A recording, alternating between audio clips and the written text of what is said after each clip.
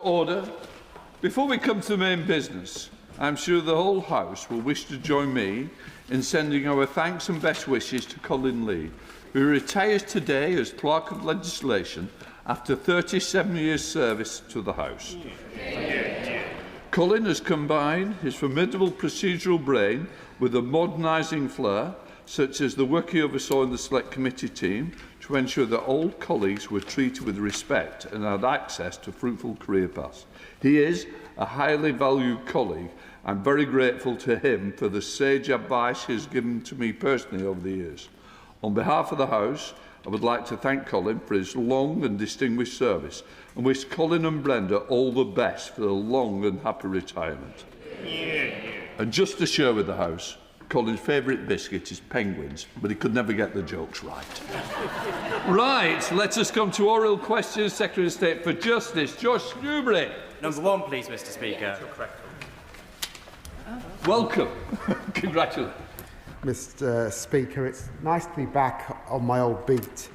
I will answer questions 1, 6, 7, 9, 11, 12, 16, 17 and 19. Together, Mr. Speaker, this government inherited a record courts backlog. We've taken immediate action, funding a record high allocation of 110,000 Crown Court sitting days this year. Fundamental reform is of course necessary, and that's why the previous Lord Chancellor, the member for Birmingham Ladywood, commissioned Sir Brian Leveson to propose bold reforms, which we are now considering. One more. Right, Josh Newbery. Thank you, Mr. Speaker. I recently had the chance to visit my local magistrates' court in Cannock, and they told me that a major barrier to ramping up sitting days in both magistrates and Crown courts is the lack of legal advisors. I'm told many are leaving the Crown Prosecution Service because the pay is often better, but that means they're having to cut back on sitting time. So could my right honourable friend outline what steps the Ministry is taking to increase the number of legal advisors in our courts?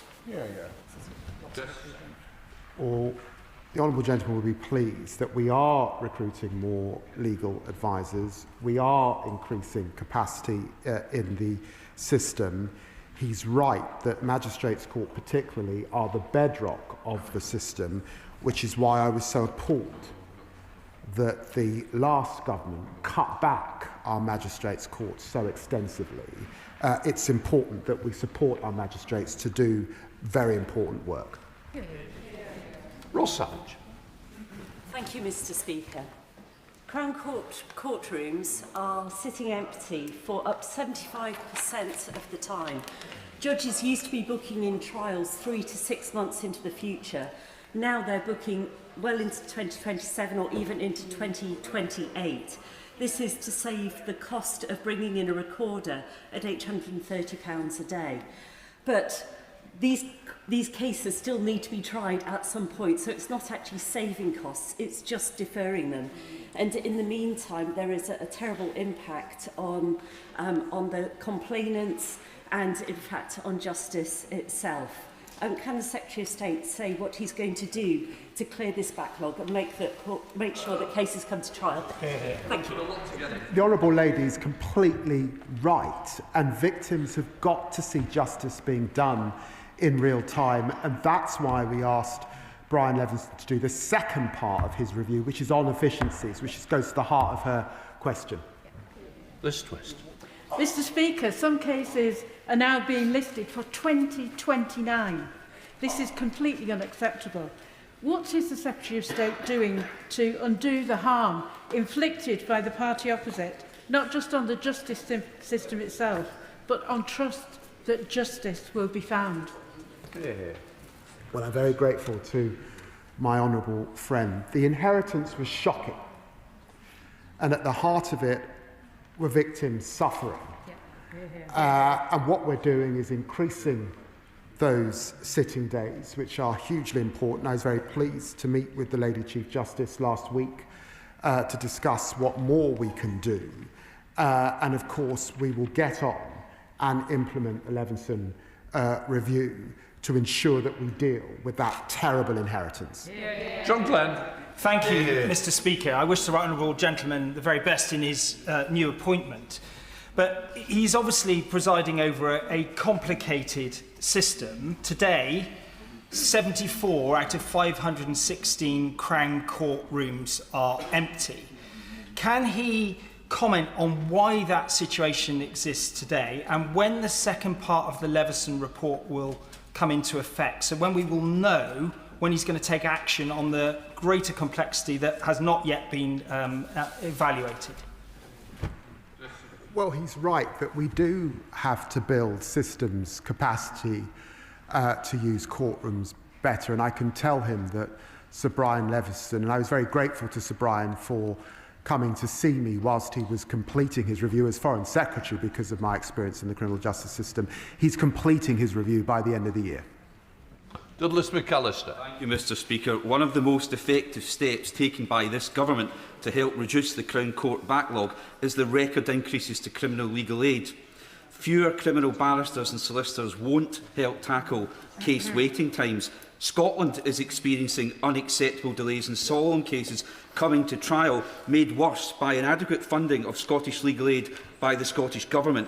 Does the Minister agree with me that unless we significantly increase legal aid fees across the UK, the current criminal defence model is unsustainable and we risk the collapse of our court system?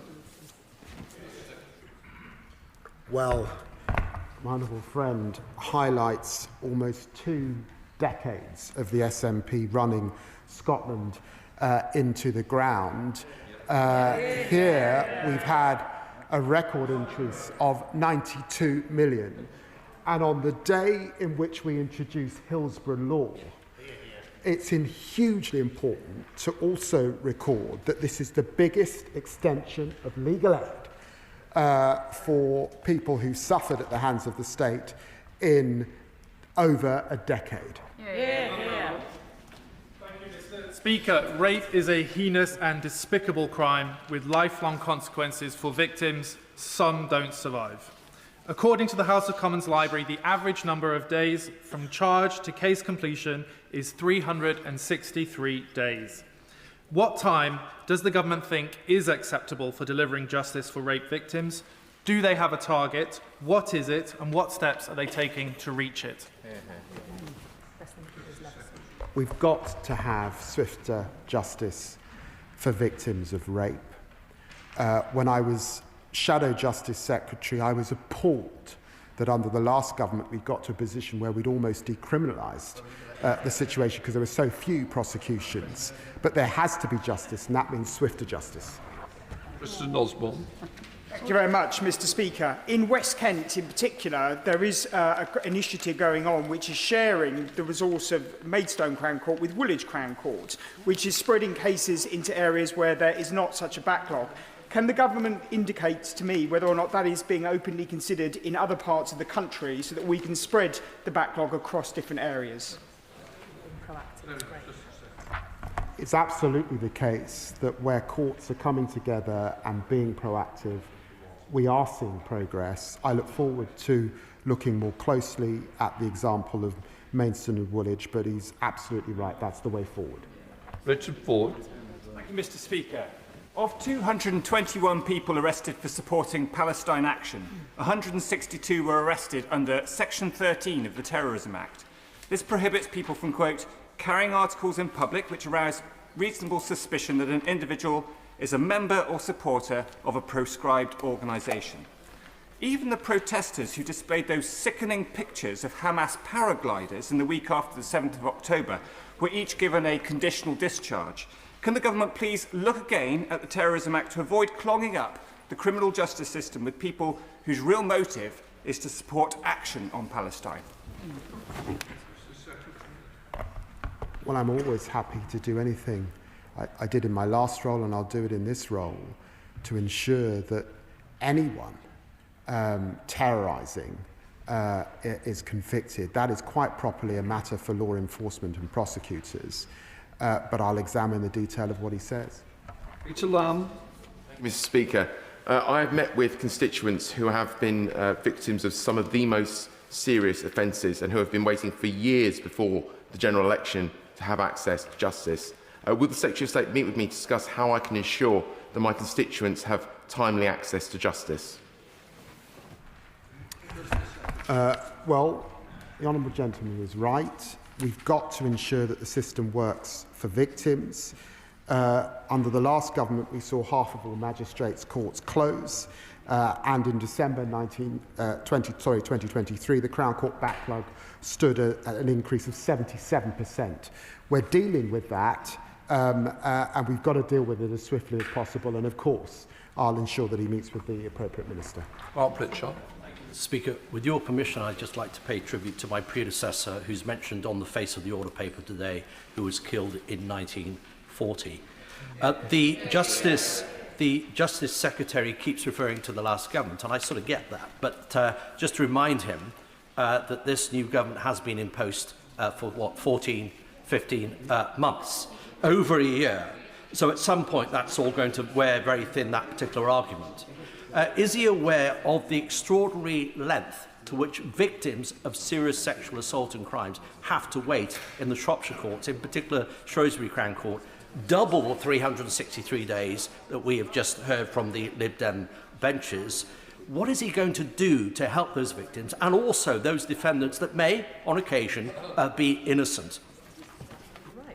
Well, look, the honourable member and I are friends across this House, but I do have to say to him, and he should say to his constituents, that under the last government we saw devastating cuts to the police, 20,000. We saw no building of prisons at all, effectively, only 500 places. We saw the probation service decimated, and we are rebuilding it. And we saw a reduction in sitting days. All of that we've had to get on with. And yes, we've made some strides in 14 months, but the devastation was big. It's going to take a bit longer. Polly Billington. Question number 2, Mr. Speaker. Justice Secretary. With permission, Mr. Speaker, I'll answer questions 2 and 10 together. We're determined to back our hard-working probation staff by investing up to £700 million by the final year of the spending review and investing an initial £8 million in new technology to reduce administrative burdens. We're also going to recruit 1,300 trainee probation officers in the next year. Polly Billington. Thank you, Mr. Speaker. I thank my right honourable friend for his reply. Probation officers I have spoken to are supportive of the early release scheme, inasmuch as it was necessary to deal with the chronic overcrowding in our prisons, a legacy of the last government's dereliction of duty. Many offenders on the fixed recall scheme with a determinate sentence, however, are not being risk assessed before re-release, and that concerns probation officers. In that context, can the Secretary of State indicate what measures he is putting in place to ensure probation officers are able to do their job with offenders being released early? I'm very grateful to my honourable friend, and I was with probation officers last week. It was the first visit I've done as Secretary of State. It was important that probation was the first place I went to, because the work that they do and the staff and the dedication is immense, and we're working with the Home Office to ensure that those risk assessments are done. Rick Goldman. Thank you, Mr. Speaker. My constituency of Chelmsford is an important hub for the justice system in Essex. It's home to several courts, including a Crown Court. The independent sentencing review led by David Gawke found that the reoffending rate for those who were homeless or rough sleeping was double that of those who had accommodation to go to upon release. Indeed, I've had examples from charities where those on probation have been recalled to prison simply because they have no fixed address. At a time when prison places are so limited, what steps is the Justice Secretary taking to ensure that such frustrating examples of recall stop? And how does he intend to work with the Interministerial Group for Homelessness and Rough Sleeping to ensure that the probation service's work isn't undermined by lack of accommodation upon release from prison? I'm very grateful to the Honourable Lady, and no doubt she will be contributing to the debate a little later with our sentencing bill. This was an issue that was raised with me by probation workers last week. It remains a big issue in our system, made worse by the last government, and I commit to working closely with MCHLD colleagues to ensure that that housing is available. So the Select Committee, Andy Slot. Thank you very much, Mr. Speaker. Can I welcome my friend back to his rightful place here? I remember being a junior shadow minister under him. I'll try to be less deferential in my current role. He rightly says the government is recruiting new probation officers in order for the new responsibilities under the sentencing bill and to deal with early release. The BBC recently reported, however, there's a 10,000 shortage in probation officers. How are we going to match that gap? Because probation service is absolutely essential to the strategy that he is rightly following now. Well, the Honourable Gentleman and I did a lot of work together whilst the probation service was decimated, a badly botched privatisation that ruined such an incredible service. He's right, we're going to need to recruit more. The 700 million that we found is essential, and I'll be looking closely at those allocations over the coming months. Yeah. Jim Shannon. Mr. Speaker, can I thank the Minister very much for that response. I wish to pay a tribute, if I can, to the probation officers in Northern Ireland who do an excellent job. I've met them on regular occasions. They're magnificent. On many occasions they have to deal with young people who, due to peer pressure, find themselves influenced to do things which they normally wouldn't do. Restorative justice has become one of the ways of trying to make things better. Can I ask the Minister on that issue, has there been a direct programme and focus and strategy within the government to ensure that restorative justice can be the way of rehabilitating young people and giving them the chance to have a better life? Thank you. Well, I'm very grateful to the Honourable Gentleman, and he brings a lot of experience to these issues, and in many ways some of what he's reflecting on is an issue in a constituency like mine, and I hope he will be making a contribution in the debate later on the sentencing bill.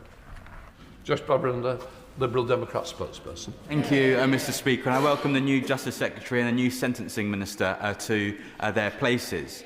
Now, the probation service relies on an effective tagging system in order to keep our communities safe. But the £300 million contract that the last government awarded to Serco has resulted in lots of failures, some of which I saw up close when I shadowed them over the summer, of wrong addresses, for example, being provided, which means multiple failed visits and a failure to tag those offenders that need to be tagged. So will the Deputy Prime Minister commit to telling us how much Serco have been fined in their contract? And will he commit to strengthening those penalties so that we ensure that private contractors aren't rewarded for failure? Yeah. Well, I'm grateful to the Honourable Gentleman for his question. He's right that the record from Serco was poor and unacceptable. We've stepped in, we have fined them. I can't say how much because it's commercially sensitive, but what I can tell you is that I intend to hold them to account. The job that they do is immensely important in terms of public confidence. Question 3, please, Mr. Speaker. Minister. With permission, Mr. Speaker, I will answer questions 3 and 24 together. For years, our court buildings under the last government were left to crumble and decay. This government has boosted capital funding from £120 million last year to over £148 million for this year. From Reading to Blackpool, we are building new courts and restoring old ones. Well, look forward to Chorley's then. Betty Gittins. Thank you, Mr. Speaker. I thank the Minister for her answer. Prestatyn Justice Centre and its hard-working staff provide a vital service to my constituents. But on a recent visit, it was clear to me that the building needs investment. Could she update the House on what the government is doing to repair and modernise our court estate? And would she look at what can be done to support our facility in Prestatyn? Well, I thank her for her question, and she's right that the Prestatyn Justice Centre provides a valuable facility for her community. We've got a number of projects planned in the pipeline for Wales. Obviously, we've got to prioritise those court buildings most in need, where there's most disrepair, so we can bring them back into use. But I'm happy for her to write to me about her particular case. Catherine Smith. Thank you, Mr. Speaker. Since 2019, my constituents in Lancaster have had to look at a ring of steel fencing around the Lancaster courthouse as it waits for maintenance work that can make this more sightly in our city centre. So can I ask the Minister how much longer my constituents will have to wait to have this maintenance done? Because it has been there since 2019. I thank her for her question. I understand that people in Lancaster have been using the Crown Court in nearby Preston, which provides a more modern and accessible facility. We're currently undertaking a consultation about the future of Lancaster Crown Court, but again, I'm happy to respond to her in more detail about the timeline. Thank you, Mr. Speaker. Would the Minister agree that access to justice is very important, particularly in rural areas when sometimes people have to travel either as witnesses or as family support to people appearing in court, and that it is absolutely vital to try and maximise the accessibility for people like that? He is absolutely right. When we talk about access to justice, that's got to mean access to justice in every single respect, and there is no more obvious demonstration of that than the accessibility to the door of the court. That is why we undertake continuous review of our court estate to ensure that it is accessible, physically accessible to all users. Jack Rankin. Question number 4, Mr. Speaker. Justice Secretary. The safety of our prison staff is a #1 priority for me, and that's why we're investing £40 million to stop the contraband that puts our hard-working staff particularly at risk. We're also rolling out protective body armour for use in the highest security units and trialling the use of tasers for specialised staff. Jack Rankin. Thank you, Mr. Speaker. Thousands of drones are being used to smuggle contraband like weapons and drugs into prisons. Locally, I've met leading security company Preventive Concepts, and the Shadow Lord Chancellor was good enough to visit them in France to see their technology in action, detecting and disabling drones. So what specific steps is his department taking to roll out drone detection capabilities across the prison estate, and are they currently engaging directly with private stakeholders like Preventive Concepts? I did see the Shadow Lord Chancellor had been visiting France, and I looked seriously at what he was proposing, and I looked closely at it, and I propose to make some announcements in this area over the coming weeks. Ray Morris. Last week in Brighton, the TUC unanimously backed the Safe Inside campaign promoted by the Joint Unions and Prisons Alliance, calling for urgent action against record high levels of prison violence and second-hand exposure to psychoactive substances. Does the Minister agree current conditions are quite intolerable for prison staff, and the prison service needs to be held directly accountable for the health and safety of everyone who works in prisons, all of whom deserve to be safe inside? Yeah. I'm very grateful to my honourable friend for that question. We're talking to the unions. The £40 million that we put in, I hope, will be able to alleviate some of the problems. But he's right that the assaults on our staff are entirely unacceptable. And that's why I'm committing from the dispatch box today to making further announcements in the coming days. Shadow Minister Dr. Kieran Mullen. Thank you, Mr. Speaker. I'm sure the whole House would join me in paying tribute to the murdered prison officer Lenny Scott, whose killer was found guilty and sentenced over the recess. It's hard to overstate the seriousness of that case. This was a prison officer murdered for simply doing his job. Like police officers, every day we ask prison officers to stand up to some of the most violent people in our society. Does the new Lord Chancellor agree with me that prison officers deserve the same legal protections that police officers have? Yeah. The work that prison officers do is incredible. Yeah. The work that our prison governors do is incredible. Over the course of both my career in law and my career in this House, I've visited so very, very many prisons, and I pay tribute to their work. And certainly I will be looking very closely at this issue, and I hope to come forward with more announcements in the coming days. Dr. Kieran Mullen.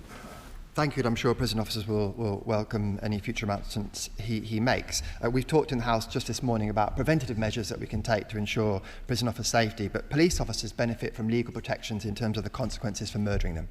If you kill a police officer, there is a mandatory whole life order imposed for the person that does that. We will be laying an amendment to the sentencing bill to bring that same protection to prison officers. I think they deserve it. I would welcome the support of the new Lord Chancellor for that measure. It's a serious issue, and I'll certainly consider it, and I know that the Law Commission are certainly looking at similar provisions. Steph Ackworth. Question 5, please, Mr. Speaker. Thank you, Mr. Speaker. This government is committed to tackling the root causes of reoffending. This means investing in services which turn offenders away from a life of crime and instead back on the straight and narrow. And this includes services in employment, accommodation and substance misuse treatment. Speaker, and I thank the Minister for his response. I welcome him to his place. We have a prison population crisis, but rather than building or releasing our way out of it, we have to reduce reoffending. I recently visited HMP Bureau in my constituency and saw the excellent work internally they've been doing to support prisoners in learning new skills and equip them for life after release. Can the Secretary of State or the Minister assure me that the Government will support and provide funding for programmes like these? And would he meet with me to hear more about the fantastic work of the staff at HMP Bureau? The Government are committed to tackling reoffending, and that includes investment in services exactly like that which the Honourable Member visited. We are building more prison places because we need to. After 14 years, the Conservatives added just 500 additional prison places. In 14 months, we've added 2,500. But alongside that, we have to tackle reoffending, and I hope he'll be supporting the sentencing bill later this afternoon, which will do that. Okay. Right, Dr. Becky Cooper. Thank you, Mr. Speaker. Rehabilitation is a vital part of prison health programmes, but when prisoners develop infectious diseases such as tuberculosis, they can be isolated from organised programmes such as rehab. Given the risk that interrupted TB treatment can fuel antimicrobial resistance, what steps is the Department taking to ensure prisoners receive both uninterrupted medical care and continued access to rehabilitation? Minister. We have to, as I've said, I welcome the statement. I'm going to be talking with colleagues from the Department of Health on exactly that issue and tackling reoffending, making sure that treatment in prisons so that prisoners are rehabilitated, because the sole focus of this government is to stop reoffending, to cut down on crime, and that means working with prisoners as well as the sentencing bill that I hope the Honourable Member will be contributing to the debate later today. Number 8, please, Mr. Speaker. Minister. Thank you, Mr. Speaker. It is vital that victims feel supported at court. The Ministry of Justice funds the National Witness Service, which provides support on the day of trial, and independent sexual violence advocates can accompany victims while they are in the courtroom. Pre-trial, victims can receive support from victim liaison officers or from the MOJ-funded victim support services, and that is available throughout their criminal justice journey. Thank you, Mr. Speaker. And can I welcome our new Minister and Justice Secretary to their places? I have heard far too many stories from constituents who have endured sexual violence and rape. They tell me how isolating and intimidating the court system can feel and how difficult it can be to get the support that they need. Can the Minister reassure me and those constituents that this government is doing everything it can to ensure that victims and survivors of rape and sexual violence are supported in a timely manner? I thank my honourable friend for that important question. She is a tireless advocate for all victims of violence against women and girls, and she will know that this government is committed to supporting these victims in court through measures like Section 28, the Witness Service and our victim liaison officers. But to further support victims, the Ministry of Justice also funds support services such as independent sexual violence advocates and independent domestic violence advocates. We are also committed to introducing free independent legal advisors for victims of adult rape across England and Wales, and I will be hoping to announce more on this measure soon. Thank you very much, Mr. Speaker. My constituent Louise reported her sexual assault to the police back in 2021. She's had court dates pushed back twice, and her court date now, her trial is expected in December 2026, nearly 6 years after reporting it to the police. What assessment has the Minister made of the impact such delays have on victims, survivors who are also witnesses, and the impact on the quality of that eventual court case? Well, I thank the honourable member for that really important question, and I all my thoughts are with Louise, and sadly there's so many like her who are waiting for justice. We know that justice delayed is justice denied. That is why we asked Sir Brian Levison to conduct this once-in-a-generation reform of our criminal court system, so we could ensure that we have a criminal justice system fit for the future to break down on that backlog in our court cases, so that victims like Louise are no longer waiting for justice. Pam Cox. Thank you, Mr. Speaker. Last week, the Justice Committee heard evidence about the use of special measures to support vulnerable or intimidated witnesses to give their best evidence, and this is obviously so important in rape and sexual assault cases. Will the Minister again reaffirm her support for the continuing use of those measures, despite some debate about the evidence of their effectiveness? I thank my honourable friend, and I was pleased to attend the Justice Select Committee to discuss how important Section 28 is to vulnerable witnesses and victims, and the difference it is making by allowing victims specifically of rape and sexual offence crimes to be able to maintain within the justice system. It allows them to give their evidence in a safe manner that is more accessible to them. And in a justice system where currently 60% of rape victims are withdrawing from the process because of the backlog, because of the waits, because of how traumatic it is, anything that helps them maintain in that criminal justice system is something worth championing. Liz Jarvis. Thank you, Mr. Speaker. My constituent waited 18 months to face her abuser in court, only to be told the day before the trial was supposed to begin that it had been postponed until May 2026. How are victims of domestic abuse supposed to get redress and closure when they face such intolerable delays? It is sadly unacceptable that this is being allowed to carry on in our courts, and that is why we are taking that fundamental reform, because without victims, we wouldn't have a criminal justice system. It is important that we put them at the heart of this.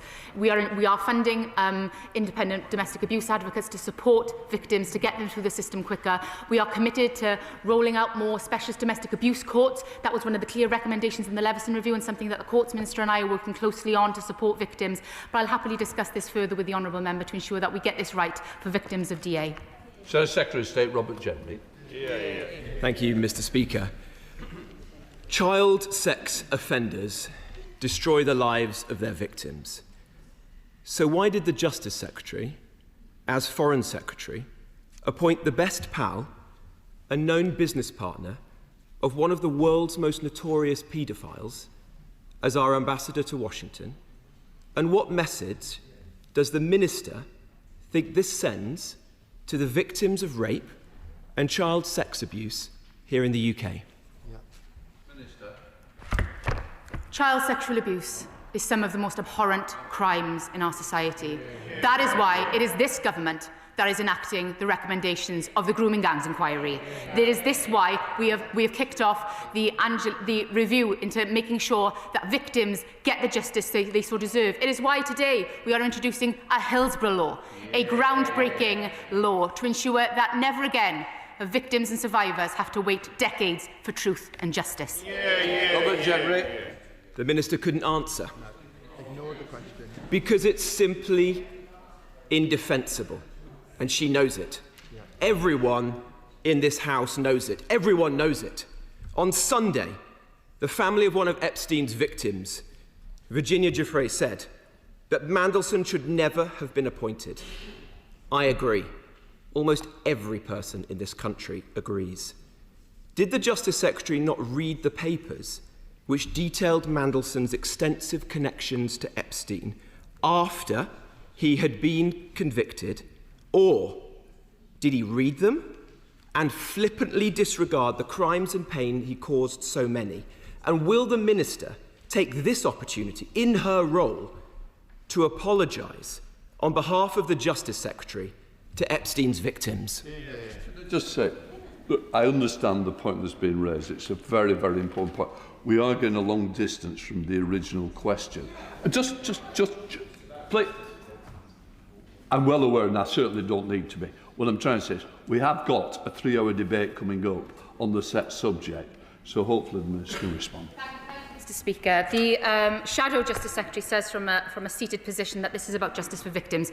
If this was really about justice for victims, in 14 years of his government, he would have carried out reforms to ensure that victims get swift justice. Instead, he presided over a criminal justice system that is at breaking point, where victims are waiting years for their day in court, where prisons are overflowing and we are unable to ensure that there is always a space available. It is this government that is ensuring there will always be a prison place available. It is this government that is getting on with carrying out the recommendations of the National Grooming Inquiry. It is this government that takes victims and justice serious.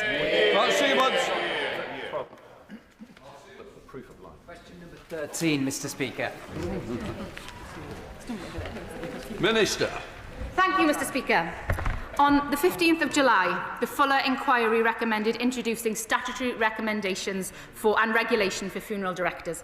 The Government recognises the urgency of the concerns raised and it is carefully considering all of these recommendations. The Government has committed to responding to the inquiry with an interim update on progress this year, and a final response will be given by summer 26. Thank you, Mr. Speaker. I thank the Minister for her answer.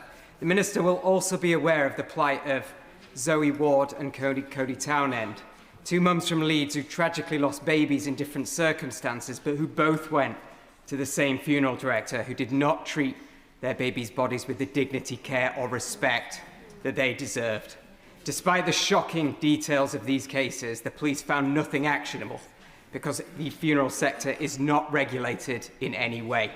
Will the Minister commit to meeting with Zoe, with Cody and with me to discuss these horrific cases, but also talk about how quickly we can regulate the law in this area to ensure what happened to them never happens to anyone ever again? The whole House will be utterly horrified at the case of Zoe and Cody and what they have had to go through. Dignity for our deceased is something that we should all uphold as something that is fundamentally important. I and my colleagues across government are committed to ensuring that we get funeral regulation right, and I'm working with colleagues in MHCLG, the Department for Health and the Department for Business and Trade, and I would be honoured to meet with my honourable friend Zoe and Cody to discuss this further. Question 16, please. Minister. Mr. Speaker, supporting victims and witnesses is key to ensuring offenders are brought to justice.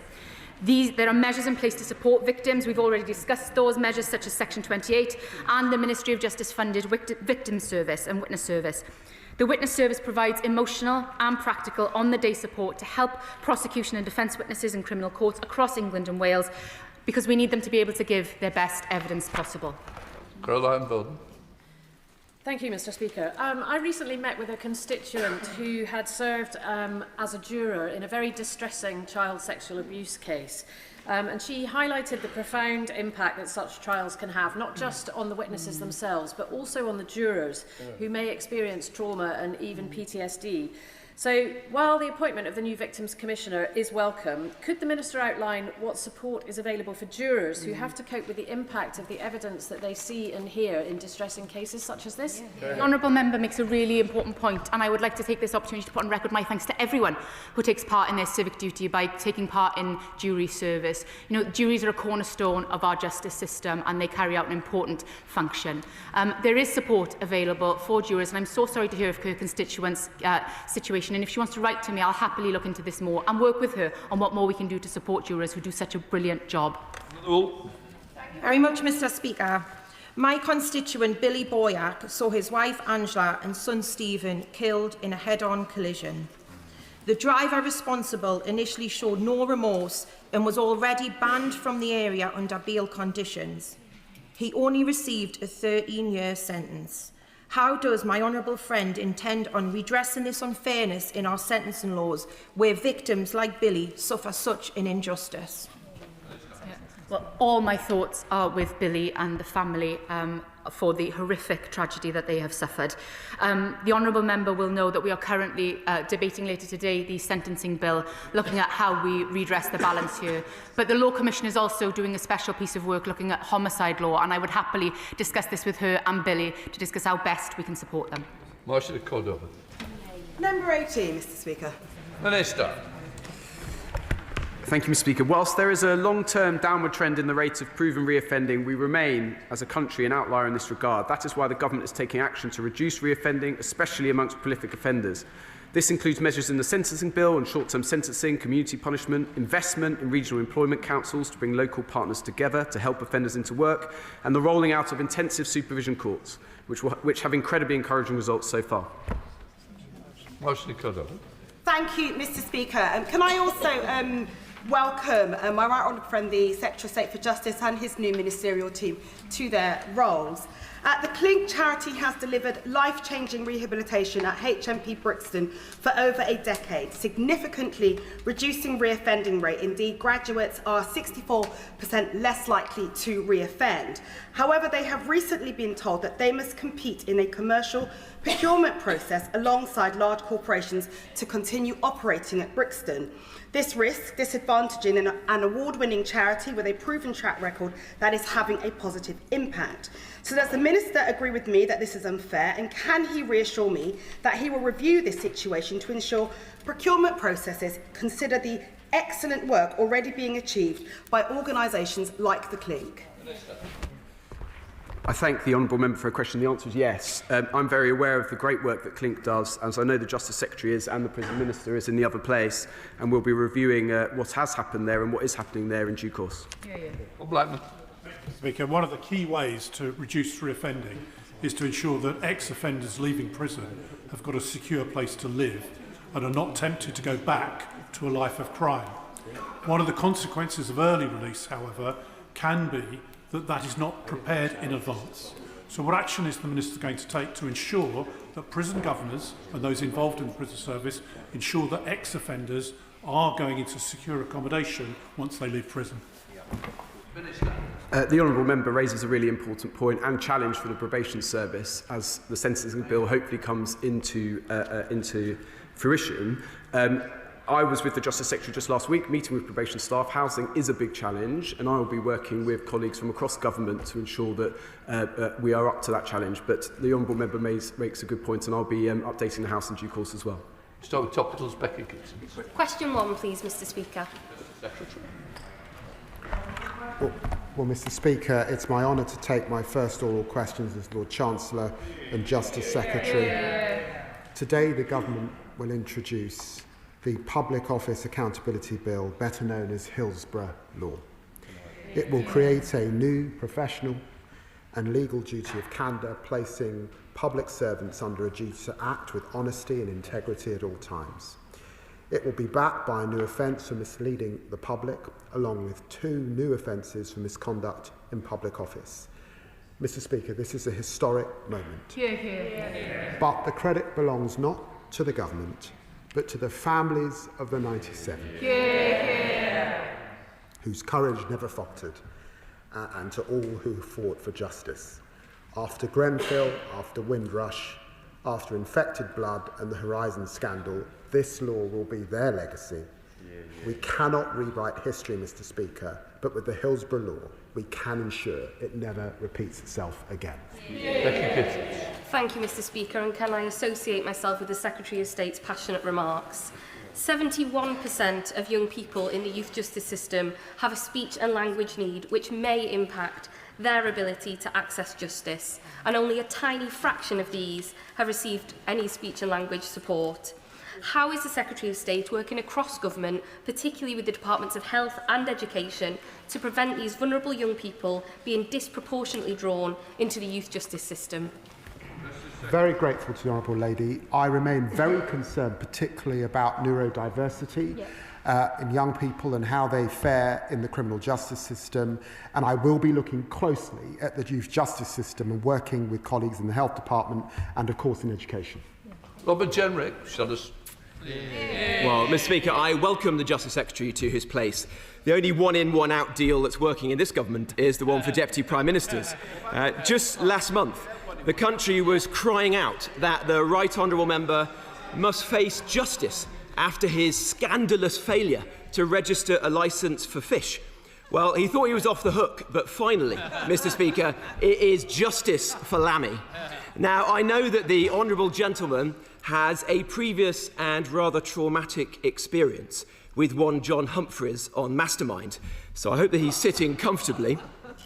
How many foreign nationals are clogging up our prisons, and does he still stand by the letter that he signed which opposed the removal of 50 foreign criminals, one of whom went on to murder?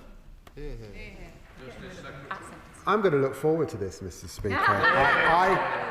I know that the Honourable Gentleman is so good that my predecessor was promoted. And I know that he's auditioning for another job. But let me be clear. Returns under this government have gone up 14%, and I took a keen interest as Foreign Secretary. They will be going up further. Well, I'll give it to the Justice Secretary. That was a better reply than the one when he was asked which monarch succeeded Henry VIII, and he said Henry VII. But it wasn't the answer that I was asking for. In fact, there are 10,000 772 foreign nationals in our prisons. And that, Mr. Speaker, has gone up under Labour. The obstacle to so many of their removals is the European Convention on Human Rights, which has morphed into a charter for criminals. The last Justice Secretary pretended that you could reform the ECHR, but the Attorney General, Lord Hermer, has stated that that position is, and I quote, a political trick. Is it a trick that this Justice Secretary intends on playing on the British public? I've got to tell you, I know that the Honourable Gentleman was a corporate lawyer, but he really needs to get into the detail. We are reforming the sentencing bill so that you can get people out of the country, deport them on sentencing. Get into the weeds and look at the bill. I've got to tell him, you can do better. Mike Reader. Thank you, Mr. Speaker. I'm going to have to raise a quite harrowing case from my constituency. An 84-year-old mother and grandmother reported being sexually assaulted in her care home by one of the workers. Now, when this was reported, it was found that that care worker was already being investigated for a number of similar assaults. Now, the family have waited over a year already to get into court, and they've now been told they'll have to wait till 2026. So will the Minister meet with me to review this case? But importantly also, the family ask, can we look at how we learn from this to improve the system for other families? I'm deeply troubled by his constituent's case, and of course I'm happy to meet with him. It's hard to think of a more graphic illustration of what we mean when we say justice delayed is justice denied, and it's exactly why this government is gripping the backlog in our courts, record sitting days, increased sentencing powers for magistrates, and proposing once in a generation bold reform of our criminal courts. Just member under Liberal Democrats, Mr. Speaker, and I'd like to associate myself with the comments of the Deputy Prime Minister on the bravery of the Hillsborough families and pay tribute to them for the success that's been landed today. Many of us across this House are deeply concerned that domestic abusers are weaponising the family court to perpetrate their abuse. Now, efforts to reform this have not yet been forthcoming from this government, and we need change. So will the Deputy Prime Minister commit to, in the next King's speech, legislating for reform of the family court so that it supports survivors and does not sabotage them any longer? I'm very grateful to the Honourable Gentleman. We are determined to look at this lacunae that exists for victims of domestic violence. We will look for it, and if necessary, we will come forward with further amendments or indeed legislation. Lee Ingham. Thank you, Mr. Speaker. May I also associate myself with your remarks discussing the remarkable achievements of the Hillsborough campaigners. Last week I met with Sir Optimist International members in Stafford who raised concerns about mothers in Drake Hall Prison in my constituency. Every year 17,000 children have their mothers go to prison, and yet only 9% are taken care of by their fathers. So where do those 15,000 children go, and what steps is the Minister taking to ensure children of women in prison are properly identified and taken care of? I'm grateful to the Honourable Member for a really important question. I've worked with the amazing charity Children Seen Not Heard prior to getting this role. I'm determined to make sure we do more to protect children of prisoners. And in terms of female prisoners, the Prisons Minister in the other place is already working with the Women's Justice Board to look at better ways in which we can treat and ensure that women prisoners are rehabilitated too. Dr. Ben Spencer. Thank you, Mr. Speaker. My team and I support many families navigating the SEND system, and one of the challenges is delays in getting access to tribunal justice. As he gets to grip with his new role, will he make shortening those delays one of his priorities, and can he update the House accordingly? He raises a very important point. We know that the success rate of appeals in our tribunals and the level of delays in the SND tribunals are indeed severe, and that has a huge impact on children and families. It's why we're sitting close to maximum sitting days across all our jurisdictions to bear down on those delays, but I'll certainly take his point on board as we look to reform the SEND system. Laura Coates. Thank you, Mr. Speaker. The formidable team at Aylesbury Women's Aid report continued severe delays in the charging and prosecution of domestic abuse cases. We're in touch about one survivor who lives in constant fear of her abuser, who turns up at her house, taps on her windows at night, despite a warrant being out for his arrest. What steps is the Minister taking to ensure that survivors are not left living in fear while they wait for justice? Thank you. Yes, the Honourable Member raises really important points. The sentencing bill that we'll be debating later today has really important measures which I think will protect victims of domestic abuse and ensure that victims are at the heart of our criminal justice policy, as well as probation services too. Luke Taylor. Thank you, Mr. Speaker. One of my constituents has been told their Crown Court case won't be heard until 2028, 6 years after their alleged offence occurred. The delay was due to court closures and a lack of capacity locally. The government really shouldn't need a report to tell them that they need to make more courts to be made available at more times, and they need to fund our courts properly. We've had questions about this around the chamber already, so I'm going to take a slightly different angle. What does the Minister have to say to my constituent who has another 3 years to wait for their case to be resolved, 3 years being unable to work, and 3 years of uncertainty hanging over her head? Those sorts of delays that your constituent is experiencing is unacceptable. There is a consensus that the delays are unacceptable. There is a consensus we have to do something big and bold about it. This is a complex system, and it's why we've asked Sir Brian Levison, with his expertise, to tell us how best we go about that. But we are going to have to get behind once-in-a-generation reform. But we're gripping it now. We're making record investment in criminal legal aid, in sitting days, but we'll need reform as well. Annalise Midgley. Thank you, Mr. Speaker, and I'd like to thank the Deputy Prime Minister for this announcement on the Hillsborough Law. For decades, the families have carried the weight of this injustice and governments have failed to act. Today, the Hillsborough Law will be laid before this House, but this must not be another false start. So can the Deputy Prime Minister promise me that this will be the Hillsborough Law, that it will emerge stronger, not weaker from Parliament, and finally deliver justice for the 97? Well, I'm very grateful to my honourable friend. I was pleased to sign the 2017 bill. I was pleased, along with the Prime Minister, to put my name to the 2019 amendment. I pay tribute to those families. I made a pledge to them yesterday. We will see no watering down of that bill.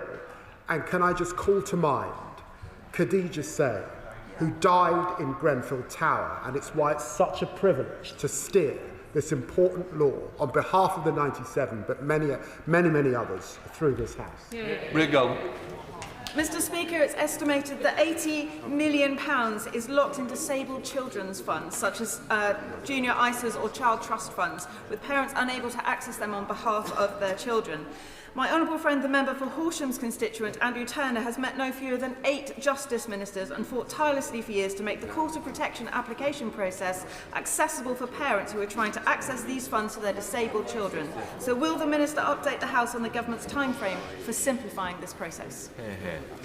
I was very pleased to meet with Andrew Turner and the member for Horsham on this important issue. We've got to get that balance right between protecting vulnerable adults from financial abuse, but at the same time ensuring they can access assets that are theirs. It is complicated, it requires cross-government work, but I can assure her the impetus is there. Mr.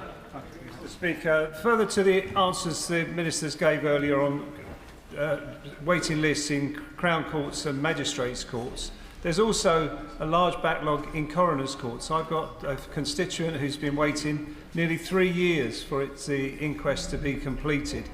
What can be done to relieve the pressure on these families, grieving families who have been bereaved, to speed up this process? I thank my honourable friend for that really important question. I have had several very productive conversations with the Chief Coroner looking at how we can ensure that the inquest process can be as quick as possible to ensure that the bereaved are supported and are not left traumatised waiting for their inquest. The bill we laid before Parliament today, the Hillsborough Law, has many parts of that are looking at how we can improve the inquest process and gives more powers to coroners. But we are looking at more we can do here in reform of inquests, and I will be looking forward to working with him and others on how we improve the coronial process. Jess Brown-Fuller. Thank you, Mr. Speaker. Since 2021, Chichester Crown Court has been used as a Nightingale court to catch up with the huge backlog of cases.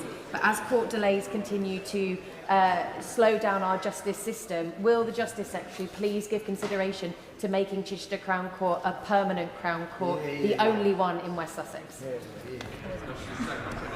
Well, can I say, I know the Honourable Lady's constituency very well, so I will take a close look at the issue.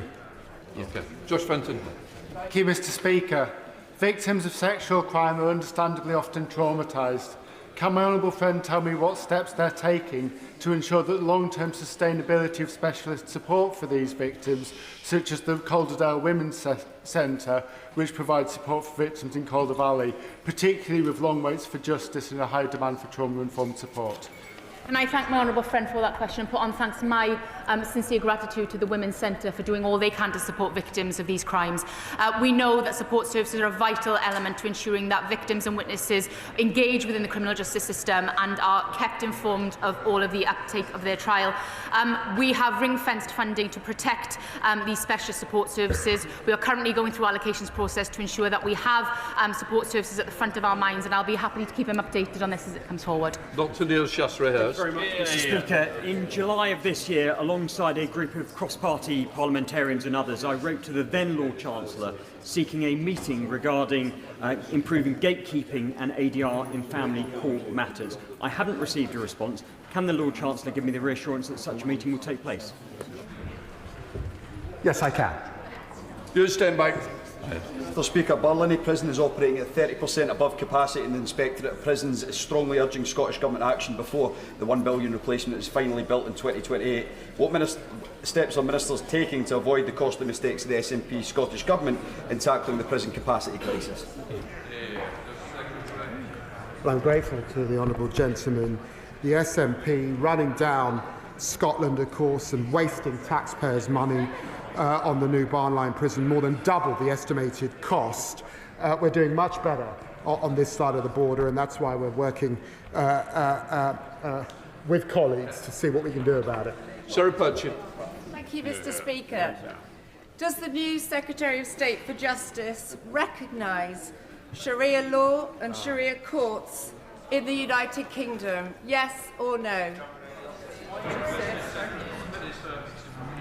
Sharia law forms no part of the law of England and Wales, but in common with Christian, Jewish and other courts of faith where people choose to put themselves before those councils, that's part of the religious tolerance that is an important British value. Can you just sit down? Chris Spence. Thank you, Mr. Speaker. Will the Minister join me in paying tribute to officers of Harlow Police Station? During recess, I went on a ride-along and saw their professionalism and dedication firsthand. 100%, and that's not just because a lot of them are Spurs supporters. Steve Bartlett. Thank you, Mr. Speaker. Prison officers at Whitemoor Prison in my constituency have raised concerns that the recruitment process for staff is not working effectively. It's unduly bureaucratic. Will the Minister agree to write with me with his assessment and what changes could be made? Yes, of course. I'm grateful to the honourable gentleman for raising it. The Slaughter Select Committee. Thank you very much, Mr. Speaker. I'm sure the Lord Chancellor has read Baroness Harman's independent review of bullying, harassment and sexual harassment at the bar and on the bench, which was published last week. Its troubling findings are primarily for the bar itself and the judiciary to address. Can I ask whether the government supports the report's recommendations and what it can do to ensure they are implemented? In typical fashion, Baroness Harman has conducted a thorough review into our professions and into the judiciary. The judiciary and bar are one of the prides of this country, but where there are unacceptable practices and unacceptable behaviours, it's right that we shine a light on them and demand that we do much, much better. Sir Julian Lewis. As ministers will know, some rogue builders take thousands of pounds from people, wreck their homes and leave them while they go on to do the same to other victims. Yet victims are told that no crime has been committed.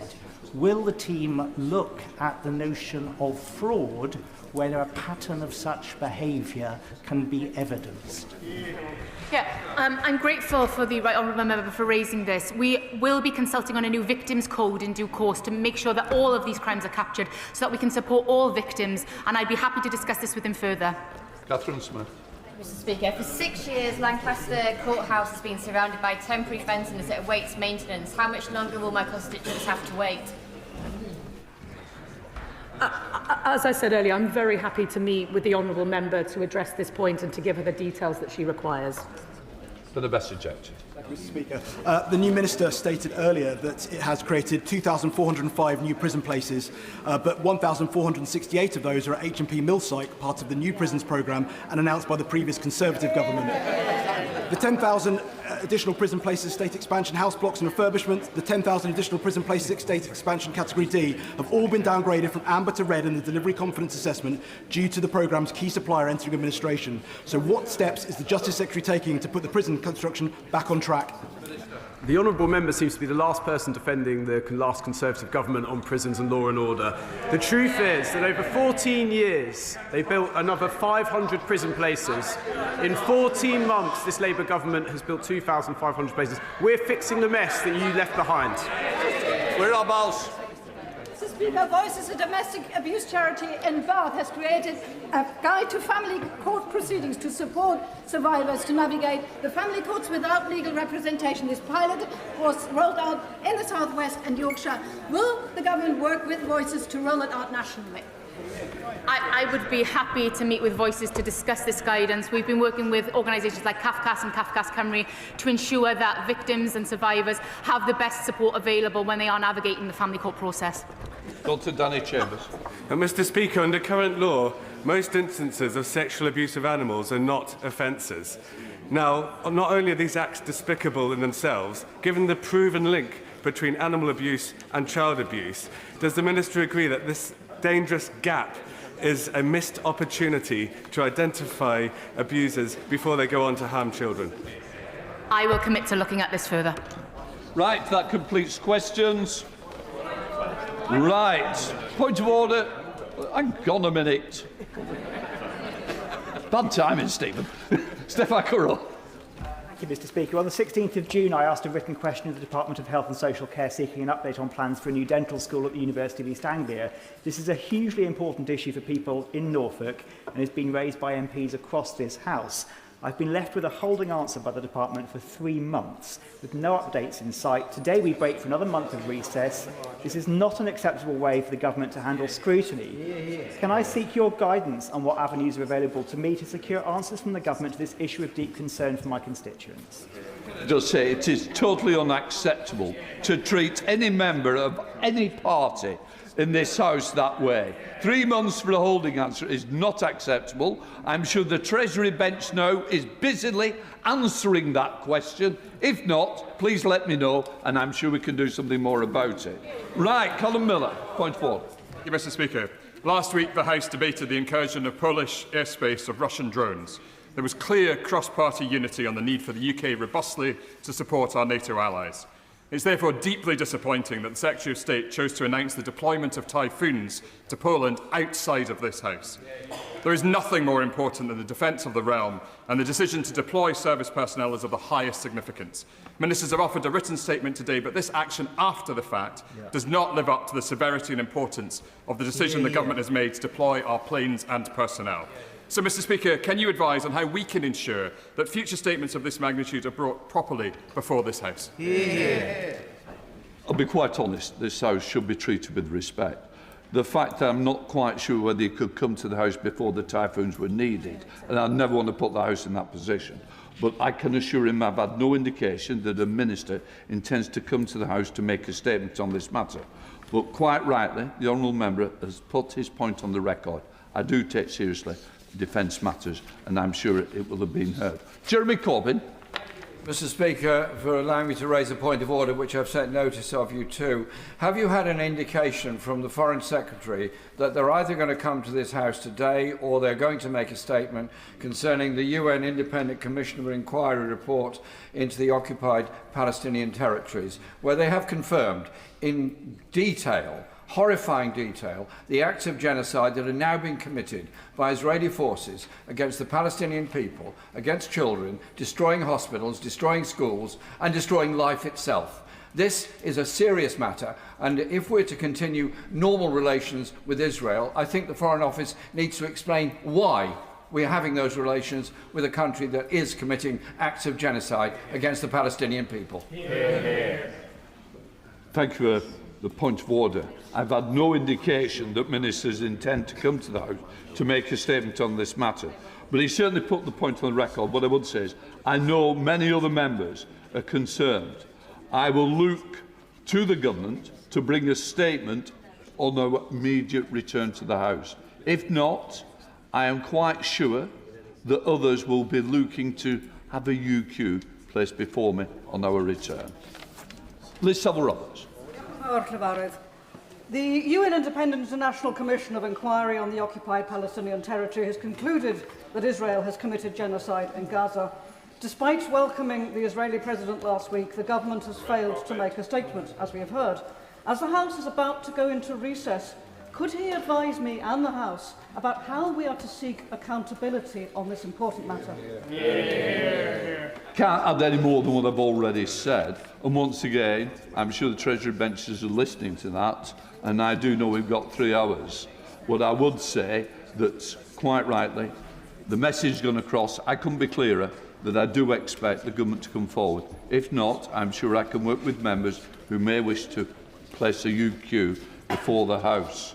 Right, we now come to... Oh, point of order. Pepper Haley.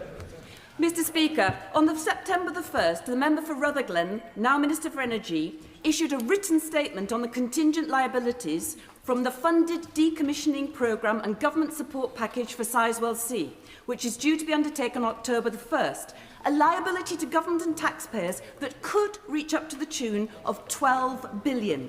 Mr Speaker, this is a significant contingent liability for the public purse, and due parliamentary scrutiny is necessary.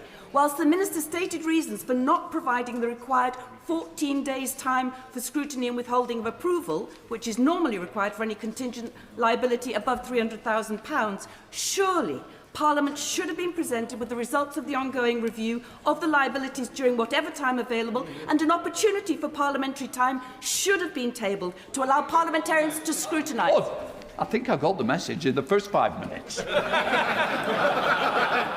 Can I first of all say I'm very grateful to the honourable member for giving notice of a point of order.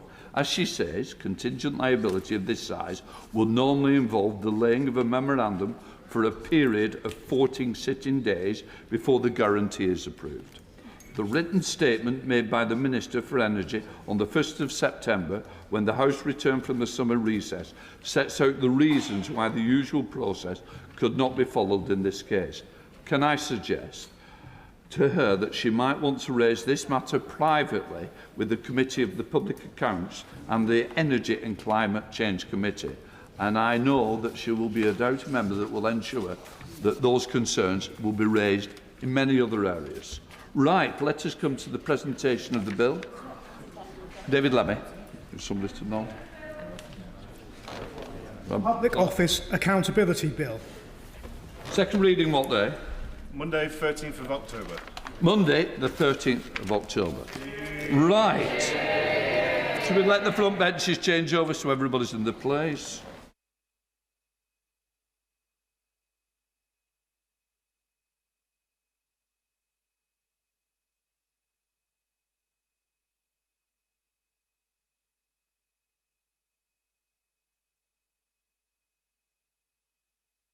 Right. Okay. We now come to the emergency debate. I call Sir David Davis. Thank you, Mr Speaker. I beg to move a debate on the appointment process and circumstances leading to the dismissal of the former Ambassador of the United Kingdom to the United States, Lord Mandelson. If I may say so, Mr. Speaker, sometimes there are exquisite coincidences that happen in this place. We have just heard the presentation of Bill on public office accountability by the immediate past Foreign Secretary, and I'll just read the House the first line of the presentation. It says, a bill to impose a duty on public authorities and public officials to act with candour, transparency and frankness. Well, I think I might return to those issues in the course of what I have to say. Now, as I said, this is a matter of utmost concern across the House. I think this is an issue which doesn't just concern the Conservative Party or the Scottish National Party or the DUP. Members on all sides are worried about this, as we've seen in the newspapers. Now, the government has key questions to answer, and as I said yesterday, the central question is who knew what and when. But let's be clear, there are many questions on many levels in this matter, and the government must answer them all, and it has so far singularly failed to do so. And the questions fall naturally into four categories. Firstly, was Peter Mandelson ever an appropriate character to appoint as our ambassador? No. Well, we'll get to that later. Secondly, what was the procedure for vetting? Was it properly followed, and why has it gone so horribly wrong? Thirdly, what's happened in the last couple of weeks to lead to the demise of the former ambassador? Who made the critical decisions and why?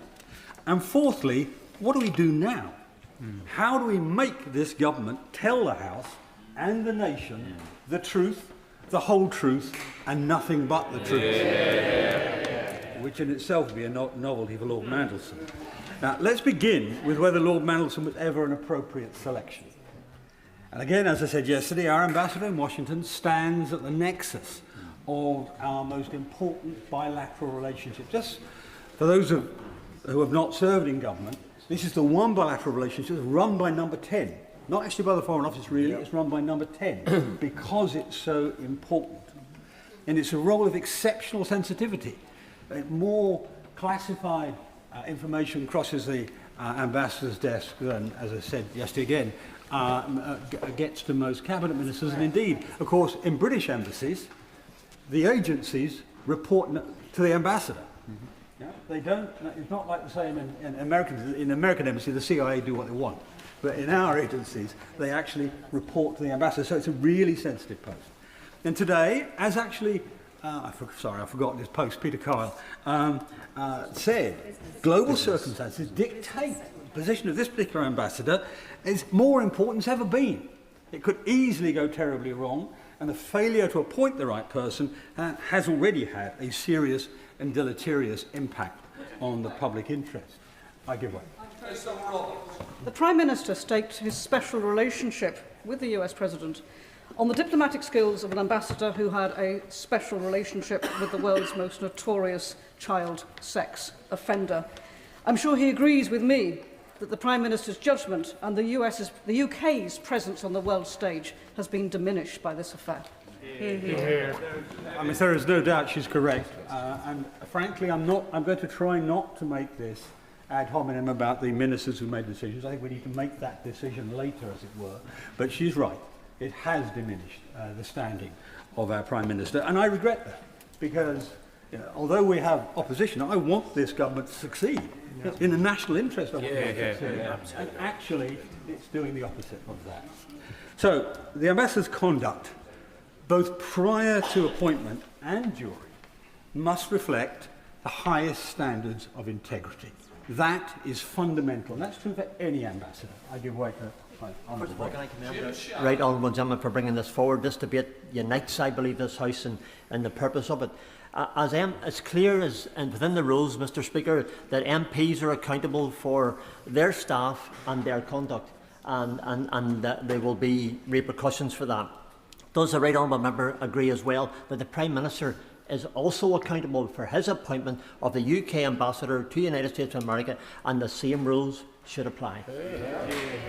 He's absolutely right, and when we look at the mechanisms, as I hope we will in the course of this debate, when we look at the mechanisms engaged, we'll see, I hope, why he made the wrong decision, because there's no doubt in my mind that he did make the wrong decision.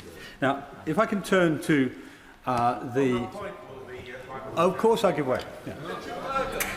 I thank the right honourable gentleman for giving way. He talks about decisions by the Prime Minister. He talks about the duty on members of this place and members of the other place to have the appropriate conduct. Does it surprise him, as it surprises me, that we have a situation where the honourable member for York Central has been unfairly suspended from the Labour whip, along with others, for opposing disability benefit cuts? The Mother of the House remains suspended from the Labour Party, yet Lord Mandelson retains the Labour whip in the House of Lords. Aren't all of those things decisions by the Prime Minister? And don't people outside here, including Labour members, think that's completely unfair? I understand all too well the point the honourable gentleman is making. Many have made it in the newspapers, generally not anonymously, the double standard, as it were, that applies to the top of the Labour Party, to Labour royalty, if you like, as opposed to other people who have been punished for actually doing their jobs, for representing their people and so on. So, no, he's got a point there. He's got a point there. But if all right, I'll then make some progress. I thank the member for giving way. Does he not think it's slightly odd that prior to the appointment of Lord Mandelson, there was obviously not sufficient due diligence done, and on the day before he was dismissed, apparently there were a lot of emails available to the Prime Minister which he either wasn't given or didn't read. And so we find this odd situation where the British ambassador to the USA has to be dismissed in full glare of international publicity because of what his behaviour had been in the past, which was apparently very well known to a very large number of people who should not have supported his appointment in the first place. The right honourable gentleman is exactly right. And we will come to a number of circumstances where information was available which should have been acted upon and wasn't. And this was not as hard as some may try to portray. After all, the appointment did not come as a surprise. I mean, Lord Mandelson himself was clearly campaigning to become the ambassador after he failed to win the chancellorship of Oxford University. I suspect, I think somebody told me that he was actually campaigning whilst he was trying to campaign. So he was after two jobs, not one. So it was clear early that he was going to attempt to do this, and there was widespread discussion at the time about his suitability for the role, and therefore there was plenty of time for a preliminary investigative or vetting process. There was and is vast amounts of data in the public domain. Most of what I'm going to speak of today is public domain material. I'll explain when it's not, but most of it is. And what would that vetting process be looking for? Traditionally, and I speak, and a number of us on these benches, and most benches I imagine, have been through these vetting processes ourselves. What would they look for? Traditionally, they'd review the history and personality of the candidate, assessing risks. The risk of the candidate being susceptible to undue influence. Or in the extreme example, blackmail. I mean, the Russians and the Chinese collect compromise all the time. Risks of the candidate abusing or misusing the role. Risks of the candidate doing something that will cause reputational damage. Or, and some on the Labour front bench may find this difficult, rather old-fashioned perhaps, risks the candidate is too morally flawed to be given a major role in any place, which is where we may arrive in a moment. That they fail a simple ethical test. An ethical test, and I'm afraid I am old-fashioned. I view ethical tests as absolute. They're not ones you can trade off against some benefit or other. Well, in the history I'm about to detail, we see a Peter Mandelson who is easily dazzled by wealth and glamour, and who is willing to use his public position to pursue those things for himself. This was visible very early in his career, even to his friends. So when in 1998 he was sacked as a Trade and Industry Secretary for failing to declare an interest-free loan, a pretty enormous interest-free loan he had received from Geoffrey Robinson. At that time, Mr. Robinson's businesses were being investigated by Mandelson's department. So there's a clear clash of interest, and he didn't even declare the loan. That was the first time we saw so publicly the abiding flaws in Lord Mandelson's character, which frankly would normally disqualify any normal person from a job this important. But even his friends saw this. This flaw was described plainly by one of his friends back then as, and I quote, "Peter was living beyond his means, pretending to be something he's not, and therefore he was beholden to people." And the important bit of that is that last phrase. He was beholden to people. And this is a characteristic that was displayed time and again as he sought to use his position to curry favour with very wealthy and very powerful people who are either current or future benefactors. Now, this was repeated in 2001 when Lord Mandelson again was sacked after attempting to broker a British passport for Mr. Hinduja, a wealthy donor to the Millennium Dome project of which he was involved. And Mandelson attempted to influence the Home Office to give Mr. Hinduja a passport when Mr. Hinduja and his brother were under investigation in the Bofors weapons contract scandal. So again, a dubious reason. It was about that time, just as an aside, that his association with Epstein starts, and the infamous birthday book entries date from there. On that point, yes. I thank Max Wilkinson. I thank the right member for giving way. Does he share my concern that if the Prime Minister is to be discussing this issue with President Trump later in the week, and the Prime Minister has to have influence over President Trump for very good reasons, that if the issue of Lord Mandelson's relationship with Jeffrey Epstein comes up, because President Trump is also in that birthday book, we understand, with the very infamous poem, what's the Prime Minister going to say? Well, I'm very glad to say I'm not the Prime Minister's speechwriter. There's a vacancy. There's a vacancy. He just resigned. And all I can say is I hope it doesn't come up, because it will be undoubtedly embarrassing and diplomatically problematic for him. Now, however, we get to about 2004, and astonishingly, after being sacked twice for misdemeanours, in 2004 he's appointed by Tony Blair to be the European Trade Commissioner. He gets a third chance, as it were, at this. And as Trade Commissioner, he was criticised on numerous occasions for accepting lavish hospitality from companies whose commercial interests he was in the process of ruling on. Whether it's Microsoft or an Italian shoe producer or whatever. And this lavish hospitality, for some reason, often involves free luxury cruises.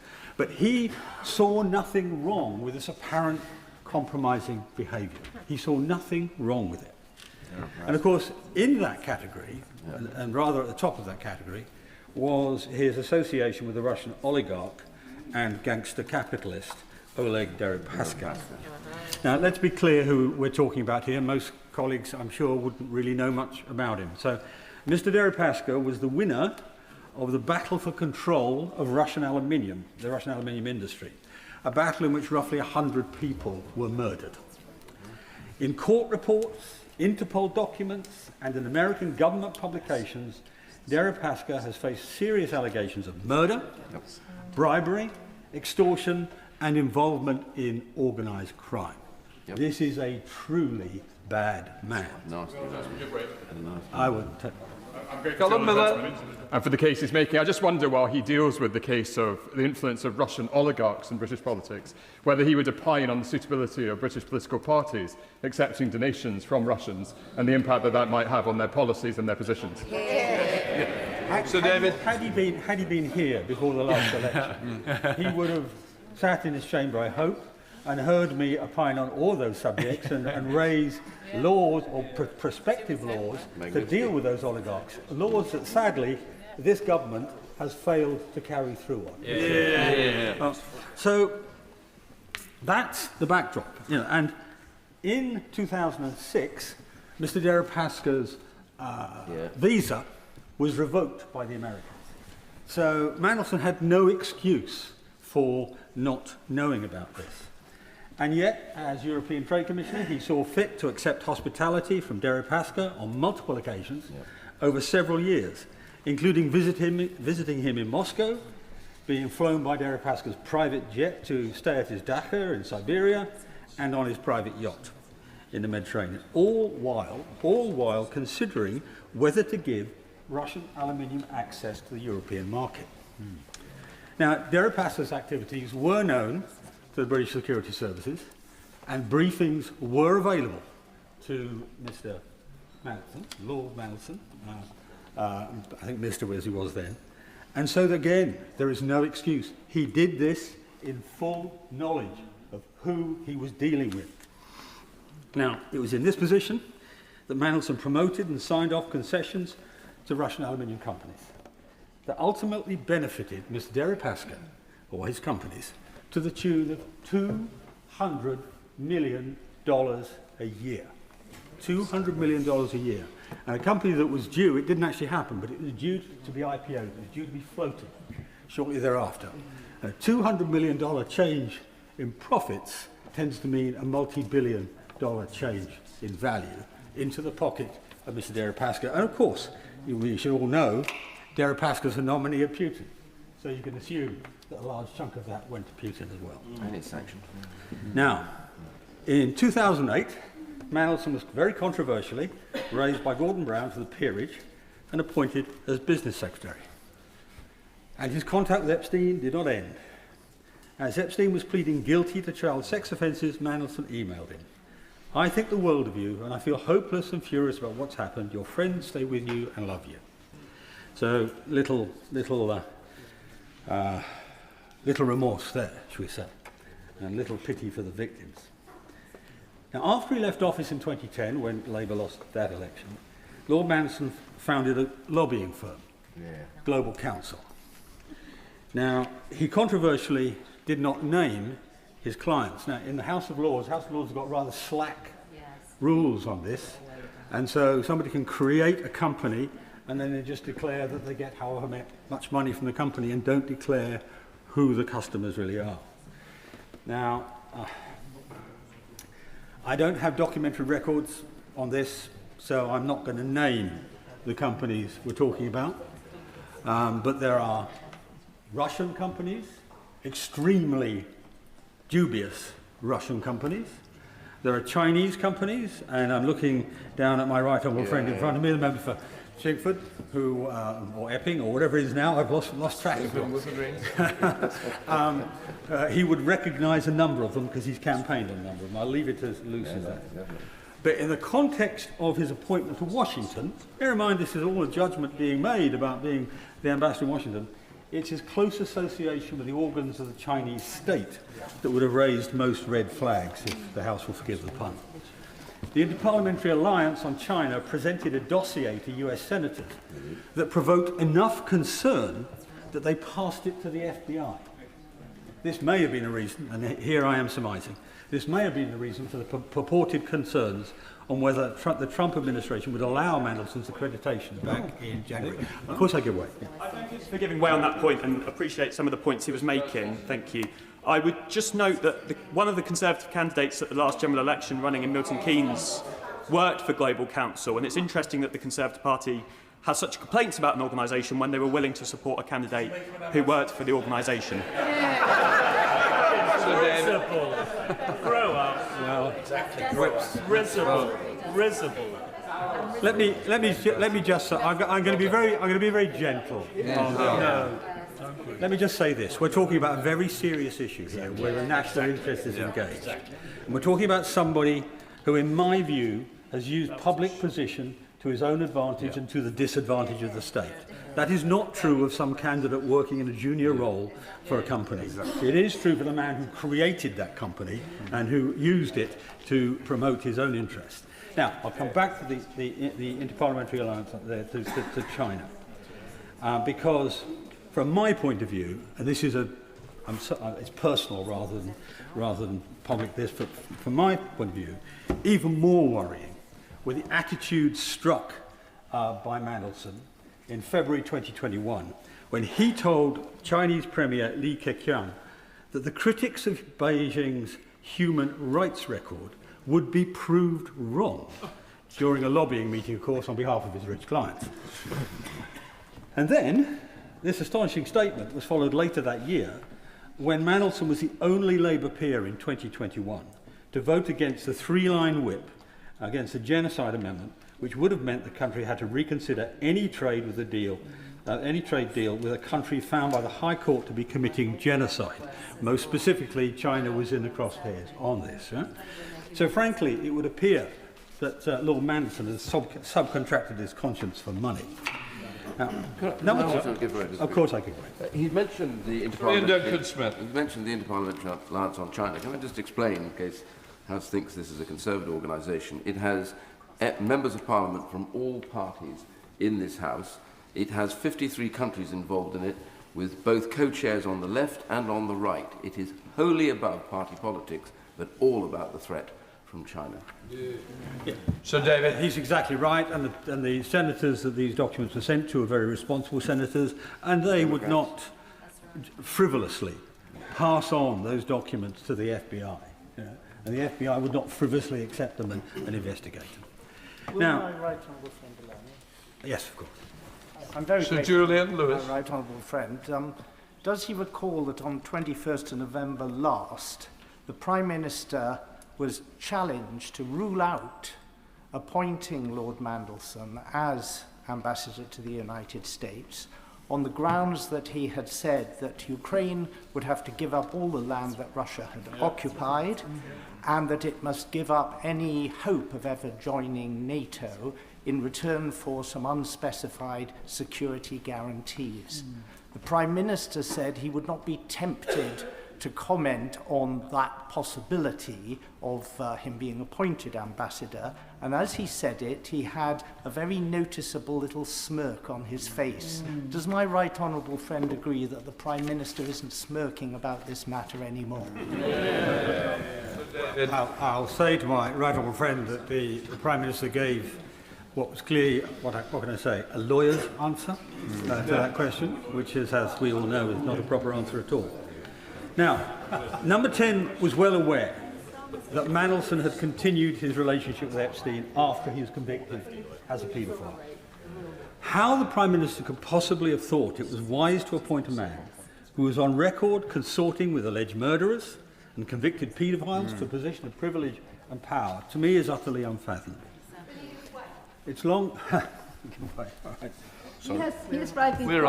He has rightly pointed out his murky attitude towards money. But does it not also shine a terrible light on his attitude towards women? And that, by contrast, this doesn't look good for the government? So, David, I agree she's right. I mean, his continued support of Epstein shows an attitude which I find completely reprehensible in exactly that respect, because Epstein's victims were women. Young women, girls, children. So, yes, I do agree with that. Now, so it's long been clear he was not suitable to be our ambassador. So the question is, what changed last week?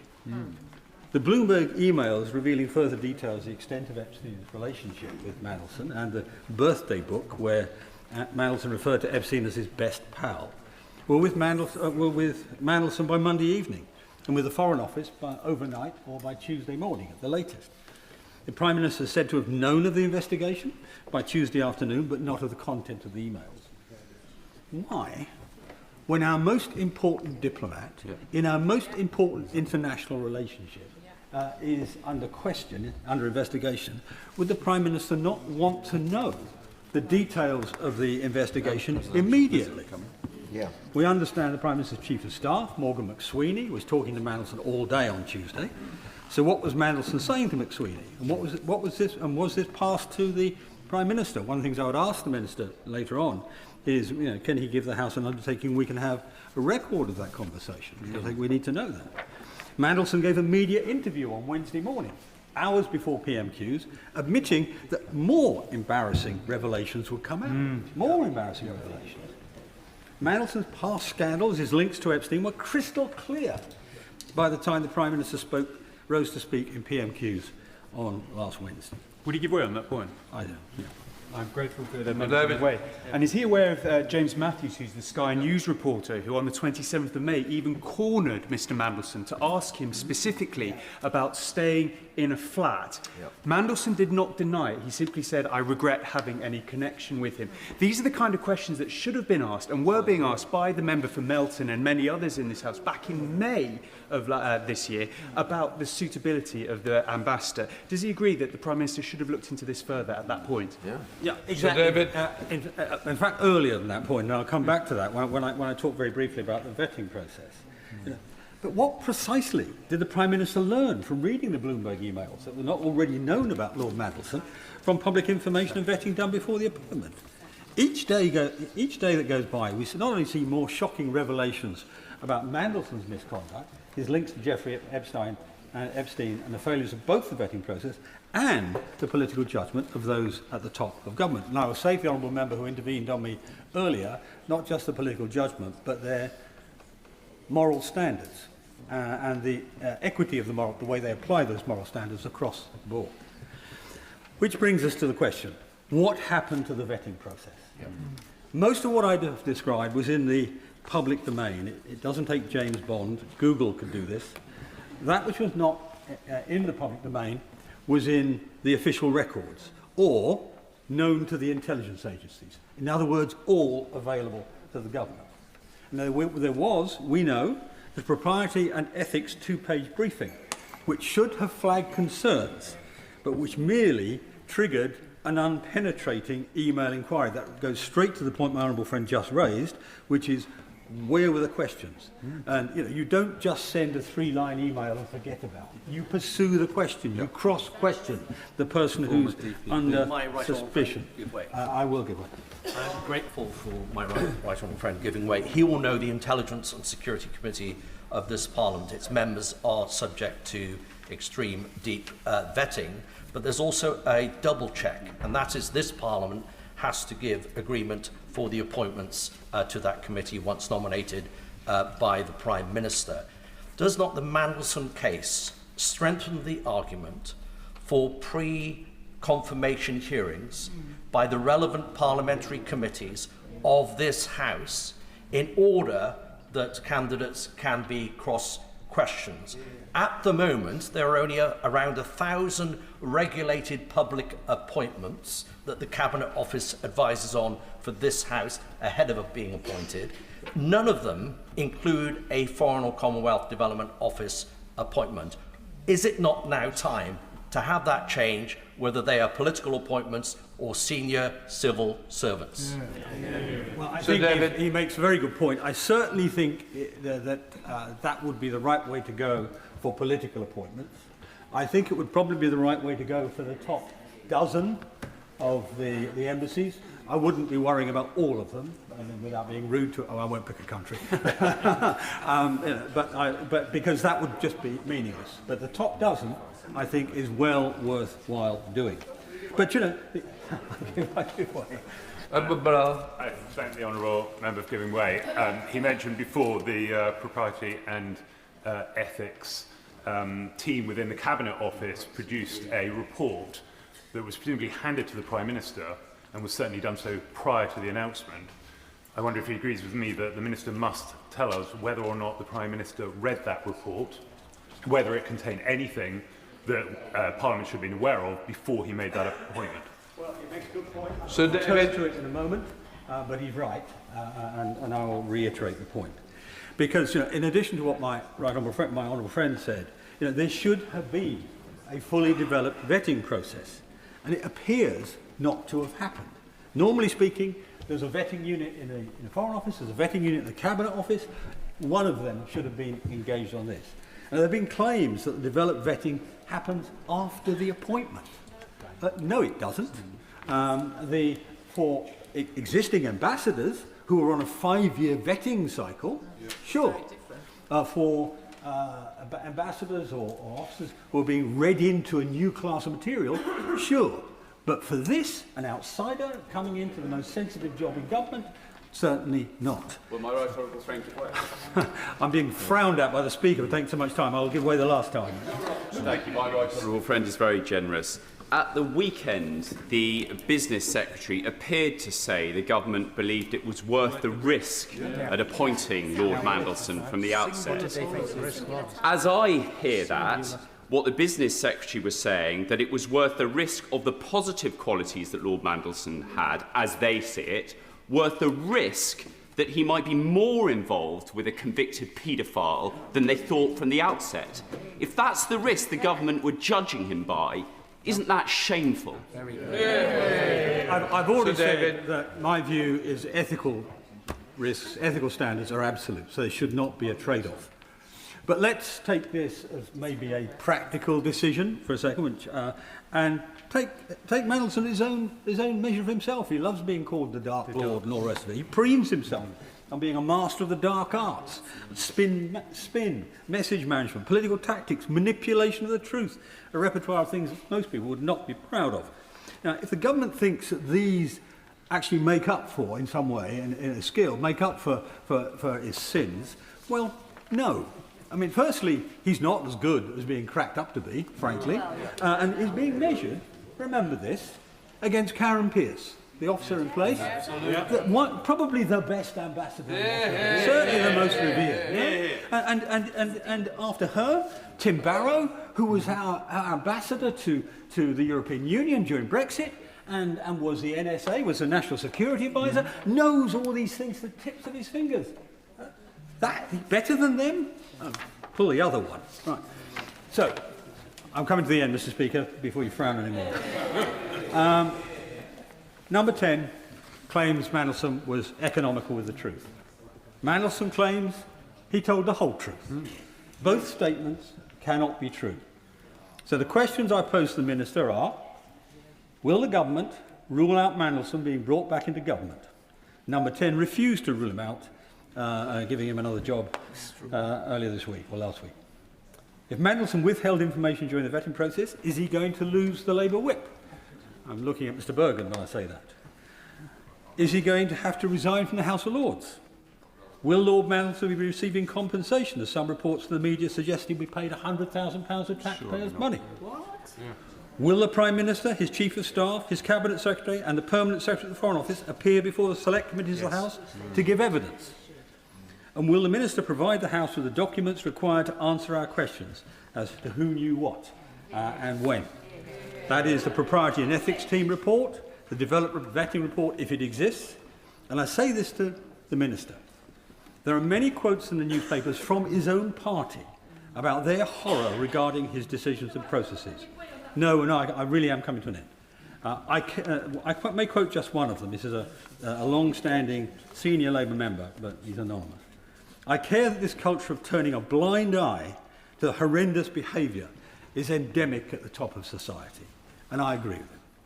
So when individuals with these associations are ushered back to the heart of government, are we right to ask what standards now govern appointments to public life? Impunity is not a right.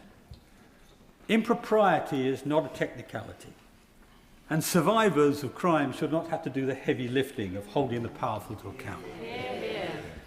Now, I mentioned at the beginning, Mr. Speaker, a bill is being put to the House later today, well, it's been put to the House already, imposing a duty of candour on public authorities and officials. My last and single question to the Minister is, will his government now live up to the words in that bill? Just to say, can I just gently say, as a senior member, obviously, who's taken the time he felt required, it's long farther than 15 minutes, just to say, when we are naming other members, it should be by constituency, not by name. Right. Now then, the question is, as on the order paper, I now call Dame Emily Thornbury, Chair of the Committee. Thank you very much, Mr. Speaker. My committee first asked for the opportunity to question Lord Mandelson at the end of last year, when rumours first surfaced of his appointment as Ambassador to the United States. And we continued to ask after his appointment was confirmed. Indeed, the Minister may remember our exchange on the 14th of January in this chamber, when I asked him to allow Lord Mandelson the time to come before my committee before he leaves for the United States, to allow my colleagues to hear directly why the Prime Minister has appointed him.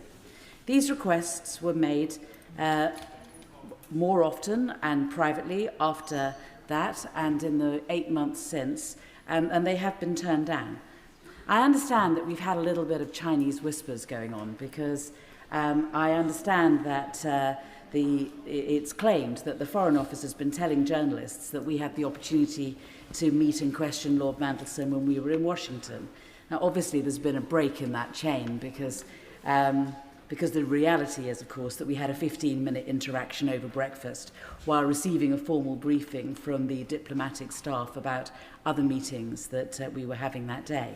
Obviously, quite materially different to the type of formal evidence session required to conduct meaningful scrutiny. Mr. Speaker, but I do want to make it clear that we have not sought to question Lord Mandelson out of a desire to frustrate the government or its diplomatic agenda. In fact, quite the opposite. It's our responsibility to scrutinise the Foreign Office to prevent exactly the sort of mistake from damaging Britain's reputation on the international stage. We want to make the Foreign Office the best that it can be. And in so many ways, it is doing an absolutely excellent job. And it is fantastic to see the way in which Britain's reputation has been so enhanced. However, mistakes can be made and obviously have been made.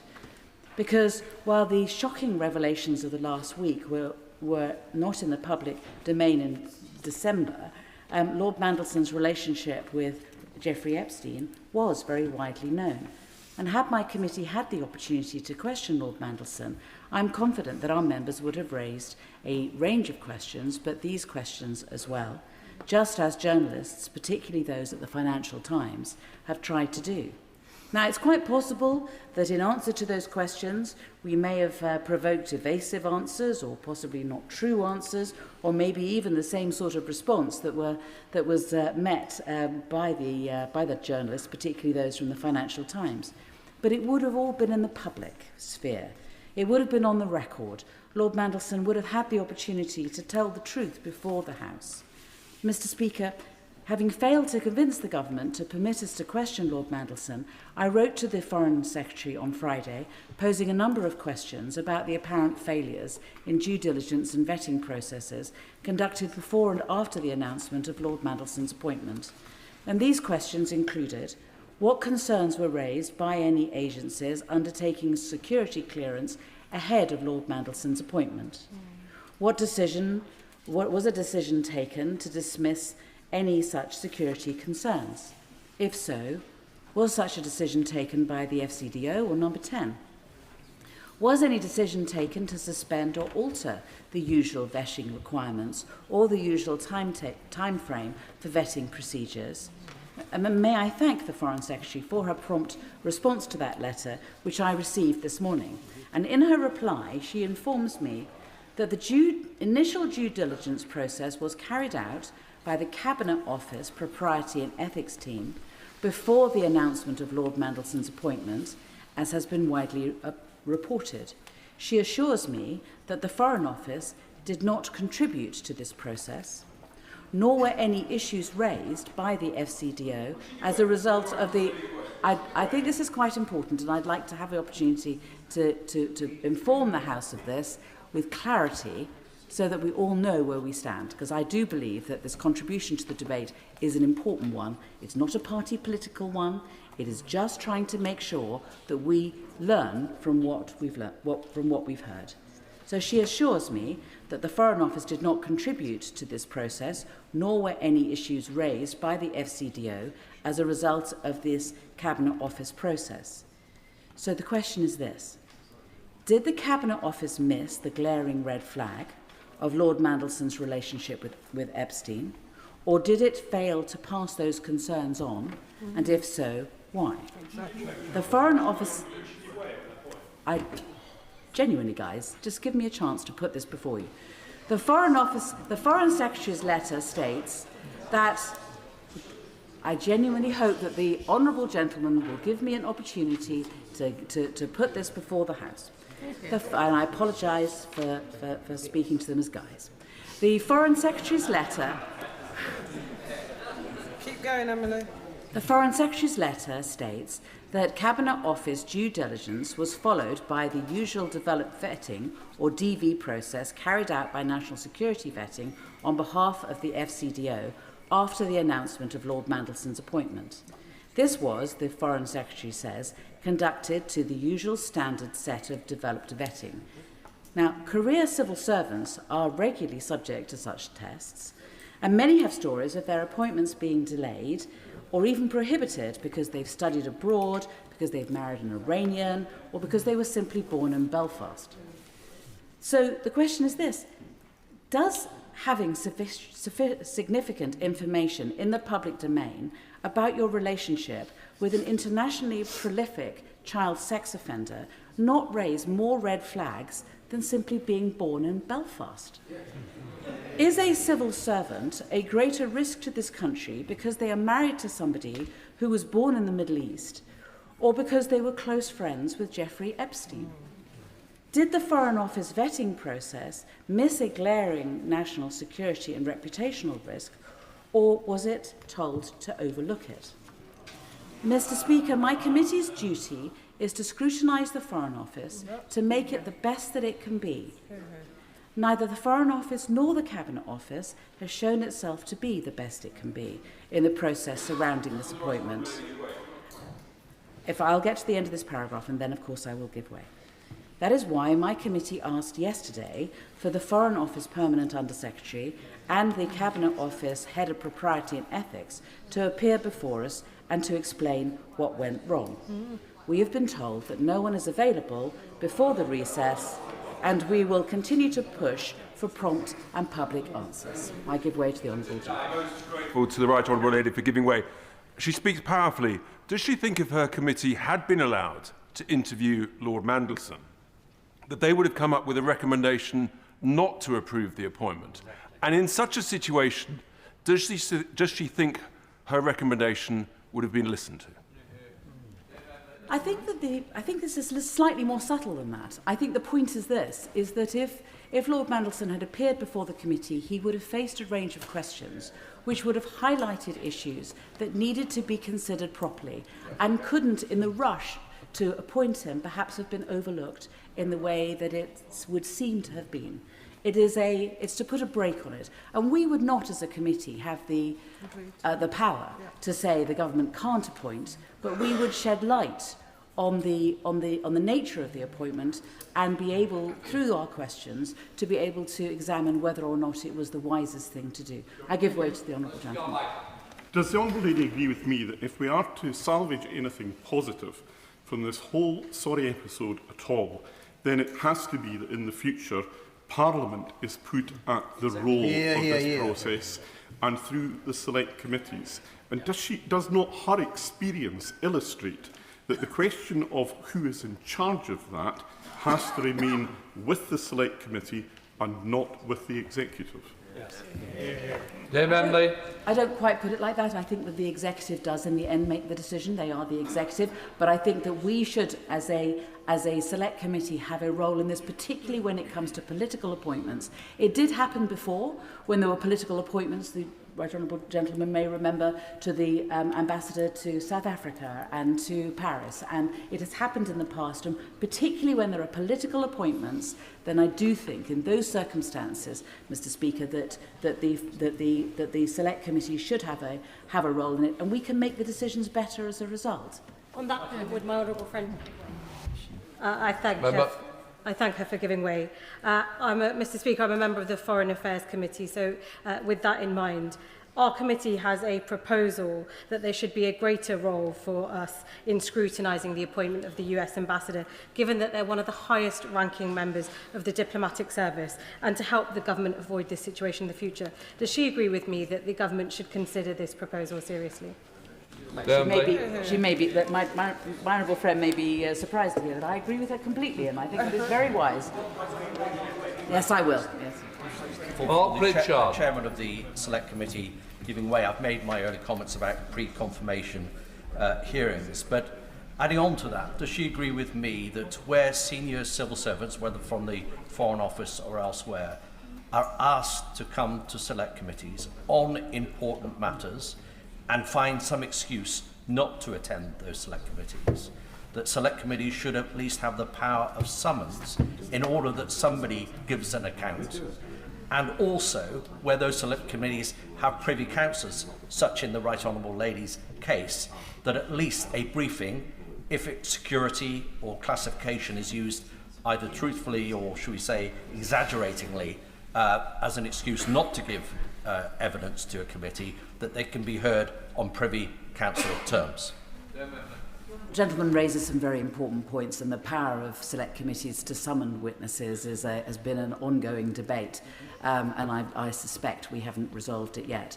The difficulty in relation to privy, and within our committee we have myself and another Privy Council member, and if we were offered Privy Council briefings, as we are sometimes, it's quite difficult, because what we want to be able to do is to do these things in public and to be able to inform the public of the work of the Foreign Office, to ensure that they understand, and when difficult decisions are being made, that the public understands why those difficult decisions are being made and all the factors that are involved in that, which is fine. We need to trust the public more than I think that sometimes that we do, and we certainly need to trust backbenchers more than sometimes we do. Will the Right Honourable Lady do that? I will.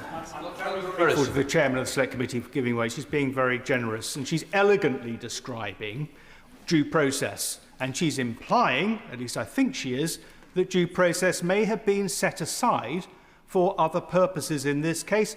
But we know due process was done, because the Prime Minister stood at that dispatch box last Wednesday and said it had been done. Unless he is using the Bill Clinton defence, and it turns out that due process was done but set aside, where does that leave the Prime Minister? Dame Emily. I think it's difficult to have answers to all of his questions at the moment, but I think that it is. But I think the most important thing is that there are lessons learnt, and even if all due process was followed and the inquiries were proceeded with to the letter, they clearly aren't good enough, and we need to change them. So either due process was not followed, or it was, and we need to change it. Either way, we need to work together to ensure this never happens again. Because something went very wrong. Yes, I will give way for a final time, and then I will finish. So I'm very grateful for her to generously give way. As MPs, we put the interests of the country above all else. What does she make of a decision to appoint an individual to represent our country in difficult negotiations in the knowledge that that country had compromising information on that individual? I mean, clearly we all think that it was a mistake. And the question is, how did that mistake occur? And how do we make sure that this sort of thing does not happen again? Because something went very wrong. Because when Lord Mandelson was appointed, red flags were obviously missed or ignored. And on the day that the American president lands in Britain for a state visit, the government is materially worse off because we don't have an American president. And I really am finishing. Mr. Speaker, if we do not have the opportunity to scrutinise this kind of failure, then how can we make sure that we stop it, and we stop it from happening again? We do need to improve our scrutiny and our decision-making. Kerry Bendel. Thank you, Mr. Speaker, for granting this important emergency debate today, and I congratulate my right honourable friend for having secured it. He made a series of excellent points, as did the chair of the Foreign Affairs Select Committee, and I agree with all of those points. It is extraordinary that on the eve of the President's state visit, we are talking about the US ambassador who's been sacked in scandal. And there are as many questions that we all have as are unanswered questions. There are many questions I will also ask today, Mr. Speaker, but the Prime Minister needs to do three things. The Prime Minister needs to come clean about what he knew and when he knew it, not send his junior ministers to cover for him. The Prime Minister needs to publish the Mandelson-Epstein files in full. The Prime Minister needs to take responsibility for the appointment of Lord Mandelson as ambassador to Washington. But the Prime Minister, Mr. Speaker, is not here because he is hiding from Parliament, hiding from questions. And I know that he is a busy man, but confidence in him and in his government rests on him being able to account for what happened. And so far, no one is taking any responsibility. We have our ambassador in the US sacked over his relationship with a man convicted of child sex offences. What's more, and this tells you everything you need to know, this was an appointment apparently forced through by the Prime Minister and/or his Chief of Staff. We see a political ally pushed ahead of qualified candidates because the Prime Minister and Morgan McSweeney admired his talent for mixing with the rich and powerful, despite his known links to a man who was publicly known as a convicted paedophile and a convicted sex trafficker. It is now very clear, given the speeches that we've heard before, Mr. Speaker, and everything in the public domain, it is now very clear that Peter Mandelson should never have been appointed. And it is now also clear that the Prime Minister knew that there were major concerns when he came to this House just last Wednesday. But instead of taking action, he expressed confidence in him. Why on earth did he do so? Was he poorly advised, or was it just his own poor judgment? In every single one of his government scandals till date, far from being the decisive man of conscience he promised to be, he has shriveled from leadership. He has dodged responsibility. He has hidden behind others, just as he's doing today, and he has come to this House and hidden behind process and lawyerly phrases.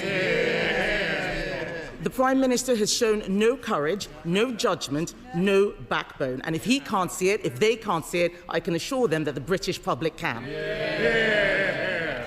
Prime Minister has turned out to be everything he claimed to abhor. This is a government of sleaze and scandal, and Labour MPs know it. I'll be interested to see how many of them actually stand up to defend their government. Mr. Speaker, the British public, and especially the victims of Jeffrey Epstein, deserve that for once the Prime Minister be straight and honest with us. He must immediately do three things. As I said earlier, Mr. Speaker, he must apologise to the victims of Jeffrey Epstein for ever having appointed Peter Mandelson as ambassador. How is it that this has still not happened? No apology. Second, as I said, he must publish the Mandelson-Epstein files in full, all the information that he had at his disposal, both when he made the appointment and when he came to the House last week expressing full confidence. And third, he must make sure that someone takes responsibility. Everyone now agrees that Peter Mandelson should not have been appointed. We've heard so much from my right honourable friend about endless scandal, conflicts of interest with China and indeed with Russia. So why was he appointed? Was it a failure of vetting?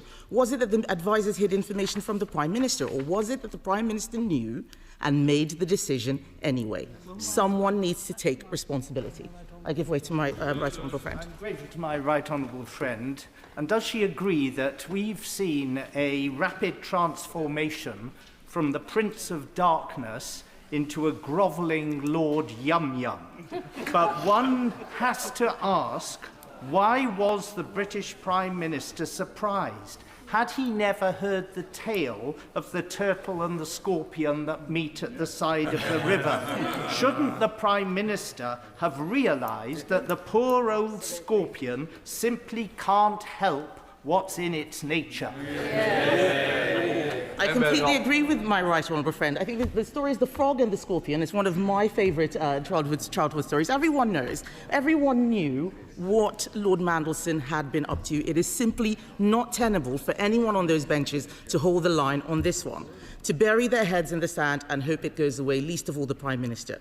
But we now know that the Prime Minister was aware of the compromising emails last Wednesday at Prime Minister's questions, and yet he came to the House and said that he had confidence in his ambassador, and many of them cheered. Now they're all looking at their phones. Most of them don't have the courage to look me in the eye. They were cheering last week. Now they're full of shame. Why on earth did he do that? At any point, did he ask his staff, oh, sorry, are they proud? Are they proud? No. I'll continue. At any point, did he ask his staff what more information might surface? Because that morning, Lord Mandelson was saying more information would surface. Did he receive a briefing about this ahead of Prime Minister's questions? It is inconceivable that he did not. Inconceivable. Ministers are now claiming that new information subsequently came to light, new information that they didn't have. The story is all mixed and messed up, and they know it. What information appeared that was not in the original vetting? We'd like to hear that when the Minister gives his statement. And there are still more questions to answer. When did the Prime Minister's Chief of Staff speak with Peter Mandelson last week, and what did he discuss with him? Do they have the courage to tell us that? We are told that Morgan McSweeney spent hours on the phone to the ambassador, hours on the phone, at the same time that Lord Mandelson was dodging calls from the Foreign Office. What were they talking about? Those are questions about what happened just last week. But how did all this come to happen last year? I think the chair of the Foreign Affairs Select Committee has asked some excellent questions. But I ask the Minister this: what led to Lord Mandelson's appointment in the first place? How was it that a man with known links to a child sex offender came to be appointed? I'll give way to the honourable gentleman. An additional question is, was there any external influence? Did Tony Blair or any of his friends, Mandelson's friends, have anything to do with this appointment? The honourable gentleman asks a very good question, and I hope the Minister is able to provide an answer, because all of us in this House across parties want to know. We want to know how it was that Lord Mandelson's appointment happened in the first place, because as I see it, there are only three possibilities. First, that there was a failure of vetting. But are we really supposed to believe, Mr. Speaker, are we really supposed to believe that this is the security services' fault? I don't think so. Did they not drag up the intimate relationship with Jeffrey Epstein, which was discussed last week? The second possibility, a bit more likely, is that the Prime Minister's advisers kept information from him. If that happened, that would be incredibly serious. Yes, I give way to the right honourable gentleman. It's on that particular point. Does she agree with me that no matter what happened or didn't happen, that a Prime Minister, a leader, has to shoulder the responsibility, and it's absolutely appalling, the idea that they would then blame the staff around them. It is their responsibility, they answer to the House, no excuse. My right honourable friend makes an excellent point. This is a Prime Minister who hides behind everybody else, whether it's his advisers or whether it's his junior ministers or his backbenchers. That's what he does. And if he does want to blame advisers, which one was it? Who kept it from him? Why have they not apologised and resigned? No one taking responsibility. And thirdly, which my right honourable friend alluded to, the most likely but most worrying reason of all is that the Prime Minister had plenty of information to suggest that Lord Mandelson should not be appointed. Plenty of information, but he chose to appoint him anyway. Even at the time, Mr. Speaker, eyebrows were raised about this appointment. There were very many critics. I remember it at the time. Now we're reading in the papers that the Prime Minister overruled security advice not to appoint Lord Mandelson. Is this true? The Minister should tell us. It is time, Mr. Speaker, for the Prime Minister to come clean. He needs to come out of hiding. This issue will not go away, Mr. Speaker.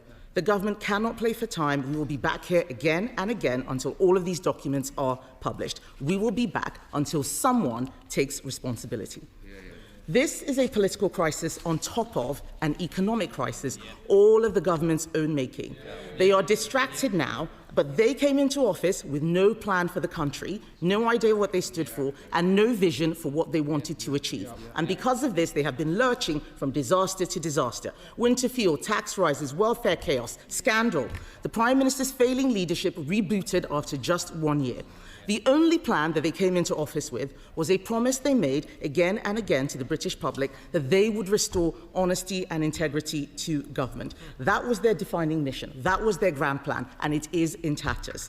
So far, in a year, we have had an anti-corruption minister sacked for corruption, a homelessness minister sacked for evicting tenants, a housing secretary sacked for dodging housing tax, a transport secretary sacked for fraud, a director of strategy. The speechwriter apparently lost only yesterday in scandal. The minister can shake his head. It should be shame that he's shaking his head in. I have not said anything that is not true.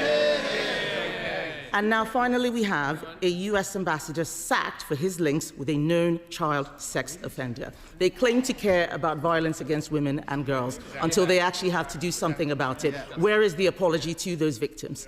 I know the Prime Minister doesn't like difficult questions, Mr. Speaker, but it is his judgment that is being called into question, and he owes it to this country to come clean.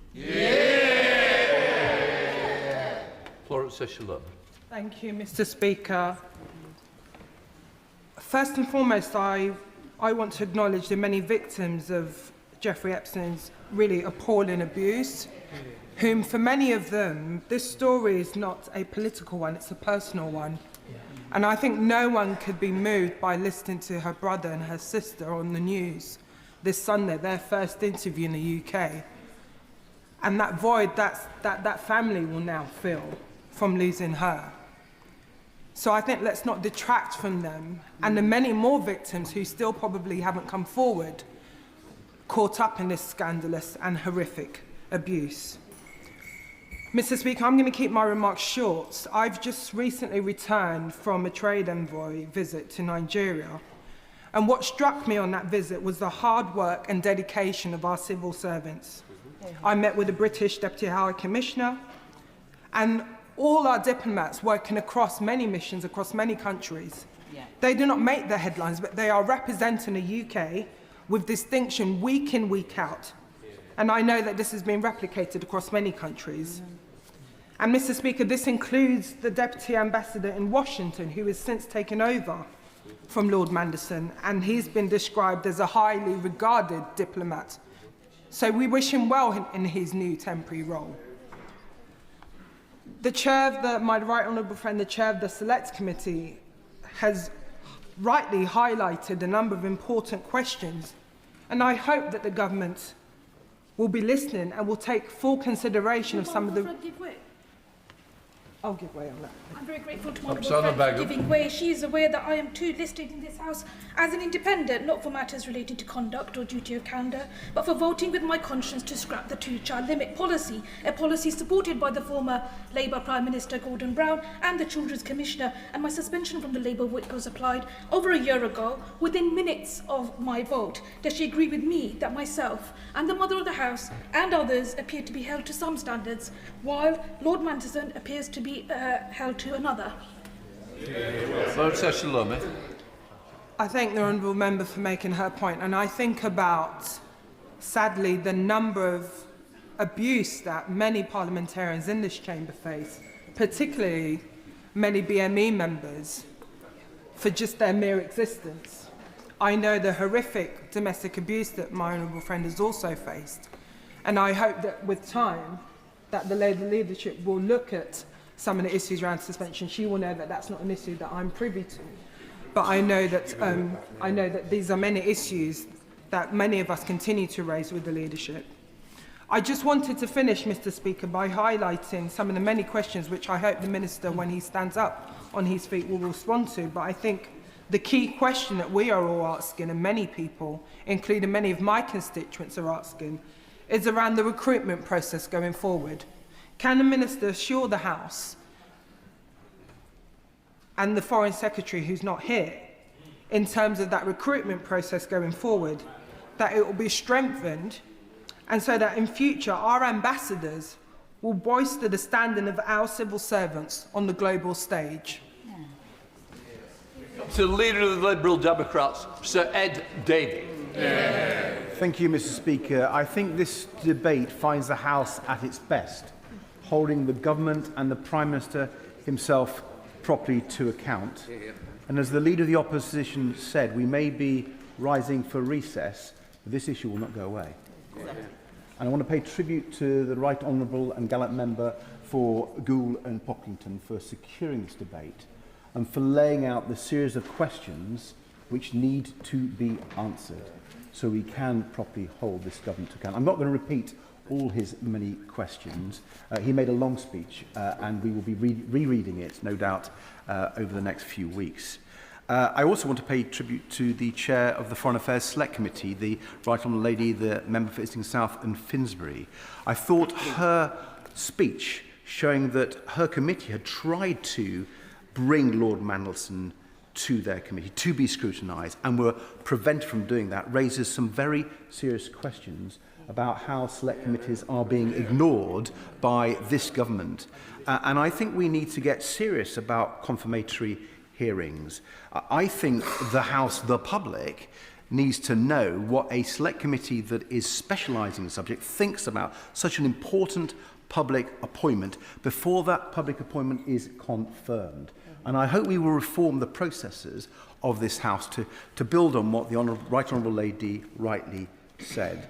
And the Leader of the Opposition made some very important points about the need for disclosure from the government. We need those documents to be published if we're going to have a transparent process where we can properly hold the government to account. If they have answers, let us hear them, and then we can do that analysis. I give way to the Honourable Gentleman. To the Right Honourable Gentleman for giving way. Much has been said about the process itself, but does he agree with me? It clearly was never worth the risk to appoint Peter Mandelson. But does he go further than that in terms of the professionalism of the role? And we've heard from my honourable friend about the reputation of our ambassadorial officials across the world. Would we be better served in the future if we looked to professionals to fill that role rather than politicians? Yes. I think the honourable gentleman makes a very strong point. The previous ambassador to the United States was held in very high regard, and many people think she should be appointed for the vacancy. But I also want to mention the immediate speech before myself, the Honourable Member for Vauxhall and Camberwell Green, because I want to take on from what she said. Yes, we have all these questions to be answered and disclosures to be made, but we must remember the victims in all this. And I want to focus on the victims today because they deserve answers. When we've read those sickening messages, we think of Epstein's victims and their families. Girls as young as 14, groomed by Epstein, sexually abused by him, trafficked by him, be sexually abused by other powerful men. I've been thinking about the trauma they have gone through, not just then, but since, as they saw the man responsible for such horrific crimes escape justice for so long. They saw him convicted in 2008, but spend just 13 months in jail thanks to his powerful connections. Would my honourable friend give way? I'll give way to my honourable friend. I thank my honourable friend for giving way. We know that the trauma of sexual violence and sexual abuse can last a lifetime, and for many people can be too much to bear, as we've seen with Virginia Giuffre. And victims of sexual violence are often silenced, often ignored, and always let down by a system that sometimes often sees powerful men protecting each other to diminish these crimes. Would my honourable friend agree that the Prime Minister should never have appointed somebody who had known links with a convicted paedophile? I completely agree with my honourable friend, and can I pay tribute to her for the work she has done to protect vulnerable women in her career. We salute her for that work. And as we remember the victims, Madam Deputy Speaker, how must it have felt for them to see Donald Trump, one of Epstein's closest friends, and a man found liable for sexual abuse himself, become President of the United States? How must it have felt for the victims to see another of Epstein's closest friends made British ambassador to the United States? How must it have felt for the victims to hear the Prime Minister defend Lord Mandelson last week, even after we'd seen those appalling messages? How must it have felt for them to hear ministers say, even after Mandelson was sacked, that his appointment was a risk worth taking? I think that is quite shocking. I'll give way to my honourable friend. On that point, I thank the Right Honourable Member for giving way. The Right Honourable Member has turned down the opportunity to dine with Donald Trump in the next couple of days, and he's been roundly criticised for that by some people who may well still be attended. Does he agree with me that this is an ample opportunity for those who are still attended to ask President Trump about his entry in that horrific book of birthday wishes for Mr Epstein. And when they do ask him about his thoughts, can you ask them to report back to us about what he said? I'm grateful to my honourable friend. The truth is, at these state banquets, very few people get to speak to the visiting head of state. However, the Prime Minister does. I wonder if the Prime Minister will be asking the President about his friendship with Epstein. I think he should, and I think this House thinks he should. Madam Deputy Speaker, for decades, the victims and their families have seen powerful men escape responsibility for what they did and what they knew. It should be a source of deep shame to ministers that the British government is now part of that story. Will my right honourable friend give way? Yes, I give way. I thank my right honourable friend for giving way. Does he agree with me that one of the reasons that Epstein escaped justice for so long was because he was protected by other powerful men? And if we are truly to protect young people from predators, we need to ensure that the protectors of paedophiles have absolutely no place in public life. I couldn't agree more with my honourable friend. I know she has worked for victims of domestic violence and abuse as well. And I can do no better than actually quote the words of Skye Roberts, the brother of Virginia Giuffre. She said about Lord Mandelson, he should not have been given the position in the first place. It speaks to how deep the corruption is in our systems. Madam Deputy Speaker, not only must we hold the government to account for this, but we need to fix our systems, whether it's select committee hearings or holding the powerful to account. Our constituents lose trust in our institutions when they fail to hold people to account, and I'm proud my party, I'm sure others in this House wish to see those reforms, not least, Madam Deputy Speaker, for the survivors, for the victims, for their families. We must hold the powerful to account, and in that regard, will the Minister, when he gets to his feet, apologise to all of Epstein's victims and their families? We need apology from the Minister today. But beyond that, will he say whether he agrees with me that the Prime Minister himself owes them a personal apology too? We've got a substantial speaking list, and this debate is time limited to 3 hours, so the backbenchers are on a 6-minute speaking limit, and I call John Slinger. Thank you, Madam Deputy Speaker. I wish to express my sympathy with all the victims of Jeffrey Epstein and put on record my respect for the family of Virginia Giuffre, who spoke so movingly about her on the BBC at the weekend. Madam Deputy Speaker, listening to the debate here and in the media over recent days, I am struck by the similarities to the debate that took place over many years concerning the appointment of Mr. Andy Coulson as the Director of Communications in Downing Street, from the point of his resignation in 2011 to his conviction for phone hacking in 2014, an appointment which David Cameron consistently said he would not have made if he had known at the time the information that subsequently came to light. But for that reason, the question was constantly asked in this House and beyond. Why did the security processes Mr. Coulson went through prior to his appointment not uncover his past involvement in phone hacking? Some people pointed to the fact that, unlike previous occupants of his role, Mr. Coulson had not gone through developed vetting until long after his appointment, and indeed had to resign before completing that process. But when this issue was directly discussed at the Leveson inquiry, this was the exchange between Lord Justice Leveson and the former Cabinet Secretary, Lord O'Donnell, which it is important to recall today.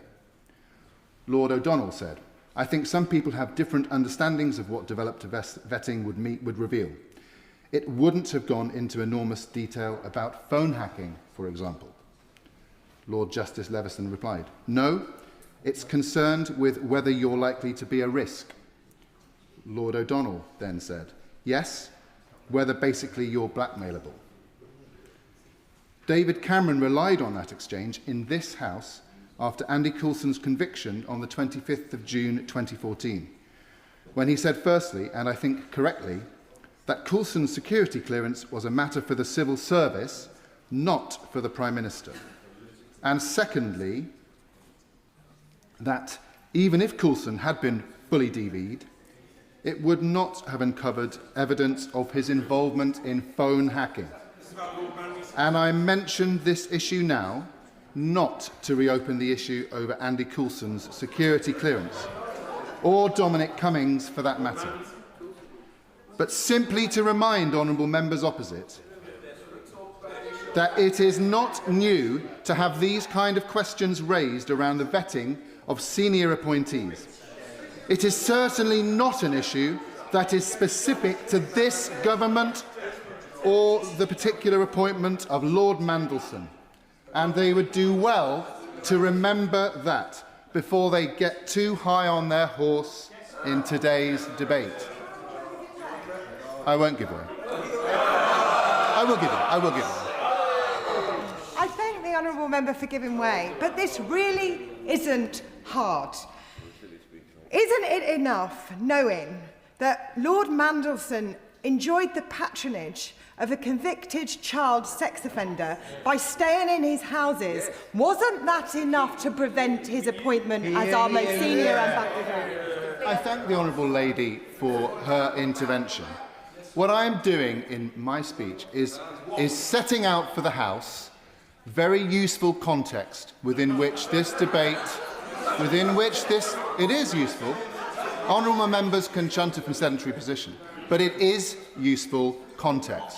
And finally, no, I won't give way again. I'm coming to my the conclusion of my remarks, Madam Deputy Speaker. Madam Deputy Speaker, the Right Honourable Member for Goole and Poppington spoke somewhat mockingly of the strange coincidences of politics given the presentation of the Public Office Accountability Bill earlier today. Now, my right honourable friend, the Prime Minister, is a man of integrity. He has shown that he believes in accountability and he acts on it.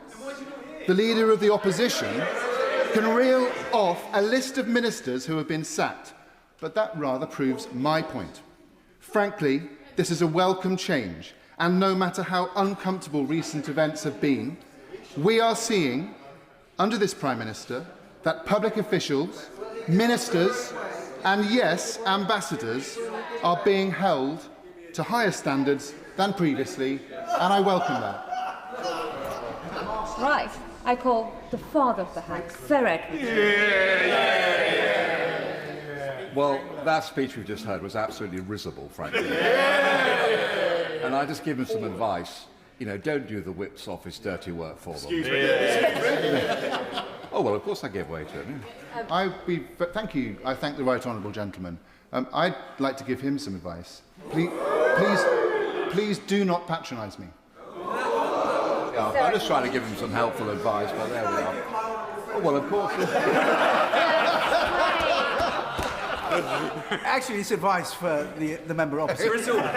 Those that lick the feet of the unworthy gain them for themselves nothing but a dirty tongue. Sir Edward Lee. But joking apart, this is really a very serious moment for our country and for Parliament. Whether you like him or not, President Trump is of incredible importance to our country.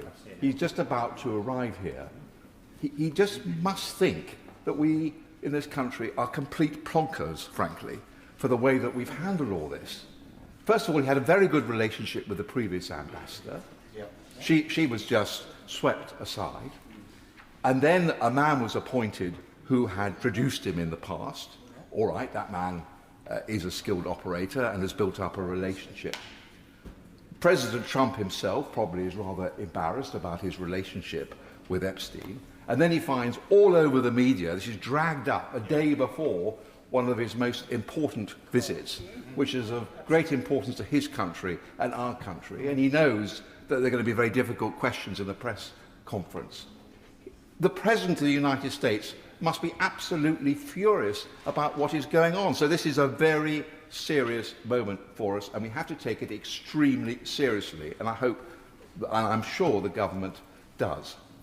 Now, I'll just repeat what I said in the urgent question on Thursday. I've seen so many of these scandals, And it's usually not the original scandal or alleged scandal that is the problem. It's the cover-up. And therefore, to try and be helpful to the government, we've already heard from the chair of the Foreign Affairs Select Committee. It is just an absurd part of our processes that if there is a monumental scandal, then we have a public inquiry, and officials, ministers, everybody must be dragged, every document must be produced to the public inquiry, but governments can just brush aside a select committee. So I just tell them, I'm generally trying to be helpful now. Obviously, a bad mistake was made, but an even worse mistake is being made if you're not honest with Parliament and you don't release every single document. And there are so many questions that need to be asked and could be answered if the government, the Foreign Office, was honest in these questions. Why was Mandelson chosen, given his known past associations with Epstein and his previous sackings? Were the risks merely misjudged, or did the existing vetting process fail to assess them properly? And the Prime Minister claimed he didn't know the full extent of the emails. We've no reason not to take him at his word. Obviously, he tells the truth. But this raises serious questions about what assurances or information he received, from whom, and whether that constituted adequate due diligence. What exact checks were carried out at appointment stage? What was known, by whom and when? If some of the unsavoury aspects of the former ambassador's friendship with Mr Epstein were known but deemed worth the risk, what criteria were used to make that decision? Was the Cabinet Office's propriety and ethics team sufficiently rigorous? Was any personal, institutional or political bias exhibited in how risks were weighed? The government has stated commitments on transparency, integrity and protecting victims of abuse or sexual violence. Having a senior representative like an ambassador whose past communications appear to mitigate, defend or minimise a convicted child sex offender must run counter to these values. And was that considered at that stage of the vetting process? How does the government reconcile this incident with its stated positions? Why was the appointment made knowing there were links without understanding their full extent? Why was the Prime Minister publicly defending Lord Mandelson up until the revelations emerged, only to sack him less than a day when the media pressure rose? Was he sacked for the content of what was revealed or merely because the situation became embarrassing? Lord Mandelson was appointed to arguably the most important diplomatic role in Her Majesty's diplomatic service. This is a time of intense international pressure. So, as I mentioned already, President Trump is operating the levers of power in a way that we have rarely seen in the post-war world. What assessment has the government made of the damage done to Britain's diplomatic standing by having such an important ambassador removed abruptly under scandal? Light is the best disinfectant, and the public have a right, and this House, through its Select Committee, has a right to be informed. Ministers must ensure that the full record of Lord Mandelson's communication with Epstein be disclosed, and soon. We must also be told whether any of the information the Prime Minister, the Foreign Secretary or any other minister have provided to the public has turned out to be inaccurate, whether intentionally or in good faith. While the ambassador has been sacked, this incident, Madam Deputy Speaker, is far from over. There are too many questions which remain unanswered. It is the obligation and the responsibility of government to ensure that Parliament and the public are given a full and frank exposition of this matter. Stephen Flynn. Madam Deputy Speaker, I often think it's a grave pity in this House that the cameras tend to just be trained on the individual speaking, because it meant that the public did not get the opportunity that we did earlier on to look at the faces of the Labour MPs as this debate began, to see the glum, serious look on their faces as they recognise the significance of the situation that faces their Prime Minister here and now. And I'm sure it's a glum, angry, serious look that's shared not just by the Treasury front bench in the building here today, but those who are flogged in the public domain across broadcasting stations throughout the course of last week. And if I may, the Chief Whip is no longer in his place, but I would like to think that on Sunday that was the first occasion where he was happy to be in his new role, so he did not have to appear on the Sunday media rounds as the Business Secretary to defend the indefensible, to tell us all in the public domain that Peter Mandelson has singular qualities that nobody else on these isles, nobody else on the planet possibly have, that make him fitting to be the ambassador to the United States of America. What a pitiful state to find ourselves in. What a pitiful state for the Prime Minister to find himself in. And this is mired in politics, I hate to say, because this is a political decision by the Prime Minister. He chose to stand at that dispatch box last week and not tell us, but tell the public that there was nothing to see here, that he had absolute confidence in Lord Mandelson. It is the Prime Minister, who chose to ignore the facts that were plainly in front of him, not for weeks, not for hours, not for days, but for months. He was the man who appointed Peter Mandelson to be the ambassador to the United States, the man who said to an FT journalist earlier this year to fuck off, because it was being, his quote, not mine, because he was being inquired about his relationship with Jeffrey Epstein. That was what Lord Mandelson said. He said it was an FT obsession. Well, guess what? It's our obsession now. And we are going to make sure that we get to the bottom of this. The Prime Minister is not above the scrutiny of the House of Commons, neither is he above the scrutiny of the public at home. But the greatest scandal of all, is the fact that the Prime Minister of the United Kingdom appointed a man to that role, knowing that that man had maintained a relationship with Jeffrey Epstein, despite the fact that Jeffrey Epstein had been convicted in 2008 in Florida. Convicted for having 14-year-old girls masturbate him. And the Prime Minister of the United Kingdom thought it was fitting for the best friend of that individual to hold the highest diplomatic office in the United States of America on behalf of the people of these isles. What a complete disgrace. And the only thing that seems to have caused any consternation for the Prime Minister in any of this is not that that happened, but the fact that for a short period, Peter Mandelson appeared to think Jeffrey Epstein was innocent. Which draws us to the conclusion that if Peter Mandelson had thought that Jeffrey Epstein had maintained the friendship but thought he was guilty, he would still be in post. What has happened to the moral compass of this place, of the office of Prime Minister, where we can simply accept a rationale such as that? How can any victim of child sex abuse in these isles or elsewhere have confidence in the structures that we put in place when the Prime Minister of the United Kingdom, and the Minister shakes his head? Is there an intervention that he wants to make? Is there something that he disagrees with in that assessment of those facts? Or does he want to present the additional detail to this House which makes any of that untrue whatsoever? No.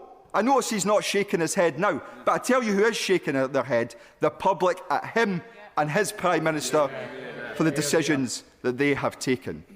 Now, Madam Deputy Speaker, we're going into recess. All of us are mindful of the fact that this House is shutting down.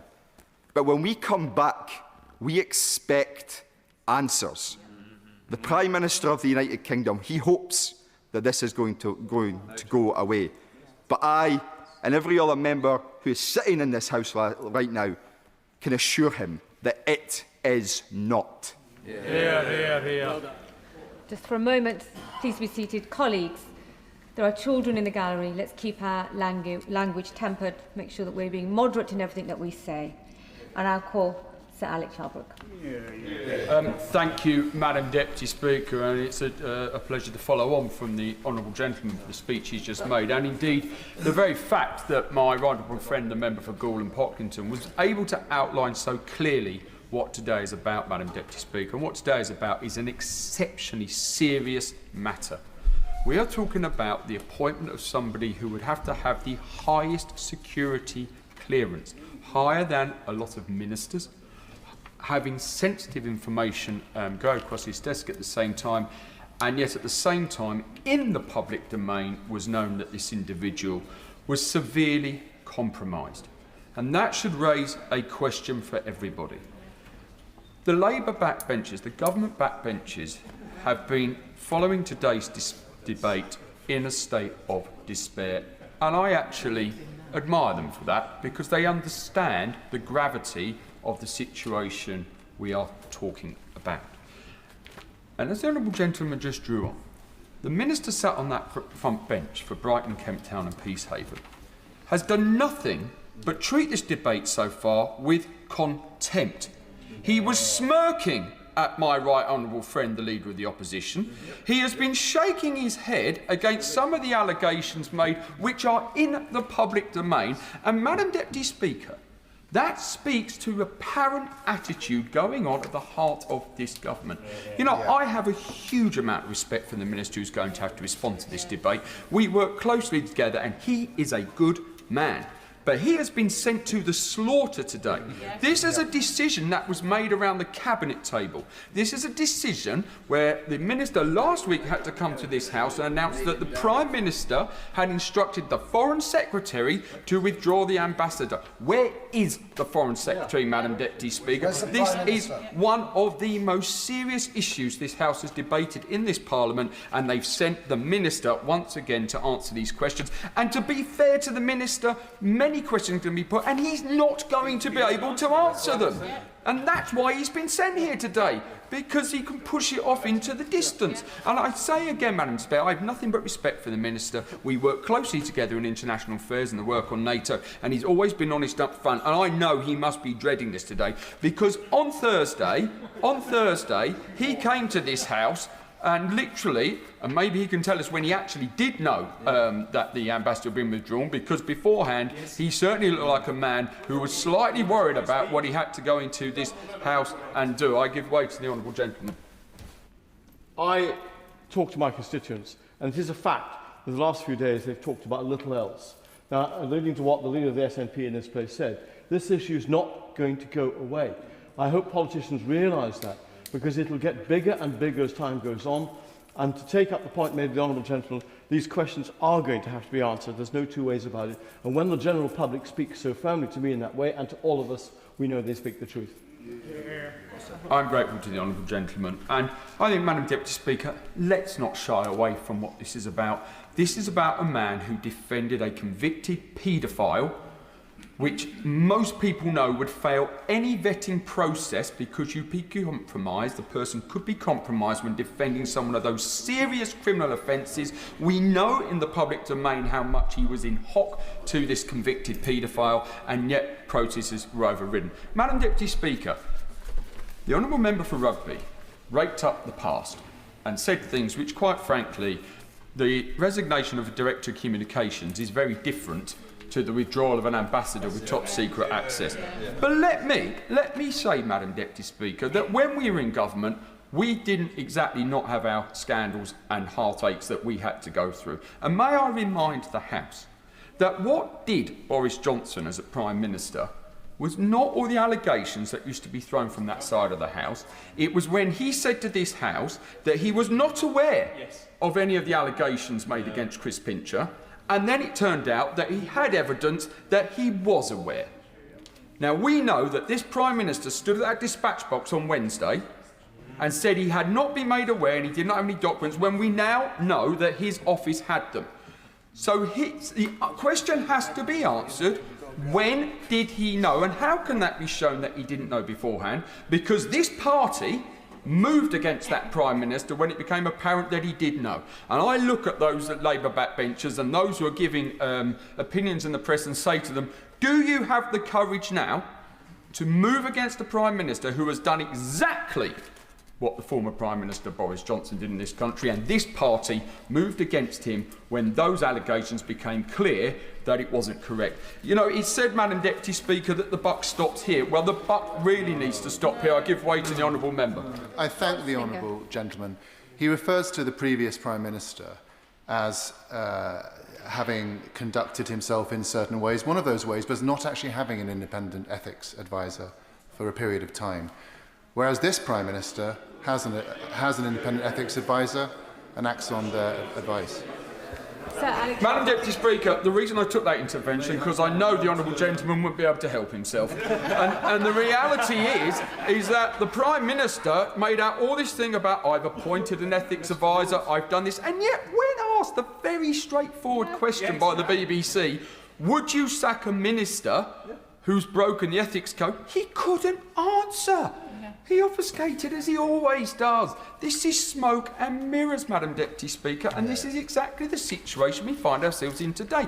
It is not good enough to say we didn't know. I come back to it, Madam Deputy Speaker. We are talking about people who were subject to a paedophile, who watched somebody who defended that paedophile get put to one of the highest offices in the world, carrying some of the greatest secrets of state.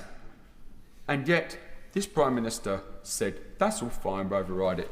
I don't want to go beyond the 6 minutes I was allowed, Madam Deputy Speaker, so I will just ask these questions to the ministers, but you know, some of them have been implied, but I'm afraid I won't. I don't want to test the patience of the House. There's a lot of people want to speak. The question that the Minister has to answer today is decisively who knew what when. He has to answer who made the decision to award the ambassadorship to Peter Mandelson, what lobbying took place to do that, why was such a distinguished ambassador such as Karen Pierce, who any of us who have been to America working in international affairs, when they met Dame Karen knows she was one of the most respected and capable ambassadors, and that it cannot be true to say that she would not have been able to carry out the task which members sitting around that cabinet table today feels the man was worth the risk. Thank you, Madam Deputy Speaker. Sir John Whittingdale. Thank you, Madam Deputy Speaker. There have been some very powerful speeches in this debate from both sides of the House, and one of the things which is apparent is that everybody is agreed that Peter Mandelson should never have been appointed as ambassador to Washington. It matters because ambassadors are critically important to our nation. They are the leaders in projecting our soft power. They are viewed as embodiments of the United Kingdom, and it is them who influence very largely how the UK is perceived. As has been said, we have had some really good ambassadors to the United States, going back to the late Sir Christopher Mayer, who I knew well, who did a terrific job, Lord Kim Darroch, and has been said, Dame Karen Pierce. And even sometimes there have been good political appointments. There was a certain amount of controversy when Peter Jay was appointed US ambassador. He was the son-in-law of the Prime Minister, but he did a reasonable job. Ed Llewellyn became our ambassador in Paris and now Rome and has done a terrific job. But as the chair of the Select Committee pointed out, when Ed Llewellyn was appointed, because it was a political appointment, he was interrogated by the Select Committee. As the chair has said, the committee of which I serve have attempted several times, indeed numerous times, to have Peter Mandelson appear. We are told that by the Foreign Office in their most recent letter to the chair of the committee, the committee did have an opportunity to talk to him on a visit to Washington. Well, I can say, because I was at both meetings, the first was a briefing about the state of American politics when we first arrived, and the second was a breakfast where he hosted opinion formers to discuss with us what was happening in the US Capitol. At no stage did we have any opportunity to cross-examine or ask Peter Mandelson the questions which we would wanted to ask had he appeared before the Select Committee, and it is ridiculous to try and suggest that that somehow is compensation for his failure to appear. Of course I can... I'm grateful to the Right Honourable Member And having been there with him at those Foreign Affairs Committee meetings, we should also say that there was no opportunity for us to quiz Lord Mandelson in a public setting.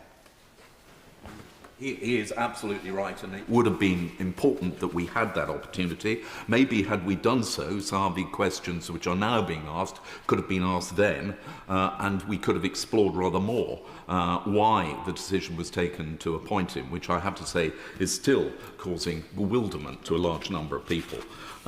But as has been said, it is now apparent that he should never have been appointed. I'm not going to recap what my right honourable friend, the member for Goole, and many others have said about his record, about his previous resignations, about his unsavoury links, all of which should have rung every alarm bell. But of course I give way.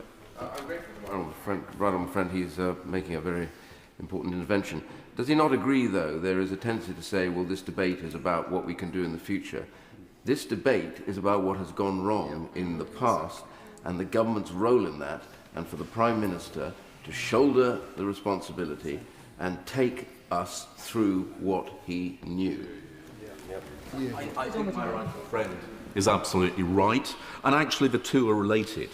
Because lessons learned and what we do in the future, we can only determine the lessons and decide what to do in the future if we know what went wrong this time. And in order to know, we have to obtain the answers to the questions. Now, the chair of the Select Committee actually set out a number of very important questions, and she ran through those in her contribution, and we have now had an answer from the Foreign Office. She referred to the letter that was sent to her. What we know from the letter, and it doesn't tell us much, what we know from the letter, first of all, is the Foreign Office had nothing really to do with it.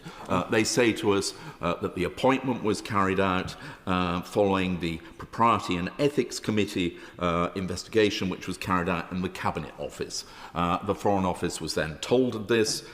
They were instructed to appoint Lord Mandelson as ambassador, and after his appointment was announced, the FCDO started the ambassadorial appointment process, including national security vetting.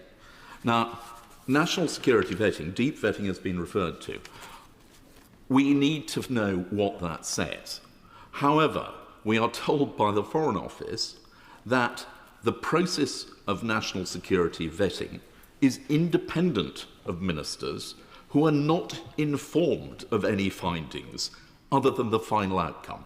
So essentially, what appears to have been the case is that the Foreign Office is saying, well, we told he's passed, but we're not going to be told anything about what was uncovered, about the questions that were asked, what his answers would be. And yet this is somebody who already had very serious offences against him that had caused him to resign twice, where there were real question marks about his record, both as a European Commissioner, about some of his friendships. All of these, one assumes, must have been asked at deep vetting, and yet he passed. The final outcome was fine, he can be appointed, and the Foreign Office are told that, and they're not given any other detail. I mean, frankly, I find that completely astonishing. And it does raise the questions even more seriously, that we must find out what that process was and what the deep vetting showed, and why, if it really is the case that ministers were not given any detail about what the process uncovered, they didn't actually ask any questions about it. And that is something which I look forward to the minister addressing when he responds. I give way to another of my fellow members of the committee. I thank the honourable member for giving way, and he's right to highlight the repeated requests that the committee made to meet with Lord Mandelson before his appointment. He also raises the various responses that we've got from the Foreign Secretary, and the important fact that there are questions over the suitability of the appointment. There must also be questions over the Prime Minister's judgment. Did he ask to see the PET report before making the appointment? Did he ask to see the security vetting report? Did he read them? Did he go ahead despite their content?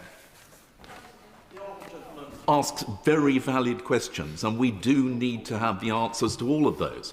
And he and I know he will join me in pressing for the Foreign Affairs Committee to continue to press this case, but it may well be that Another body, perhaps the liaison committee that does have the opportunity to interrogate the Prime Minister, will also pursue these matters. Because as has been said several times in the debate, this is not going to go away. There is real anger out there across this House and in the country, and people will demand to know answers. We attempted today to try and begin to put those questions by summoning 2 members from the Foreign Office and from the Cabinet Office, and the committee was told that neither was available. Well, I can tell the House that I have some experience at summoning people who don't wish to attend before select committees, and there is a procedure. And I hope that when we return after a recess, the committee will pursue these matters, that we will require ministers to appear, and if they don't do so, or if others refuse, then we will look to see what other actions can be taken. But I've finished by saying these are very serious matters. The questions have been asked, the answers so far have not been forthcoming, and we will go on pursuing this until they are. Marvellous. I assume that's everybody that's wishing to contribute is actually bobbing. There seems to be a lot of movement in the chamber. Okay. Rachel Gilmore. Deputy Speaker, and I would like to congratulate the Right Honourable Member for Gould and Pocklington for securing this debate. Like all of us in this chamber, our thoughts are first and foremost with the victims of that dreadful man whose name I refuse to mention. A week is a long time in politics, and last week saw the Prime Minister stand at the dispatch box to back and then sack the now former ambassador to the United States. In Prime Minister's questions last week, my party leader, the Right Honourable Member for Kingston and Surbiton, questioned the Prime Minister on Lord Mandelson's appointment, and the Prime Minister stood by it, confirming that rigorous background checks had taken place.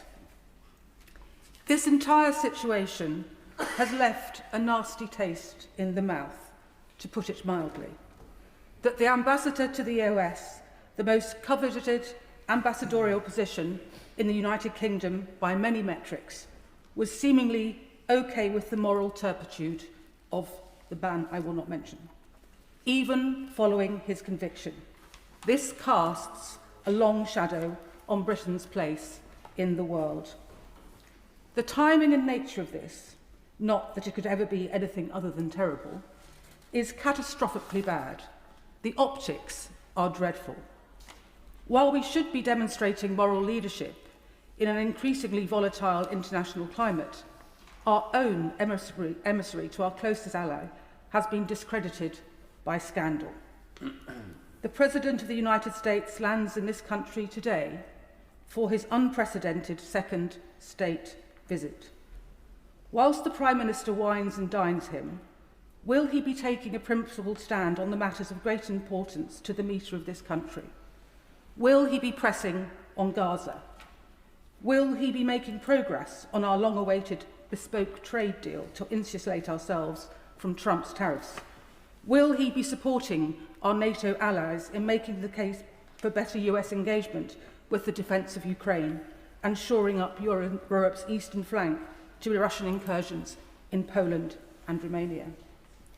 As if not already bad enough, this murky affair has been thickened by the fact that a source from MI6 has reportedly claimed that they failed to clear Mandelson and warned that his links to the man I still refuse to name would, quote, compromise him.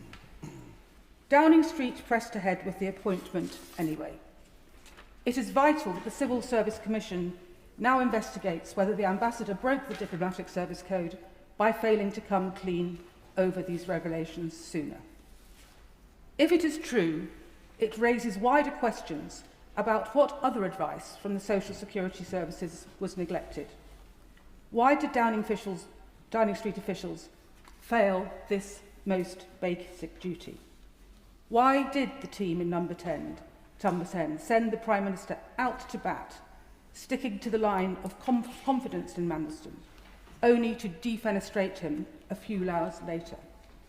Why was the Prime Minister not on top of his brief?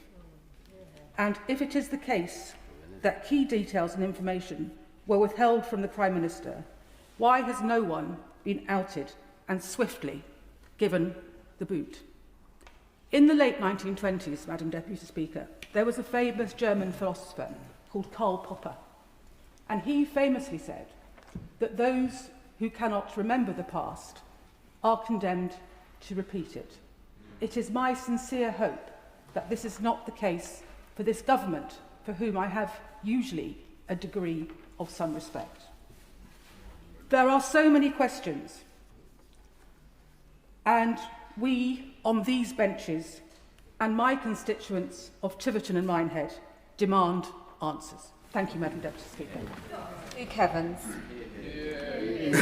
Thank you, Madam Deputy Speaker. And I must admit, when we heard that this debate was granted, I thought long and hard about what I could add or what I could say or what I could do to take part in the debate, whether I even should. And already, as we've gone through this debate, many of the questions that spring to mind have been asked, the process questions about where, when, why, how, etc., far more eloquently and far more in detail than I could put down.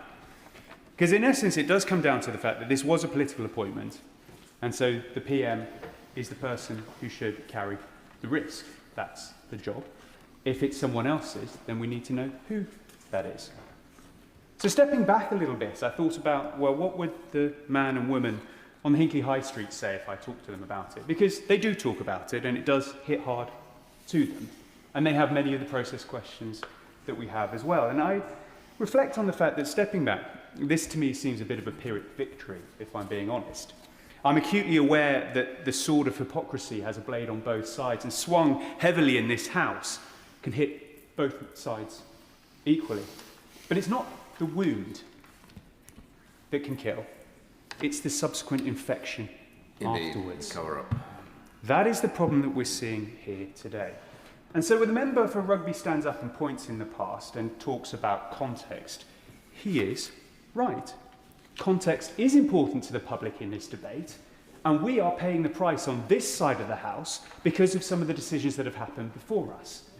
And it wasn't the fact that a previous Prime Minister ate cake, it was about the fact that it was then covered up.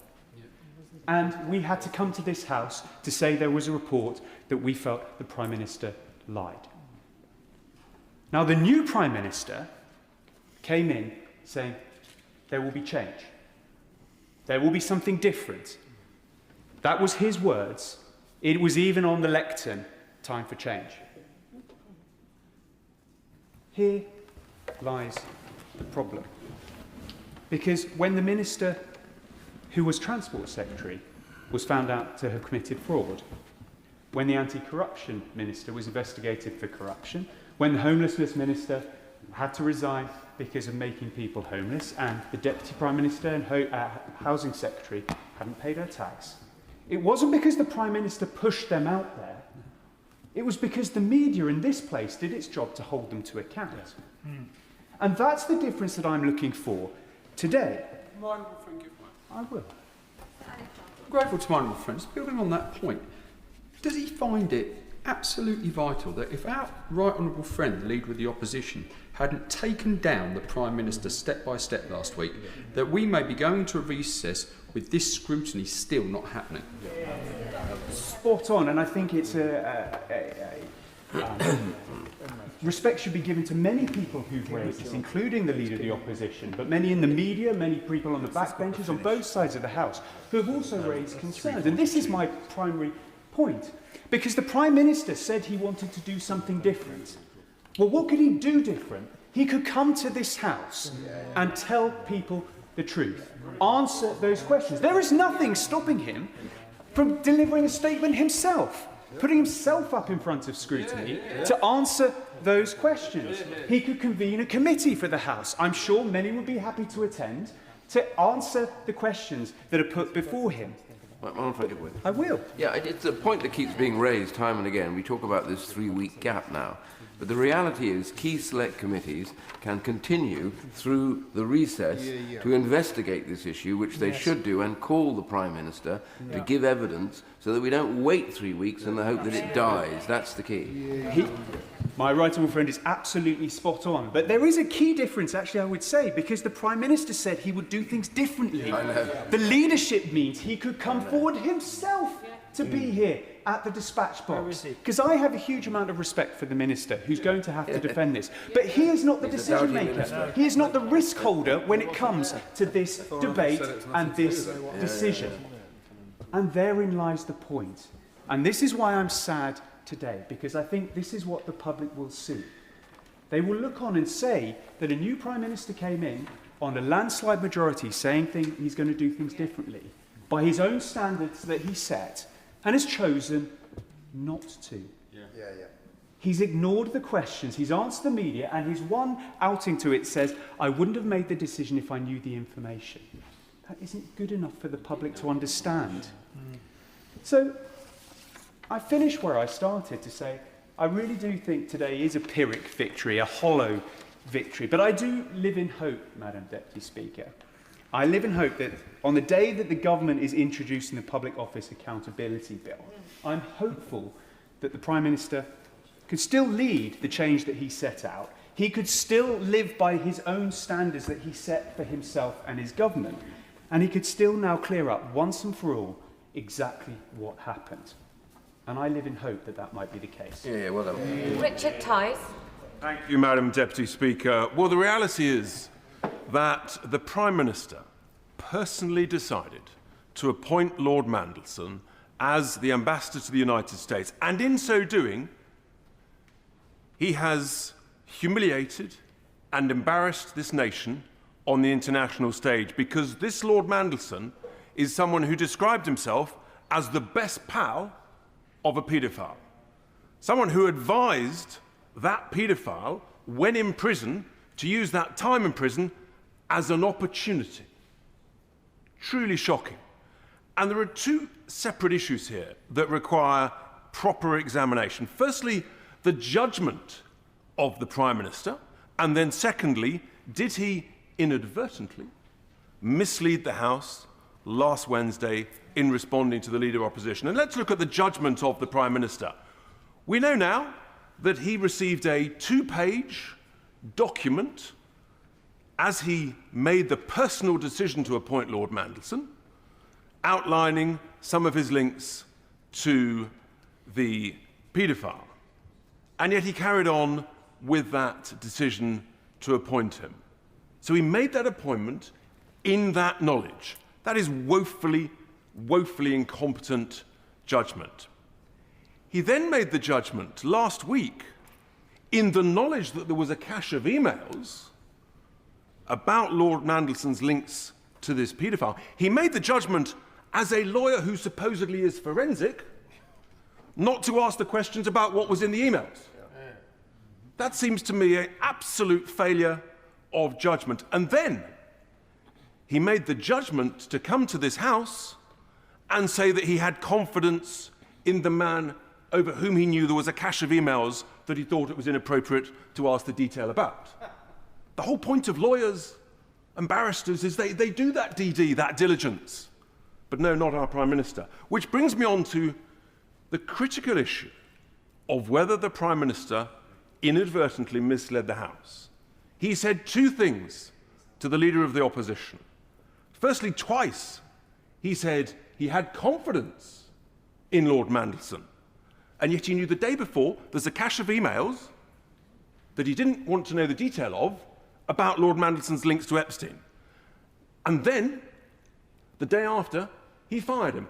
How is it credulous to believe that you can have confidence in a man given those two facts within a 24-hour period? Even more significantly, the Prime Minister said that full due process had been followed during the appointment. We now learn that this is not the case, because actually the due process was carried out after the decision by the Prime Minister to appoint Lord Mandelson and after it had been announced to the world at large. And therefore, those two things cannot be true. Either full due process was carried out before the decision to appoint, or it was carried out afterwards. It was not carried out during. And for that reason, I regrettably conclude personally that the Prime Minister inadvertently misled this House of Commons and the British people. And I think, therefore, that this Prime Minister needs to come to the House and give absolute clarity on what he knew, when, why he made those decisions, and why he chose not to ask the detailed forensic investigations at the appropriate time. Just remind members to temper their speeches, and we do not at any point accuse other members of dishonesty. And I know the next member will get that right. Sarah Ball. Thank you, Madam Deputy Speaker. There are rare moments when both sides of the House come to this chamber with the same question on their minds. How did it get to this?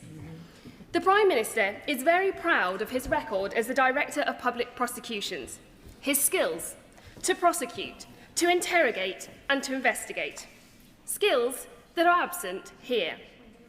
The Prime Minister will also be more than familiar with the basic legal principle, caveat emptor, buyer beware. This can be translated across the board to many scenarios and essentially means you are to do your research and ask pointed questions. Madam Deputy Speaker, on this point, the Prime Minister in interviews exposed himself yesterday. He claims he did not know the content of the Bloomberg emails, but yet he knew they existed. Where was the inquiry? He knew an investigation was launched by the Foreign Office, but not the content. Where was the inquiry? He was waiting for answers from the disgraced ambassador, even though his Chief of Staff, we understand, was in contact with him for much of the previous day. Where was the inquiry? In the knowledge that there were outstanding questions unanswered, anyone, and not just a lawyer, would have drawn breath and paused before giving such a vote of confidence in the former ambassador during PMQs. It is willful ignorance at best, political belligerence at worst. The Prime Minister now says, had I known, I quote, had I known then what I know now, I would never have appointed him. But the former Foreign Secretary has said, the truth is all the issues were weighed, and in that time it was known that Peter Mandelson had a relationship with Jeffrey Epstein, but the scale and extent of that was only known last Wednesday evening when the Prime Minister surveyed those emails. But we understand that the Foreign Office contacted Number 10 on Tuesday and an investigation was opened. So something doesn't add up. There is such a lack of clarity on this matter, and where there is a lack of clarity, we need transparency. A proper due diligence exercise relies on the disclosure given, as he will be well aware from practice. It is time to disclose. So I am sure, therefore, that the government will oblige with the request from the Leader of the Opposition to provide the House with all correspondence and documents on the Mandelson files. The matter, however, goes beyond judgment calls of both the Prime Minister and the former Foreign Secretary, given that both are involved in the appointment of ambassadors. It is also a matter of ethics. What is deemed acceptable behaviour when in positions of power? Now, the Nolan principles are integral to all of us who serve the public. Selflessness, integrity, objectivity, accountability, openness, honesty and leadership. Principles that apply as much to the former ambassador as to the Prime Minister. Now, under leadership, it states that holders of public office should, I quote, actively promote and robustly support the principles and challenge poor behaviour wherever it occurs. Given the known record of Peter Mandelson, even before the details of the Bloomberg emails came to light, does the Prime Minister believe that this principle has been met? On this basis, will the Prime Minister be referring himself and others involved in the appointment process to the independent ethics advisor? The role of ambassador in Washington is a crucial one, entrusted with the most sensitive information and shaping our reputation on the world stage. It is not too much to ask that its appointee embodies the highest standards. Wendy Wharton. Speaker, let's be absolutely crystal clear. This is an emergency debate about honesty, integrity and the credibility of this Labour government. It's about what the Prime Minister knew and when he knew it regarding Lord Mandelson's links to Jeffrey Epstein. The public deserve the truth, and instead they've been treated to evasion, delay, and as my constituents have been very clear, a cover-up. The decision to appoint Lord Mandelson as Britain's ambassador to the US was extraordinary. The links between Mandelson and Epstein were well known. We've heard it this afternoon. The vetting process surely should have raised red flags. And yet the Prime Minister, yes, the Prime Minister, oversaw the appointment. And where is he today? More happy to talk to the BBC, perhaps, than at the dispatch box.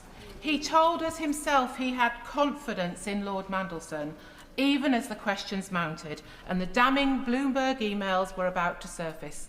That surely was not an accident. It was a choice, and one that goes to the heart of the Prime Minister's judgment. So let us remind ourselves what those emails revealed.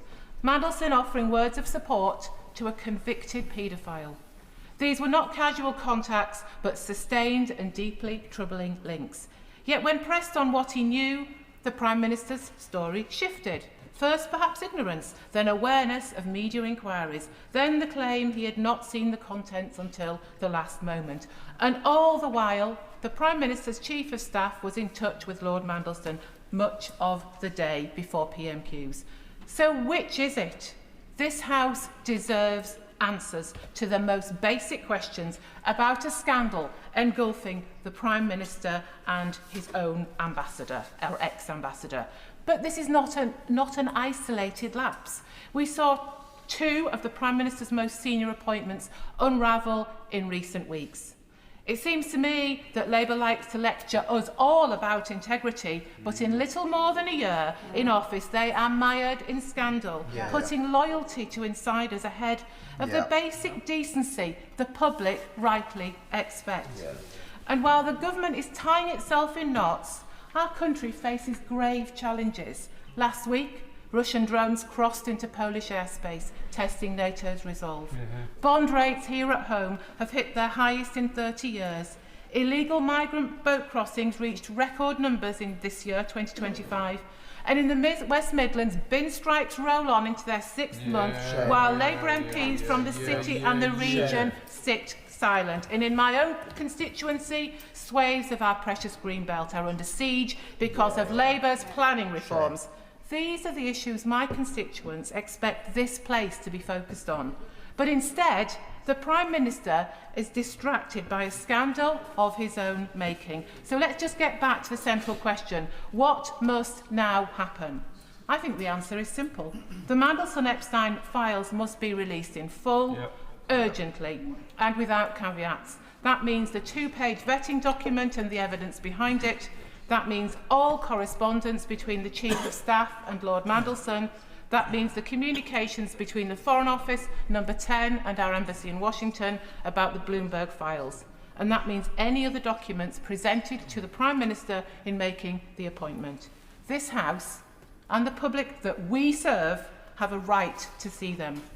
Recess will be upon us within literally hours, but this scandal cannot and it must not be sent into recess in the hope that this failing government can sweep it under the carpet. Because the longer that Labour refuses to publish the files, the more damning the conclusion becomes, and the more damaging to democracy in our country and to the trust of the public.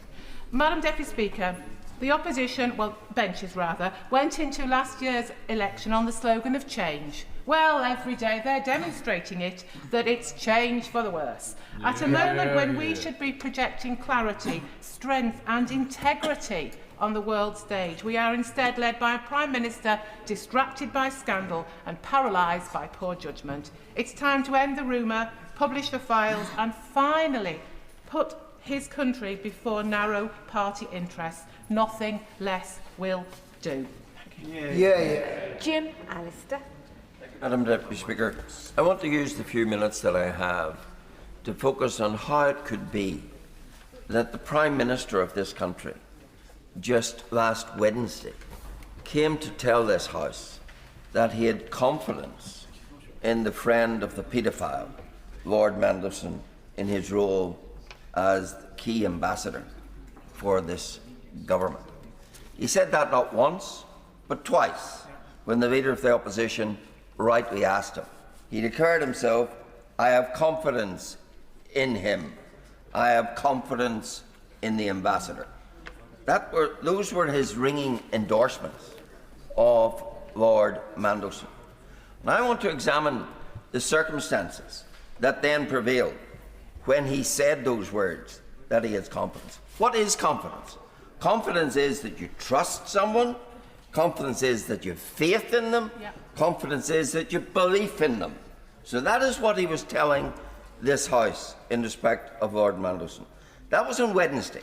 And yet on Monday, we know, as a matter of public knowledge, that the Bloomberg emails had been published. The Prime Minister since has made some startling claims. He has said that when, at Prime Minister's question he was answering, he knew that questions were being asked.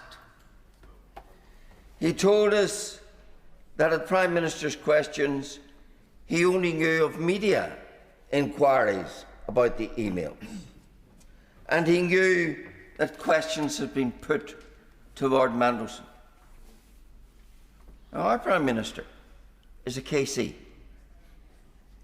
The natural instinct of a lawyer is to interrogate. The training of a lawyer is to equip them to interrogate. And yet this House is being told that when the Prime Minister stood at that dispatch box and said, "I have confidence in Lord Mandelson," though he knew that questions were being asked, he didn't interrogate and himself ask, about what? When he was told that he knew there were media inquiries about emails, if we're to believe this, he didn't ask, what emails? What do they say? Would he give way? Yes. The Honourable Member is making a fantastic speech, and the Prime Minister said he had confidence in. He didn't say pending investigation or a suspension or I'll look into it or I'll follow process. He said, I had confidence. Why does my honourable friend think that he didn't say, I will look into these situations seriously, and said I had confidence specifically at the dispatch box? I think that is the most troubling thing about this, that equipped with the knowledge that he inevitably had, Monday night's publications, knowledge that questions were being asked, knowledge that there were media inquiries about the emails, and yet the credibility of this House is to be stretched to be asked to believe that he, a trained lawyer, never interrogated any of that, never asked, what emails? What do they say? What questions have we asked? He came to this House blind, we are asked to believe, to all of that. Now, not only in the appointment of Lord Mandelson do we see serious flaw in the judgment of the Prime Minister, but if that is truly the situation, that he came to this House with a limited but uninterrogated knowledge of these matters, then it raises further questions about the Prime Minister's judgment on all this. Yeah. And I fear this House has many answers yet to receive. It's a matter of regret to me, as it is to others, that the Prime Minister is not here today to answer those demanding and alarming and yet simple questions. Questions that go to the very heart of not the Prime Minister's confidence in Lord Mandelson, but to the very heart of whether this House and this people can have confidence in the Prime Minister. Richard Ford. Madam Deputy Speaker, the UK has a proud tradition of appointing career civil servants as ambassadors. Our senior diplomatic service is respected worldwide, and travelling with the Foreign Affairs Committee this year, we have heard high praise for our, quote, Rolls-Royce civil service. Professional, reliable, globally respected. And one strength of the British civil service lies in the clear separation between politicians and officials. Since the Northcote and Trevelyan Report of 1854, civil service impartiality has been a sine qua non of a permanent civil service. The reputation of the British government depends on it. That rigid distinction has served us well across the decades and applies in the staffing of our most senior diplomatic posts. And yes, there have been occasional exceptions. Baron Llewellyn of Steep was one, the former Chief of Staff of Baron Cameron of Chipping Norton when he was Prime Minister. He was appointed first as Ambassador to France in 2016 and now serves as His Majesty's Ambassador to Italy.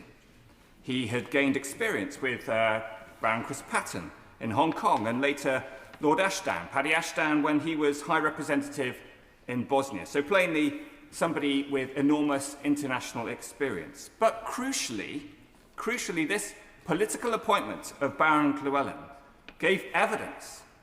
He was called to the Foreign Affairs Committee in 2017 to give evidence shortly after he had been appointed. Contrast that, the British way, with how the United States makes its ambassadorial appointments. It is common for American presidents to reward political donors or political allies with ambassadorial posts. Donald Trump's choice for the EU ambassador to London is a case in point. The ambassador to London is an investment banker, a donor to the Republican Party, and not a career diplomat. As of the 3rd of September, Donald Trump had appointed 67 ambassadors in his second term. 61 of them are political appointees, more than 90%. Yet in the United States, such appointments are subject to public scrutiny. Every US ambassador must first appear before the Senate Foreign Relations Committee, submitting detailed disclosures on their background, their finances, and their potential conflicts of interest before facing direct questions in a public hearing. In the United States, only after this confirmation hearing does the nomination proceed to the full Senate, where a confirmation vote is required. It ensures a level of transparency and accountability that is absent from the US, from this system here in the UK. Our system is set up for the appointment of senior civil servants who receive vetting on a rolling basis. The Foreign Affairs Committee was not afforded the opportunity to question Lord Mandelson, either in public, before his appointment, or subsequently. We saw this with this appointment of Lord Mandelson, neither the professionalism of the appointment of a British civil servant, nor the scrutiny associated with the political appointees in the US system. We should also look hard at what has happened in US-UK relations since Lord Mandelson took up his post in December. On Ukraine, Lord Mandelson's line was closer to the US than the UK, arguably, prior to his appointment as ambassador. He spoke frivolously on the Koonsberg programme about whatever happens on the fringes of Ukrainian territory. That was not the British government's position.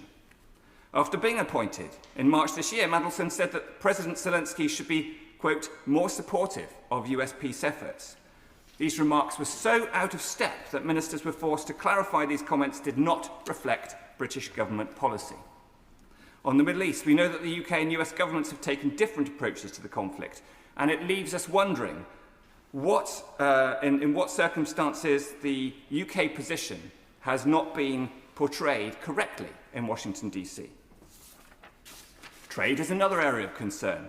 On the 1st of April this year, I gave the first reading of the US-UK trade agreement, a 10-minute rule bill arguing for stronger parliamentary scrutiny of any trade deal. And while parliamentary scrutiny of any transatlantic partnership with the United States is essential, so too it is with appointments to the role of ambassador. My instinct is that the UK ambassador to the US should be a professional British civil servant or an official. On that point? I will. I thank the member. Does he not agree? I mean, he's made the theoretical argument, the general argument, but the actual argument that Karen Pierce was a brilliant ambassador, would never have made the mistakes he alludes to that Lord Mandelson made, and should not have been replaced. I agree with the right honourable gentleman wholeheartedly and commend him for calling this debate in the first place. He's right. It was rumoured that Karen Pierce wanted to stay in, or at least was willing to stay on in post for another year, and she would have represented us in an excellent manner that we know was characteristic of her. The Prime Minister has extensive powers to appoint senior officials. Usually, The Civil Service Commissioners lead this process to ensure that the selection is on the basis of merit. The Constitutional Reform and Governance Act, or CRAG, allows the Prime Minister to bypass that check on his power. And in this case, it has had disastrous consequences. Madam Deputy Speaker, as I conclude, I have 2 questions for the Minister. 1. Will the Government commit that in future, any political appointment to a senior diplomatic role will go before the Foreign Affairs Committee for scrutiny before the appointment is confirmed? And 2, will the Government amend Clause 10.3 of the CRAG to ensure that diplomats, like senior civil servants, are appointed on the basis of merit and on the basis of fair and open competition? Thank you. Lincoln Job. Thank you, Madam Deputy Speaker, and I would like to thank and congratulate the member for Goole and Pocklington for securing this emergency debate. The focus of the debate thus far has primarily been in 3 areas: the victims of Jeffrey Epstein's appalling crimes, the conduct of Lord Mandelson prior to him being appointed, and then the judgment of the Prime Minister in both appointing and then firing Lord Mandelson as the British ambassador to Washington. And quite rightly, the House in this debate has focused on those 3 areas. But I want to add a 4th, which I personally find as chilling as the other 3.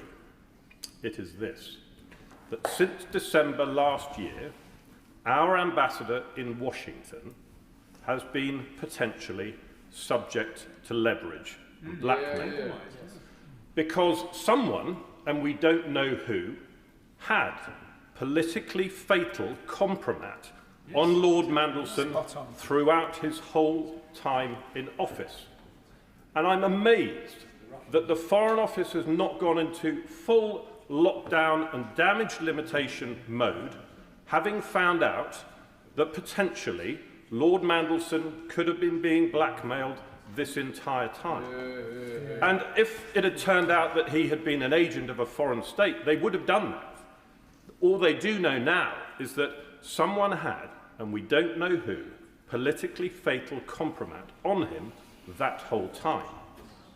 So I don't know if the Minister is aware, and the member for Honiton did talk about some of the behaviours of Lord Mandelson in office, and that's the bit I'm concerned about. I don't know if he's aware that Sir Ben Wallace gave an interview to Times Radio recently, in which he said that Lord Mandelson had been lobbying number 10 Downing Street on behalf of a single defence manufacturer for Britain to buy an unmanned military set of equipment, a major buy, without a competition, bypassing UK SMEs and expertise.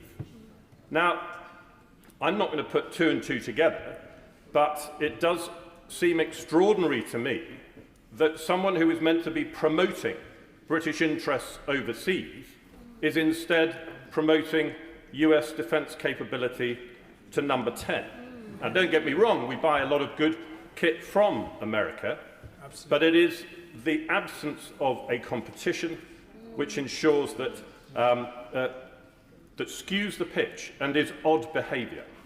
And so I would hope that when the Minister gets an opportunity to speak, he will talk about what measures the number 10 and the Foreign Office are taking to examine every single thing that Lord Mandelson did when our ambassador, in order to establish the extent to which the politically fatal compromat had skewed his judgment and driven his behaviour. Thank you, Madam Deputy Speaker. Final backbench contribution, Ben Obsijekti. Thank you, Madam Deputy Speaker.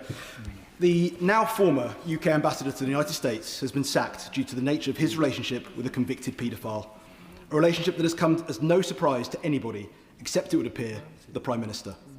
The Prime Minister knew of Lord Mandelson's relationship with Epstein, the former Foreign Secretary too, and yet his appointment was felt to be worth the risk, even despite warnings from President Trump's co-campaign manager, Chris Lasivita, who criticised the replacement of the former ambassador, Dame Karen Pierce, as replacing a professional, universally respected AMBO with an absolute moron. Even the Foreign Affairs Select Committee chair, effusive in her praise for Lord Mandelson, asked for him to come before her committee to allow my colleagues to hear directly why the Prime Minister had appointed him. With her face pressed up against the cabinet room window like Tiny Tim out in the cold, I'm surprised she could be heard. But the Minister for the Overseas Territories, looking sheepish in his place on the front bench, was emphatic. We are absolutely convinced that Lord Mandelson will do an excellent job as our representative in Washington, he stated. And yet that whole time, the government was aware of the security warnings that Lord Mandelson's relationship with Jeffrey Epstein crossed the line of what is acceptable and failed to meet the standard expected of what is arguably our most critical ambassadorial appointment. The President of the United States arrives for his second state visit tomorrow, yet we now suffer the embarrassment and indignity of having had to sack our ambassador for his proximity to a man found guilty of soliciting prostitution from a child, whose girlfriend was convicted in 2021 of sex trafficking, conspiracy and transportation of a minor for illegal sexual activity. Indeed, an aspect of this that remains unclear is the nature of Lord Mandelson's relationship with Ghislaine Maxwell. The New York Times has described it as a stinging embarrassment that casts a shadow over the planned state visit. How has the Prime Minister allowed this to happen, ignoring the advice from his security assessment to appoint him anyway, embracing the risk, then having it blow up in his face? Prior to entering Parliament, I worked for Barclays Bank, and in 2021, the bank's CEO, Jess Staley, resigned amid a regulatory probe into whether he mischaracterised his relationship with Jeffrey Epstein. I actually raised a complaint with my managers that was roundly ignored, never advancing beyond managing director level, such was the squeamishness that surrounded the story. I was furious that Barclays still paid Staley his £2.4 million salary and £120,000 pension contribution whilst being defenestrated for his relationship with Epstein. This isn't privileged information, it was widely reported. And yet, whilst the financial world saw fit to wash its hands of Staley, this Labour government welcomed Lord Mandelson with open arms. Those linked to Jeffrey Epstein, who had maintained a relationship with him after his conviction, had visited his island many times where the crimes took place, had long since been deplatformed, deemed too toxic to hold positions of power, and yet the hubris of the Prime Minister saw him ride roughshod over such glaringly obvious concerns. Being the Prime Minister is to take the mantle of the UK's decision-maker-in-chief, to own the responsibility of making not just difficult decisions, but the most difficult decisions. Appointing an ambassador to the United States is not the political banana skin that should bring down the government, and yet here we are. The government is teetering on the brink. Yesterday, the Prime Minister gingerly began climbing down over his handling of the Mandelson sacking. When he came to the chamber last Wednesday, he robustly defended Lord Mandelson, playing to the baying crowd. He even had the chutzpah to claim that the Conservative Party has a leadership contest going on. Interesting to see him in the smoking room last night between votes, wasn't it? Last Wednesday, the Prime Minister stated that full due process was followed during this appointment. He said it twice. If that is true, then the Prime Minister knew the full scope of Mandelson's relationship with Jeffrey Epstein. If he didn't know, and new information subsequently came to light, then either the vetting standards of the government are incompetent, or the claim of full due process is inaccurate. I have confidence in the ambassador. He said that twice too. The Prime Minister's explanation yesterday stated that there were 3 reasons for his tergiversation. The nature and extent of the relationship being far different to what I'd understood the position at that point of appointment. The questioning and challenging of the conviction, which, as I say, goes to the heart of and cuts across what this government is doing on violence against women and girls, and the unsatisfactory nature of the responses from Peter Mandelson last week to the inquiries made of him by government officials, I took the decision to remove him. So can the government lay out precisely what the full due process that was followed? The Prime Minister claims he didn't learn the content of the Bloomberg emails until after his robust defence at PMQs. So, did Lord Mandelson fail to disclose this information during his vetting interview? Was there even a vetting interview? Or did Lord Mandelson disclose everything and the Prime Minister is displaying willful ignorance? I will give way. Grateful to the Honourable Gentleman for giving way. His speech reminds me of an earlier episode in UK-US relations when Donald Rumsfeld referred to known knowns, unknown unknowns and known unknowns. And whilst the government might be forgiven for not holding Peter Mandelson to account for those unknown unknowns, does he not agree with me that it's unforgivable that they have traded and staked Britain's diplomatic relationship with the US on known unknowns? With the honourable member, and I think it's incredible that such lax vetting has taken place from this government with regards to what is such an obvious conflict of interest. The nature and extent of the relationship. We knew about Mandelson's closeness to Jeffrey Epstein when the notorious birthday book was published, where Lord Mandelson described the convicted paedophile as his best pal and signed off his many pages of unctuous praise with the line, "Yum yum." What else did the Prime Minister learn beyond that? He claims he only knew of his association. That would appear to be questionable. The questioning and challenging of the conviction. Was Lord Mandelson asked about his opinion of the conviction of his best pal during his vetting interview? Did he disclose that he felt or had ever felt that the conviction was unjustified? Either he wasn't asked, incompetent vetting, he didn't disclose, not a suitable appointment, or he did disclose and it was ignored by the Prime Minister. Exactly. Which is it? Yep, very good. The unsatisfactory nature of the responses, the only aspect in the investigation we are yet to learn. The Prime Minister must publish this new information so that this House can fully understand if his answers are unsatisfying now but not before. That would suggest that full due process was not followed in contradiction to what the Prime Minister claimed last week. This whole sorry episode looks set to derail the visit of the President of the United States tomorrow. We are a long way from the chummy bonhomie of the Prime Minister feeling he'd stuck the landing when his perfectly stage-managed hand delivery of the invitation letter to President Trump. I wonder how he's going to explain this all to the President tomorrow. The Prime Minister knows his days are numbered. The new shadow cabinet know his days are numbered. The backbenchers know his days are numbered. Perhaps the Prime Minister should try talking to them on a regular basis and not just greasing up to them in a smoking room when he needs their support. If the Prime Minister cannot exercise the judgment required of the office, then he must resign.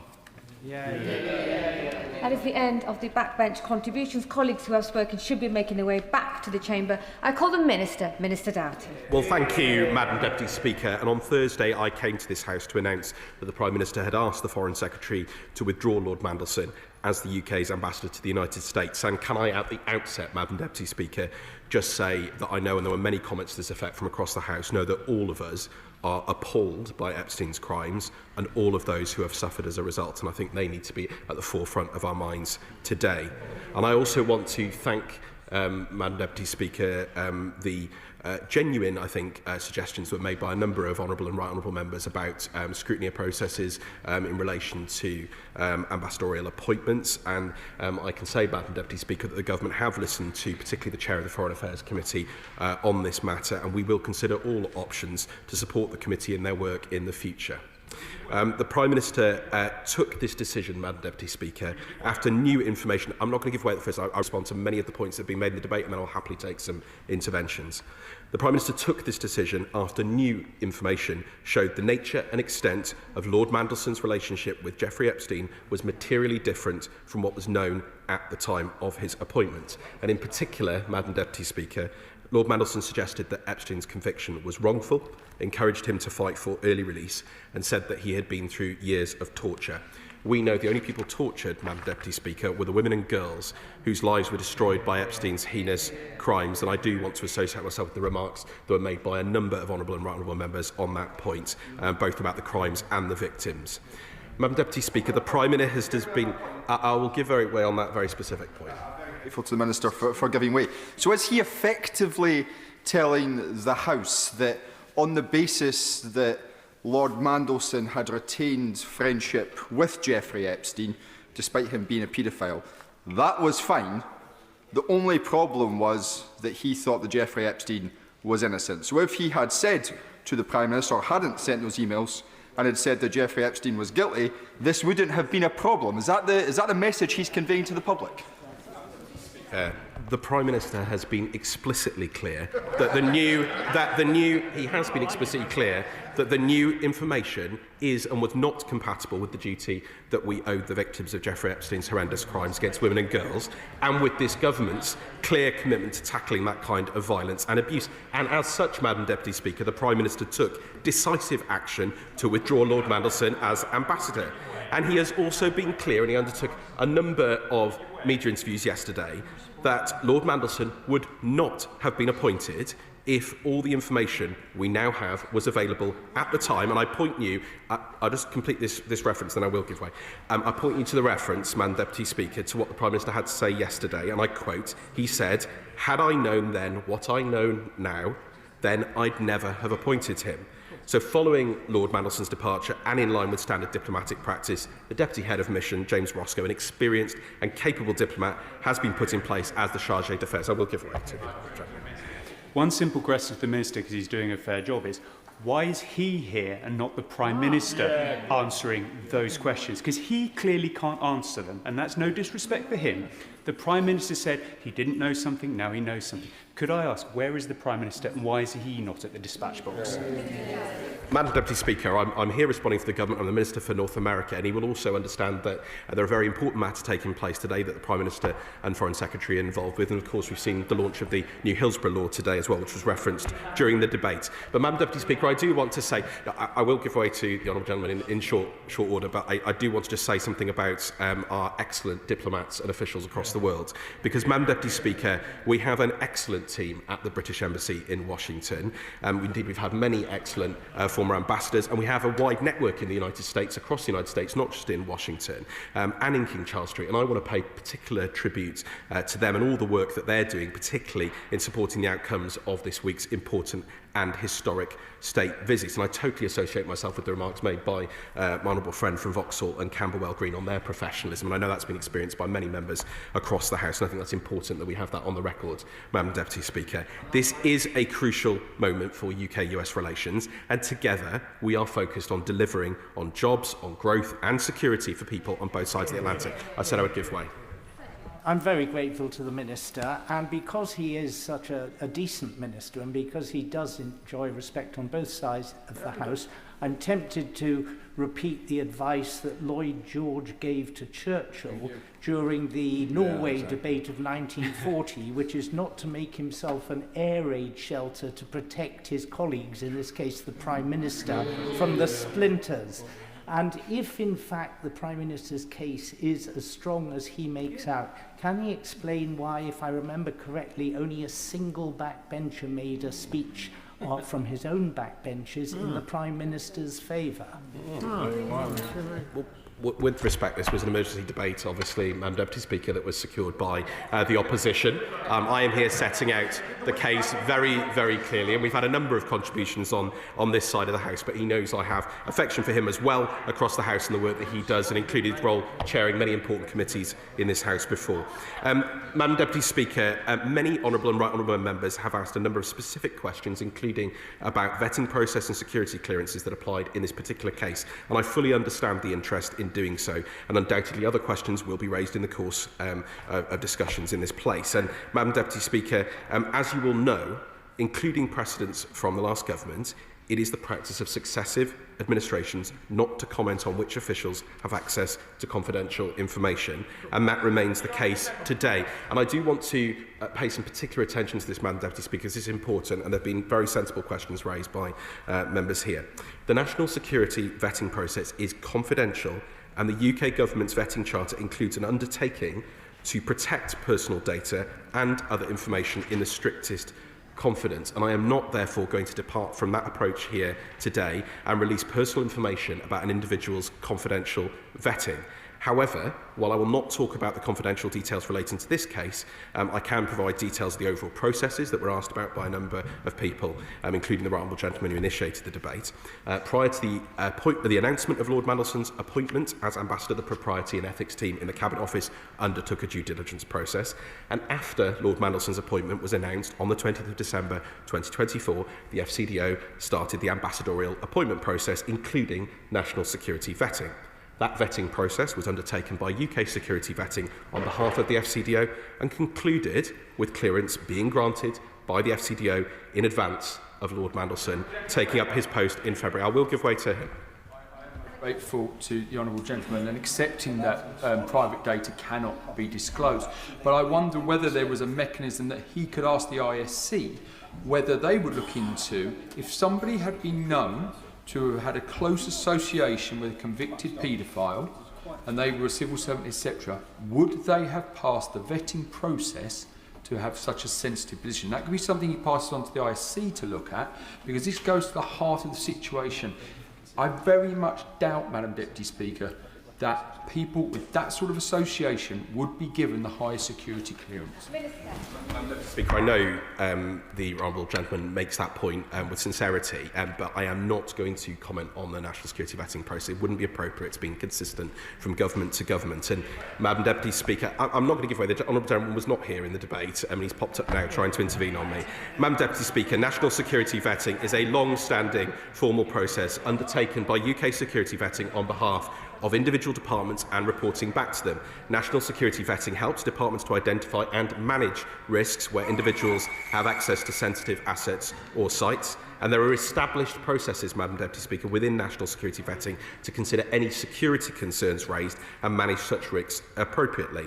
And this is very important, Madam Deputy Speaker. The national security vetting process is rightfully independent of ministers who are not informed of any findings other than the final outcome. Exactly the same procedures on that were followed in this case. I will make a little bit more progress and then I'll happily give way. As I said at the start, Madam Deputy Speaker, but returning to the fundamental question that has been asked by many honourable and honourable members, in light of new information, the Prime Minister made the decision to withdraw Lord Mandelson as ambassador. The Prime Minister took decisive action on these issues, and now the government's focus is seizing the opportunities of our US partnership as we look forward to the next phase of government, moving from fixing the foundations to driving forward growth and national renewal. And a lot of honourable and right honourable members asked very sensible questions about the relationship with the United States, our economy, our security, the state visit that is happening this week. And I would point the House, Madam Deputy Speaker, to the fact that last week we secured and announced a £400 million contract with Google Clouds, boosting secure communications between the UK and US and building new intelligence capabilities for the UK Armed Forces. On Sunday, Madam Deputy Speaker, we announced over £1.2 billion of private US investment in the UK's world-leading financial services sector, and that new investment is going to create 1,800 new jobs across the UK and boost benefits for millions of customers. And just yesterday, Madam Deputy Speaker, we announced a new UK-US partnership on civil nuclear power as part of our drive to put billions of pounds of private investment into clean energy. And I look forward to further announcements over the coming days. Order! I can barely hear the Minister. Well, thank you, Madam Deputy Speaker. I have, Madam Deputy Speaker, I think I've taken a number of interventions, and I do want to make some points and make some progress here. Honourable and right honourable members asked about the US-UK relationship. I can tell them that it's strong, it's thriving and it's growing, Madam Deputy Speaker.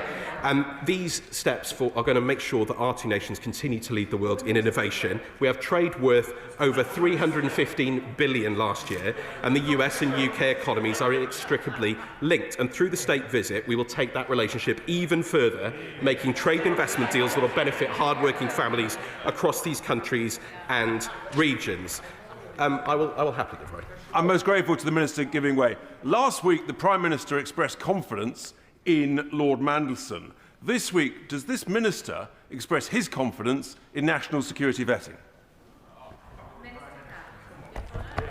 Madam Deputy Speaker, of course I have confidence in our national security vetting staff. They do incredibly important work keeping this country safe, and I am not going to comment on individual cases. I've been very, very clear about that. But can I just return to the fundamental question that he and others asked, Madam Deputy Speaker? I will happily go to the Chair of the Committee. I wondered if the honourable gentleman might help us with this. In the letter that the new Foreign Secretary wrote to me, she told us that the propriety and ethics team in the Cabinet Office conducted a due diligence process prior to the announcement of the appointment at the request of number 10. The FCDO was not asked to contribute to that process, and no issues were raised with the FCDO as a result of that process. Is the honourable gentleman, now that he's heard that, was he surprised that the Foreign Office were not involved in that? Madam Deputy Speaker, I've set out the process very clearly, and I note the Chair has had that letter. It does set it out very clearly in the letter, and she may have missed just slightly at the start of the debate the commitment I made to her and indeed members of her committee about considering all options to support the committee in their work in the future in relation to pre-scrutiny processes. I think it's a very important and sensible point that she made. Madam Deputy Speaker, I'm going to conclude because I do want to get back to the fundamental question here, Madam Deputy Speaker, which is that the Prime Minister has made clear that Lord Mandelson should not and would not have been appointed as ambassador in light of the shocking information that came to light in the past week. And the argument, Madam Deputy Speaker, that we've heard today from members opposite is that this was clear all along. But, Madam Deputy Speaker, if the full depth and extent of this relationship had been so obvious, I hardly think that Lord Mandelson would have been one of the leading candidates to become Chancellor of Oxford University. But he was, and Madam Deputy Speaker, I highly doubt that he would have been offered a job as presenter on Times Radio, but he was. And Madam Deputy Speaker, when he appeared on BBC Newsnight, Madam Deputy Speaker, a programme that's done very important work investigating the crimes of... Order. Is it really a point of order? It is a point of order. Point of order, Desmond Swayne. Am I mistaken in my belief that there is a convention in the House that when the Leader of the Opposition puts her hand on the dispatch box and seeks to intervene, the Minister gives way? This is not a matter for the Chair, and it's entirely up to the Minister if he wishes to give way or not. Minister Doughty. Madam Deputy Speaker, I was making an important point about the scrutiny that BBC Newsnight had done on Jeffrey Epstein, and I'd expected such serious questions would have been asked of him, but to my recollection, none were. And indeed, I'm glad that the Leader of the Opposition wants to intervene on me, because I have a question for her. She and the Shadow Foreign Secretary, indeed other people who've been speaking on the other side, have regularly raised questions today. But I would ask them, did they raise a word in this House about Lord Mandelson's appointment before last Wednesday?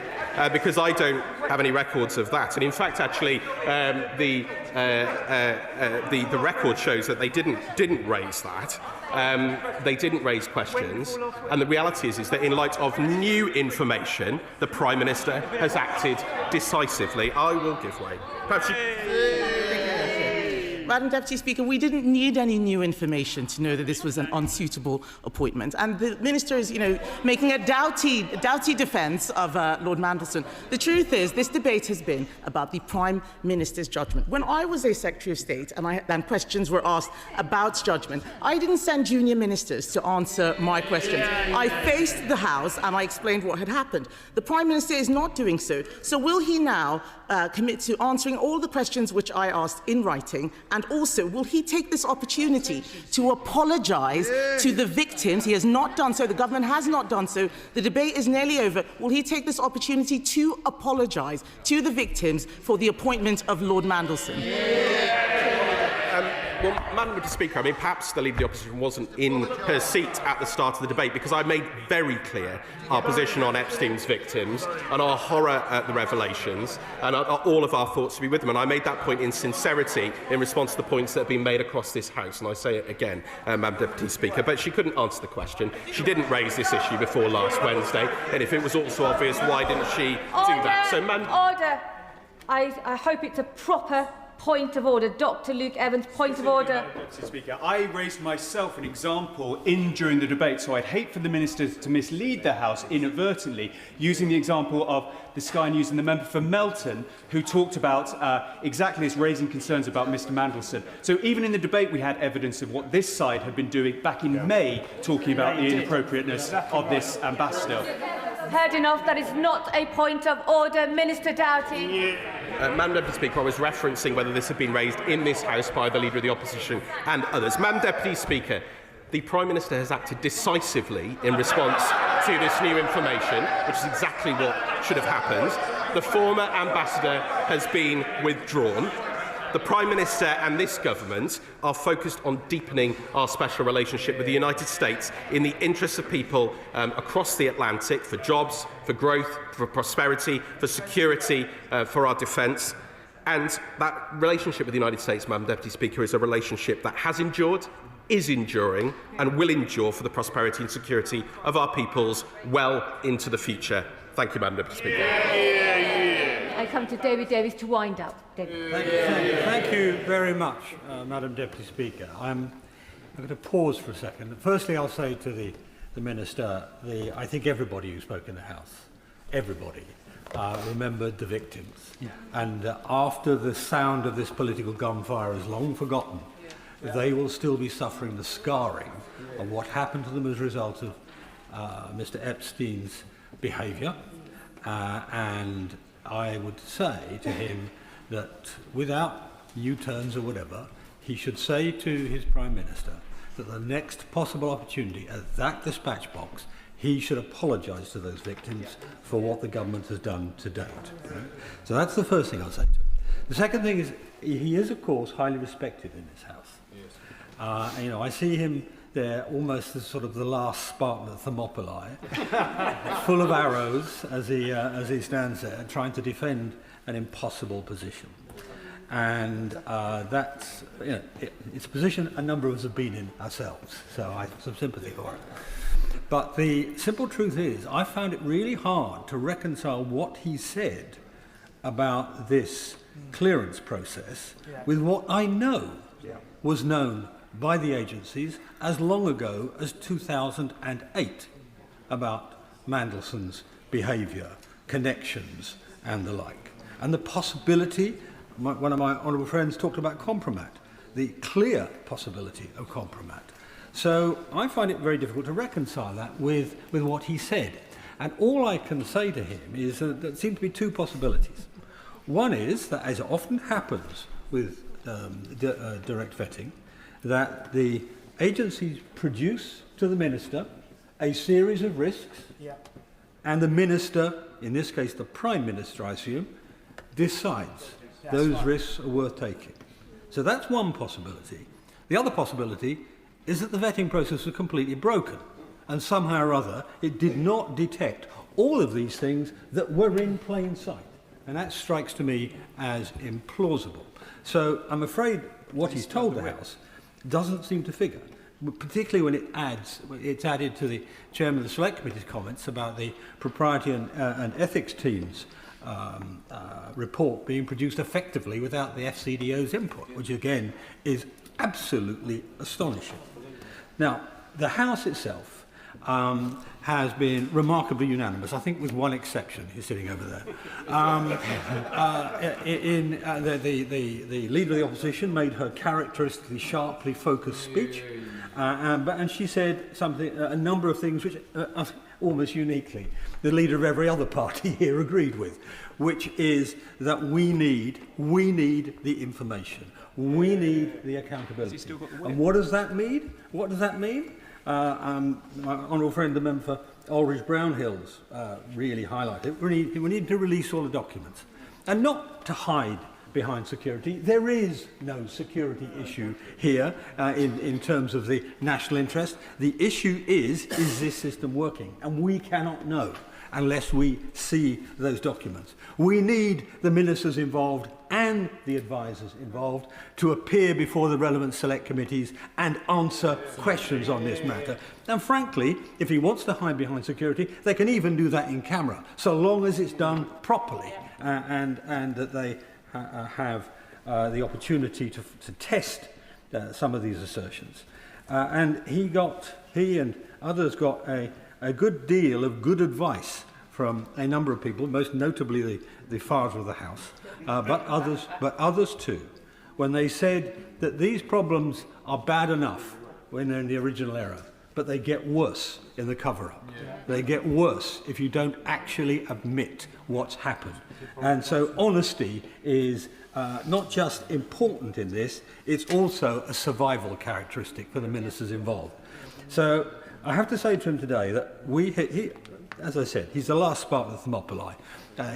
He's not been sent here with the weapons to deal with this. He's not been sent here with the answers to the questions that we all properly have.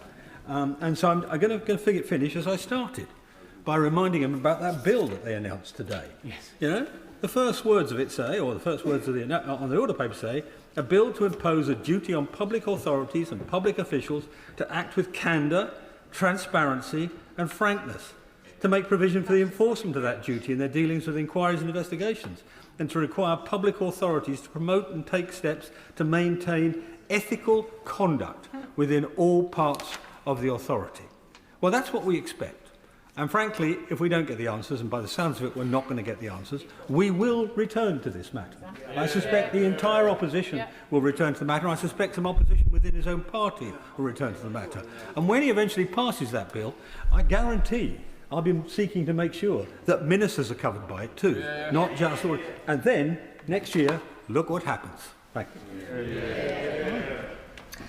The question is as on the order paper. As many as that opinion say aye. Aye. The contrary, no. The ayes have it. The ayes have it. I'll give the front benches a few moments to swap over as we prepare for the 10-minute rule motion. Colleagues need to leave quietly and quickly.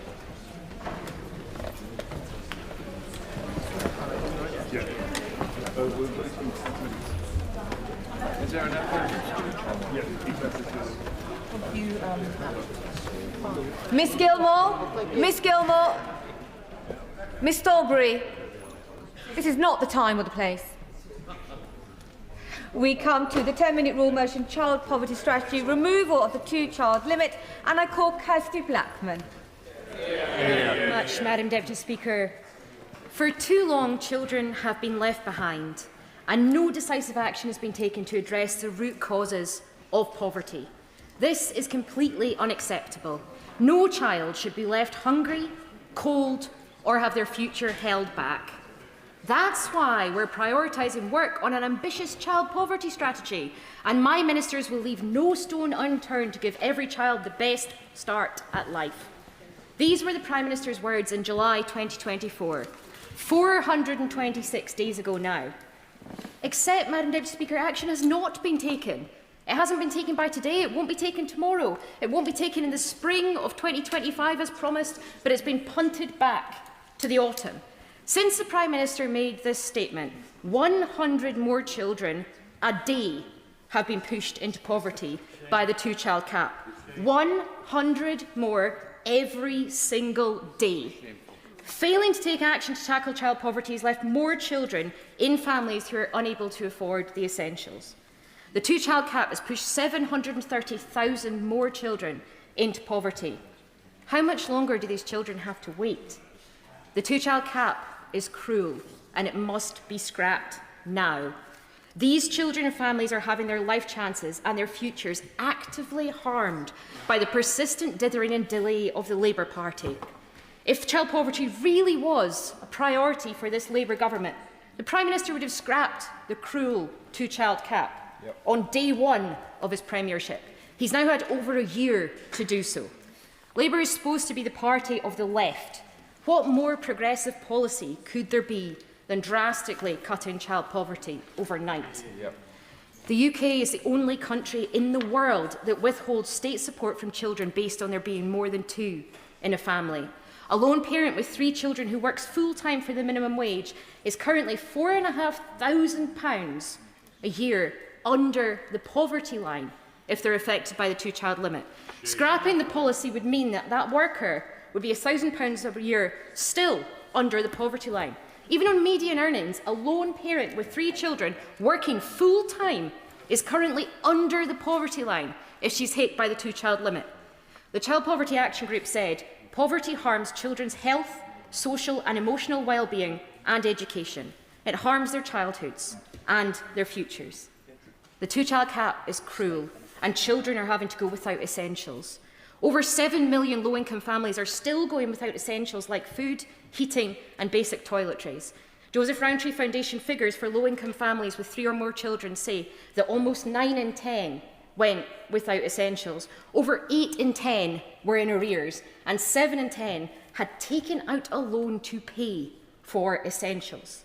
93% of families who responded to the Child Poverty Action Group's rolling survey said the 2-child limit meant that they struggled to pay for food. On the current trajectory, 34% of bairns will be in poverty by 2029-30, including half of all children in large families. Scrapping the 2-child limit would bring 670,000 people out of severe hardship immediately, including 470,000 children. CPAG have said abolishing the 2-child limit is the most cost-effective way to reduce child poverty, which is at a record level. Other experts and charities agree with this assessment. Stop arguing about affordability. Scrapping the 2-child cap will cut poverty at a stroke and is the most cost-effective way to do so. The 2-child cap is cruel. How are we still having to argue about this? The new DWP Secretary said last year that it's open to debate whether the 2-child cap is a harmful policy. It is a harmful policy. It's harming families and it's harming children. Why on earth would the Prime Minister put someone in charge of the DWP that willfully ignores every single expert when it comes to the two-child limit? The two-child cap is cruel and it's disproportionately impacting children in larger families, women and those in minority ethnic communities, people who are already vulnerable and already suffering disadvantage as a result of multiple issues. The two-child cap is cruel and it's unfair. But contrary to the government's arguments, this is not a problem of worklessness. 59% of families affected by the two-child cap have at least one working parent. By next month, 1 million children in working families will be hit by the two-child limit. Shameful.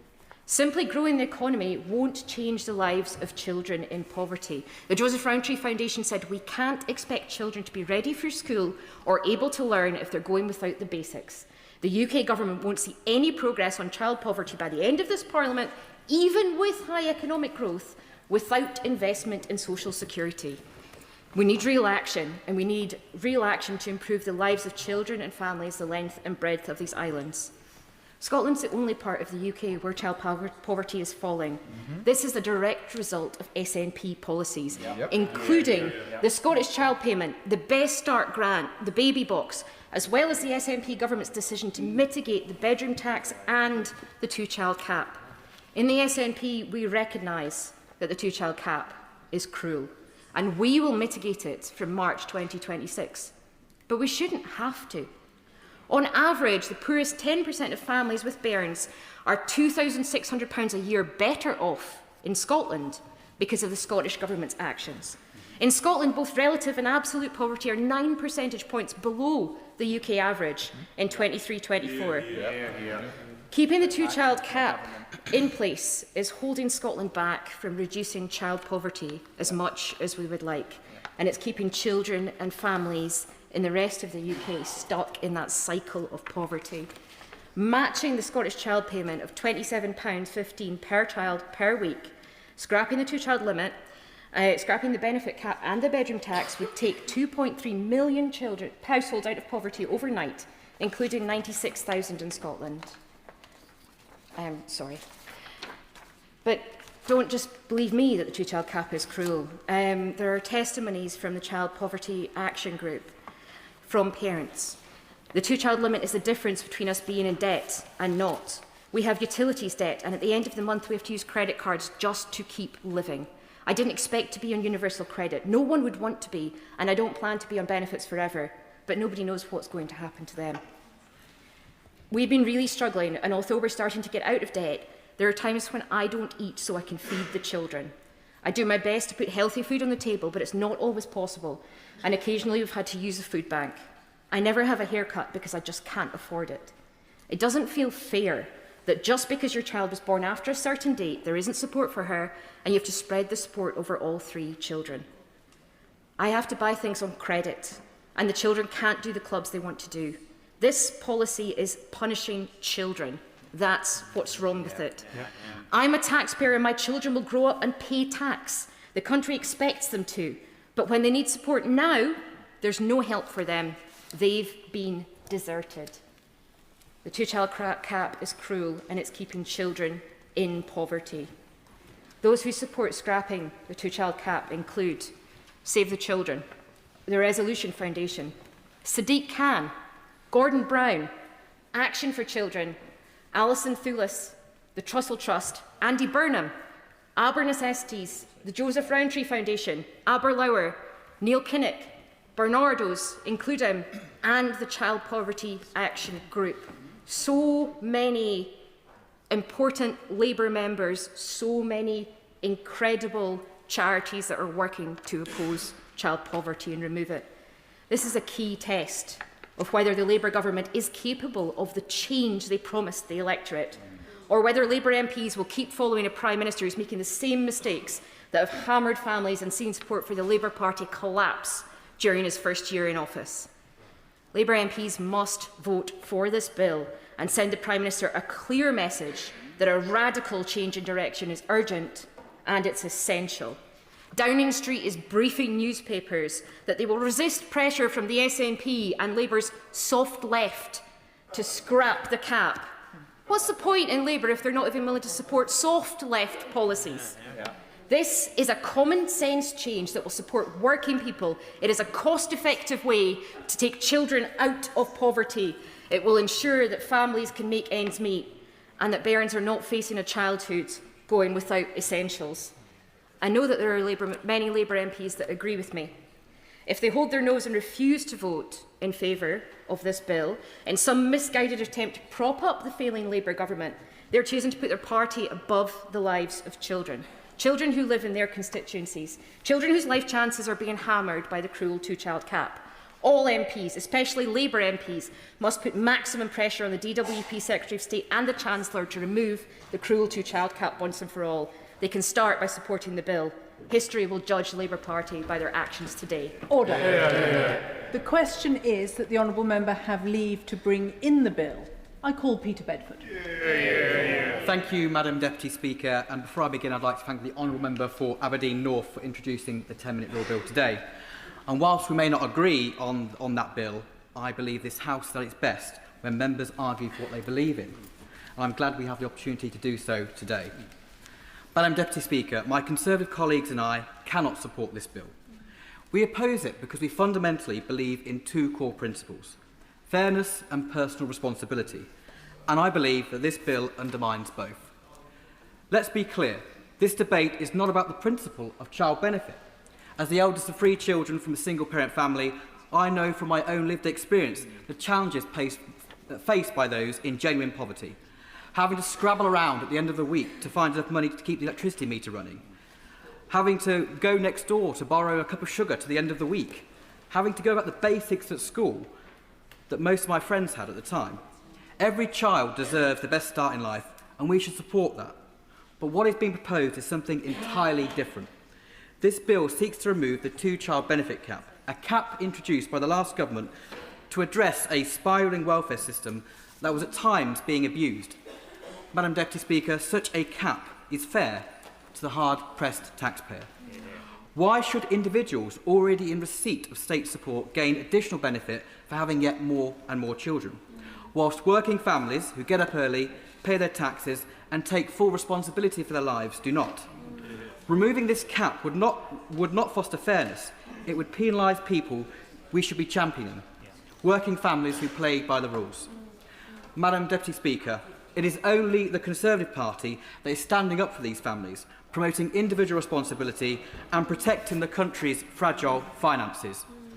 Meanwhile, we have members on the government benches, not content with the chaos they've inflicted on the nation recently, now competing to be the most socialist, declaring their support for scrapping the cap, despite knowing full well it'll cost the country an eye-watering £4.5 billion a year. Madam Deputy Speaker, we must be honest with the British people. This is a massive unfunded commitment that doesn't reward people for doing the right thing.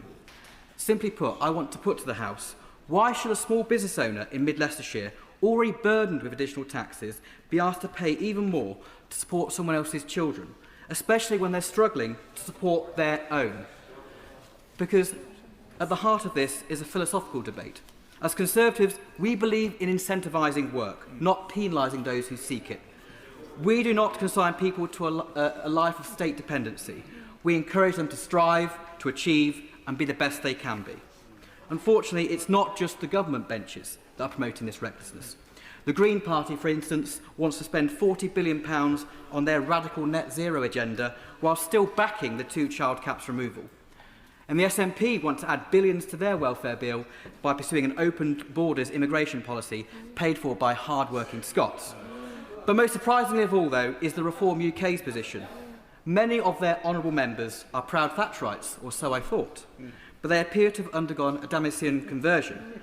I believe they are now backing scrapping the cap, a policy that would hammer hard-working, ordinary white van men across the country. As we approach what would have been Mrs Thatcher's centenary, I can only imagine what she would have to say about such anti-aspirational and profligate approach to public finances. You simply cannot claim to want to reduce the welfare bill by pursuing policies that will push the bill up by billions. So let me speak directly to the British public, who are inherently conservative-minded. If your political beliefs are rooted in economic freedom and low taxation, Can you really support parties that want to take your hard-earned money and hand it to those unwilling to take responsibility? Only the Conservative Party stands with you. We believe in letting people keep more of the money they've earned.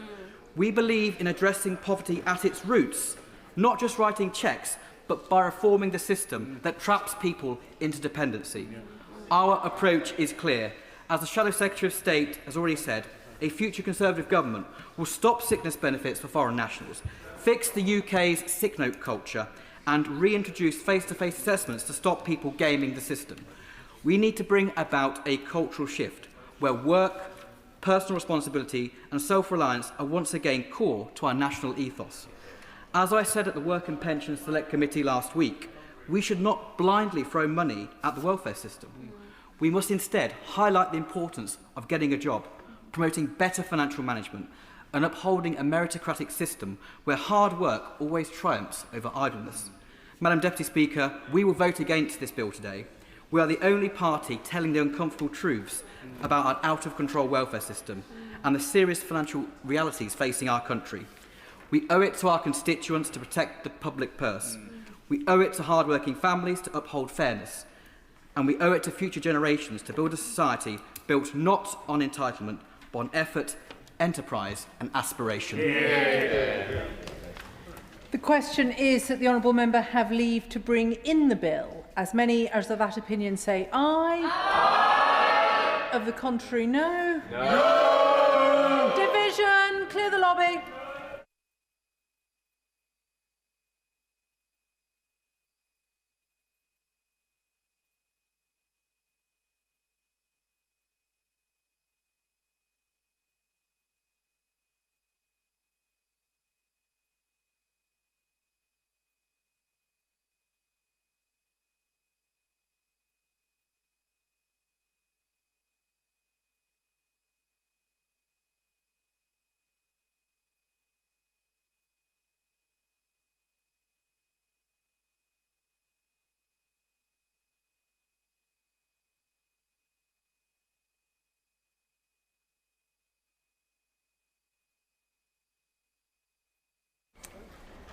The question is that the honourable member have leave to bring in the bill. As many as are of that opinion say aye. Aye. Of the contrary, no. No. The tellers for the ayes are Kirsty Blackman and Graham Ledbetter. The tellers for the noes, James Wilde and Lincoln Johnson.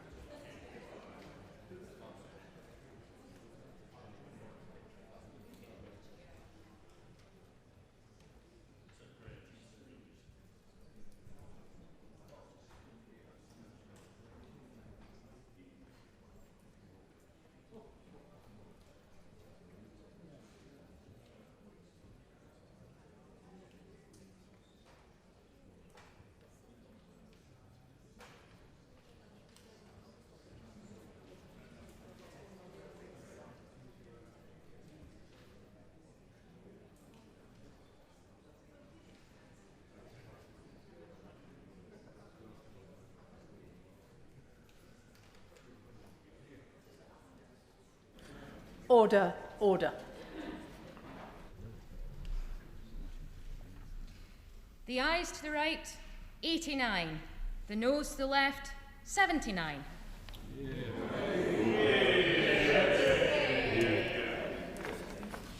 The ayes to the right were 89, the noes to the left 79, so the ayes have it. The ayes have it. Unlock.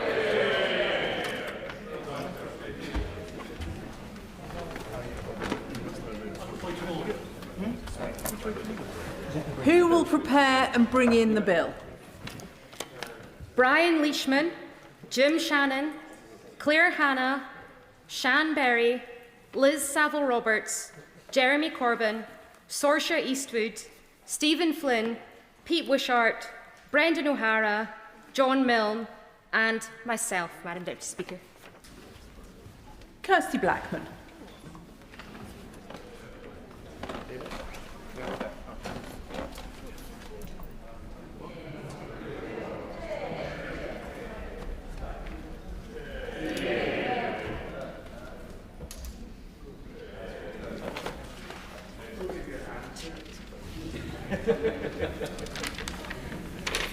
Child Poverty Strategy, Removal of Two-Child Limit Bill.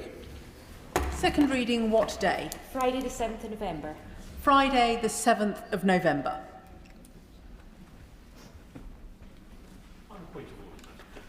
Point of order, Mike Wood. Madam Deputy Speaker, on the 7th of April I tabled a question as Shadow Minister for the Cabinet Office to the Minister for the Cabinet Office asking about updating guidance for ministers to declare hospitality and meetings with social media platform. As this is the last sitting day before the 6-month anniversary of tabling that question, can I ask you, Madam Deputy Speaker, whether there's been any indication from the government as to whether they intend to either answer that question on the floor of this House or to perhaps write in the near future? Can I thank the honourable member for having given notice of his point of order. He will know that that is not a matter for the chair. However, I'm sure the government front bench has heard his point of order and will be exhorting Cabinet Office colleagues to respond as soon as possible. The clerk will now proceed to read the orders of the day. Sentencing Bill, second reading. I beg to move. The reasoned amendment in the name of Robert Jenrick has been selected. Minister to move the second reading. Secretary of State. I beg to move that the bill now be read a second time.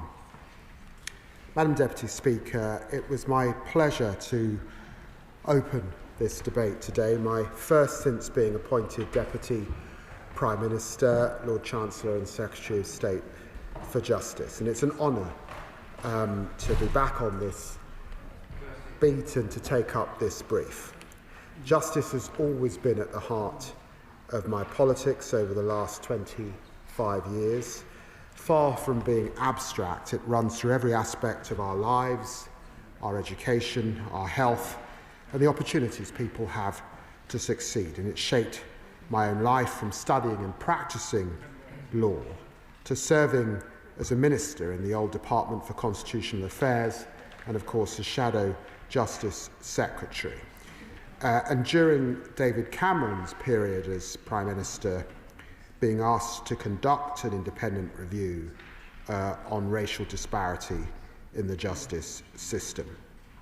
Madam Deputy Speaker, I grew up as a working class kid in Tottenham and saw too many young black men end up on the wrong side of the law. I represented Tottenham during the 2011 London riots, addressing firsthand the destruction caused when peaceful protests were hijacked by violent criminals. And during the Lammy review, I also saw the state of our prisons operating close to maximum capacity, putting the public at risk of harm. Public protection is exactly why we have introduced the bill before us today. At the heart of it is the threat that the previous Conservative government left us with, that our prisons could run out of places entirely, with nowhere to put dangerous offenders, police without the capacity to make arrests, courts unable to hold trials, a breakdown of law and order unlike anything that we've seen in modern times. And as Deputy Prime Minister and Justice Secretary, I will never allow that to happen. Because the first duty, Madam Deputy Speaker, of government is to keep the public safe. Of course I'll give way. I'm grateful to the Deputy Prime Minister for giving way, and I broadly welcome the provisions in this bill which will take on the mess that the Conservatives left behind. But does the Right Honourable Member agree with me that it is important to get the balance right between the purposes of prison, particularly for violent crime, which is to rehabilitate criminals, but also be a deterrent, a punishment, and to maintain public safety and deliver restorative justice? I say to the Honourable Gentleman, that's a very good summary. What we must have is punishment that works. And I'll go on in my speech to talk about this a bit later. But when you look at the record of the last government, and I wanted to look at the figures very closely, the recidivism rates running at 60, 65, 68%. Something's not working when people are going back to prison over and over and over and over again. I got the department to give me the figure. Over 5 million offences. Victims. All of those offences have victims. We've got to do something about it, and I think the bill begins to get us into the right place. Because the first duty of government is to keep the public safe. But this bill is not only about preventing an emergency, it takes us back to the purpose of sentencing, which must be, as has been said, punishment that works. Punishment that works for victims who deserve to see perpetrators face retribution. Punishment that works for society who want criminals to return to society, not more dangerous, but less dangerous. And punishment that works to prevent crime. I give way to you, Lady. To the Right Honourable Gentleman, and there's much to welcome in this sentencing bill, including the inclusion of restriction zone measures, which are a testament to the tireless work of my constituent Rhiannon Bragg and her fellow campaigners. There are details here that need to be clarified, though, and a couple of questions. Which offenders will be automatically included? Will these measures be applied retrospectively, and if so, to which offenders? Where will these zones be in relation to victims, and how will they be used and monitored in ways that are different to the current exclusion zones arrangements? Well, can I begin by paying tribute to her constituents for fighting to ensure that we got the balance right. And at the heart of her question, and again I'll come on to this in a little time, and I know it will be explored in depth during committee stage, at the heart of this is the system we have now, which is effectively exclusion zones, excluding people from areas, and a lot of women who face domestic violence, a lot of women who've had stalkers, a lot of women who've faced violent men have had the situation where someone's been excluded. But actually, what we're doing is turning that on its head and restricting the individual to a particular place, or a particular house, or a particular street, which gives those women much more safety than they had in the past. And I hope that her constituents will welcome that, because I know it's something that particularly domestic violence campaigners were calling for. So it's punishment that works for victims who deserve to see perpetrators face retribution. It's punishment that works for society who want criminals to return to society, not more dangerous, but less dangerous. And it's punishment that works to prevent crime. And let me start, but I want to thank David Gork and his panel of criminal justice experts for carrying out the independent sentencing review, which laid the groundwork for the work. And I have to say, it was a thorough, comprehensive, excellent piece of work, and I went through it in detail, obviously, when I got into the job. And I also want to thank my predecessor, the member for Birmingham Ladywood, for her work in bringing the bill to this point. Madam Deputy Speaker, when it comes to prison places running out, our constituents right across the House ask the question, why don't we just build more prisons? That's what they ask on the street.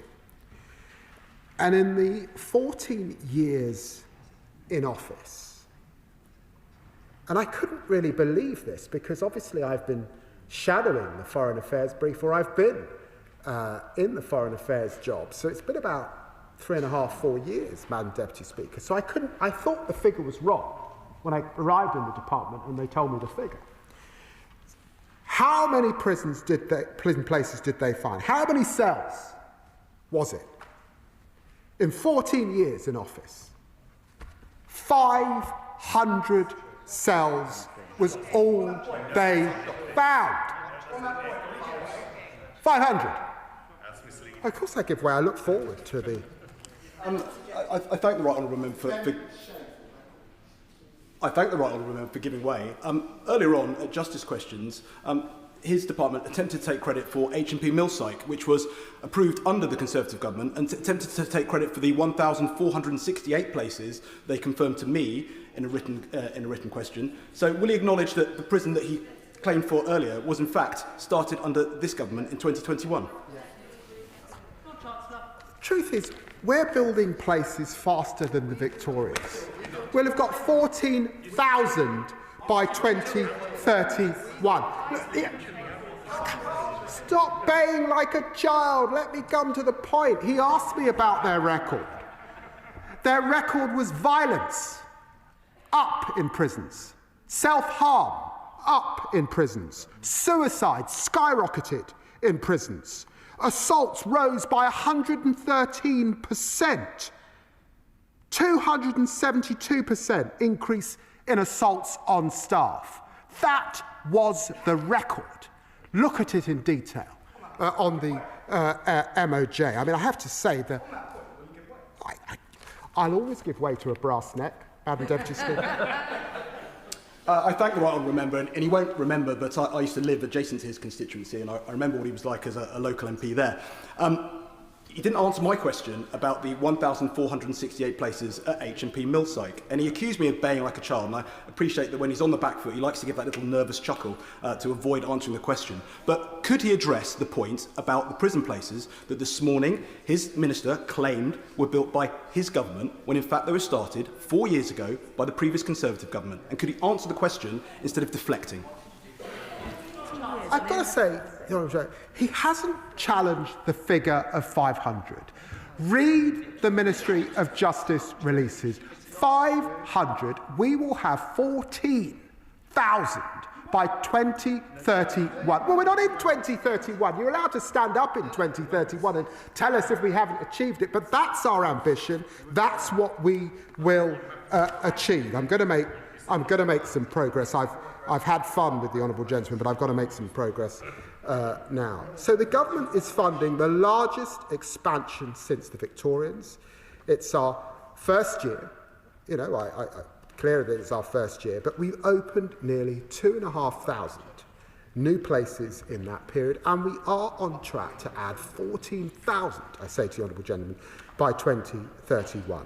And in the next 4 years alone, we'll spend £4.7 billion on prison building. Answering that question that our constituents want, where are the prisons?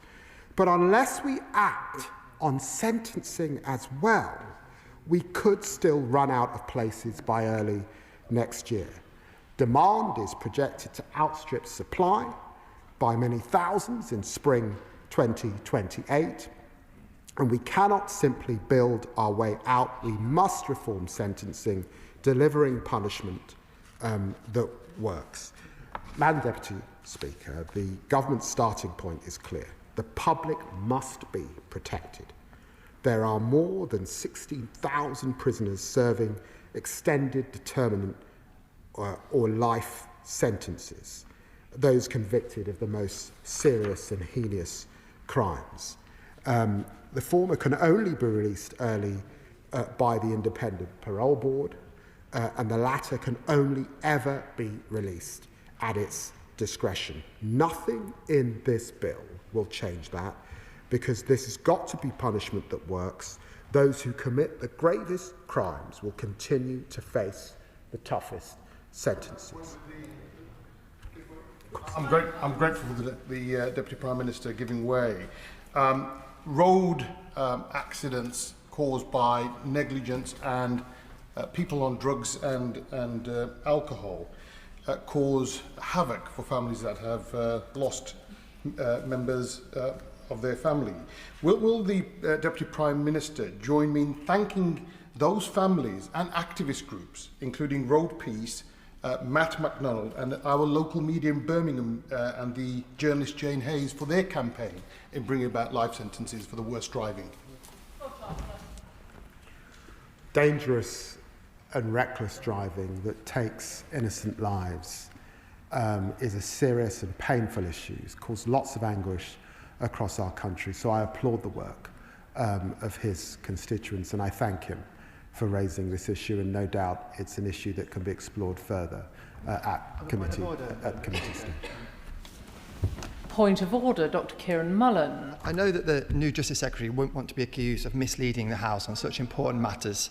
He momentarily referred to the measures before the House today not affecting the sentences for people accused of the gravest crimes. The measure before the House today will reduce sentences for rapists and child abusers. I'm sure he either thinks that those are grave crimes and he wants to correct the record, or he doesn't. Order. That's quite simply not a point of order, but a point of debate, which I'm sure the Shadow Secretary of State could well come to in due course. Lord Chancellor. I'm very grateful. I've got to say to the honourable gentleman again, he's got to read the bill.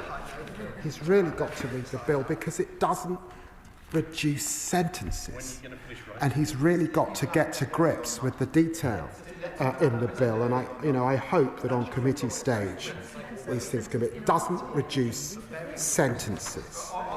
What the bill, I'm going to make some progress. What the bill introduces is a new progression model for standard determinant sentences, in incentivising offenders to behave in prison.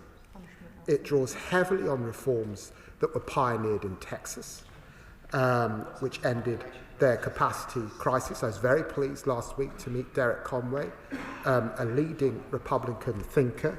I refer him to Clause 20 and 21 that amend the release point for regular standard determinant sentences. A minimum of 1/3 will be served in prison. For more serious crimes at a standard determinant sentence, at least half must be served inside.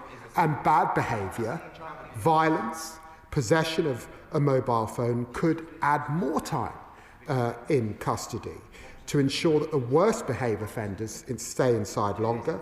We'll double the maximum additional days for a single incident from 42 to 84. I say to the honourable gentleman, I really do urge him, this has got to be punishment that works. Sentences that are tougher when offenders show contempt for the rules of prison. But what we want, what I think the public want, are people coming out of prison reformed. And that's what we're attempting to do. Madam, I will give way. I've got a lot of sympathy with the sentencing bill, and I've got a lot of sympathy with the argument there's no point calling for longer sentences unless you build prisons. I accept that. But I'm just worried about this presumption that if you're sentenced to less than 12 months, you shouldn't receive a custodial sentence. As a practising barrister former, I understand the arguments why short sentences often don't work. But there are many offences, such as shoplifting, which are, people are complete pests and they're causing enormous damage to the economy. So I'm afraid, I know it may sound hard, but sometimes you have to issue short sentences for this sort of offence. And really we should trust the courts and not try us in Parliament to impose our judgment on them. Chancellor. I do understand the seriousness that the Father of the House is making in his point. Let me say this. The first thing is we're not abolishing short sentences. The presumption to suspend short sentences does apply, particularly where there is significant risk of harm to an individual. The last government commissioned work on this that David Gauke relied on in his review. The work began in 2019, deep research. And the problem was that the recidivism rate for those who were committing short offences was just desperate. They're prolific precisely because prison isn't working for this particular cohort. So what's also in the bill, and I think it's good Catholic stuff, is the intensive supervision court, where the judge is gripping what is happening with that defendant. Is it drugs? Is it alcohol? Is it addiction? What's going on? Really gripping what's going on to get underneath the prolific offending. But I just want to emphasise, we're not abolishing short sentences entirely. I understand the point that he makes. So, under these measures, offenders who are released will still be deprived of their liberty. Immediately after prison, offenders will enter a period of intensive supervision by the probation service. Clauses 24 and 25 introduce a strengthened licence period with strict conditions tailored to risk and offence, and it will be possible to apply new restrictive licence conditions, stopping offenders from going to the pub, stopping them from attending football matches or driving cars, restricting their liberties, their life, in order to place conditions to stop them being prolific. Of course, I give that. I'm very grateful to the Lord Chancellor for giving way. He describes a system which will rest heavily on the service of the probation service and on the reliability of tagging systems. Unfortunately, in my constituency's surgeries, I've recently heard from constituents living in fear as the victims of violent crime because the perpetrators have not been efficiently and timely tagged as they've been released. So can the Lord Chancellor assure us that there will be adequate resources for the probation service and that the contracts given to tagging firms like Serco will be supervised to ensure that they are of reliable standard? Lord Chancellor. Well, I'm very grateful to the honourable gentleman raising this issue, and it was why I ensured that my first visit was to a probation setting. I pay tribute to our probation workers.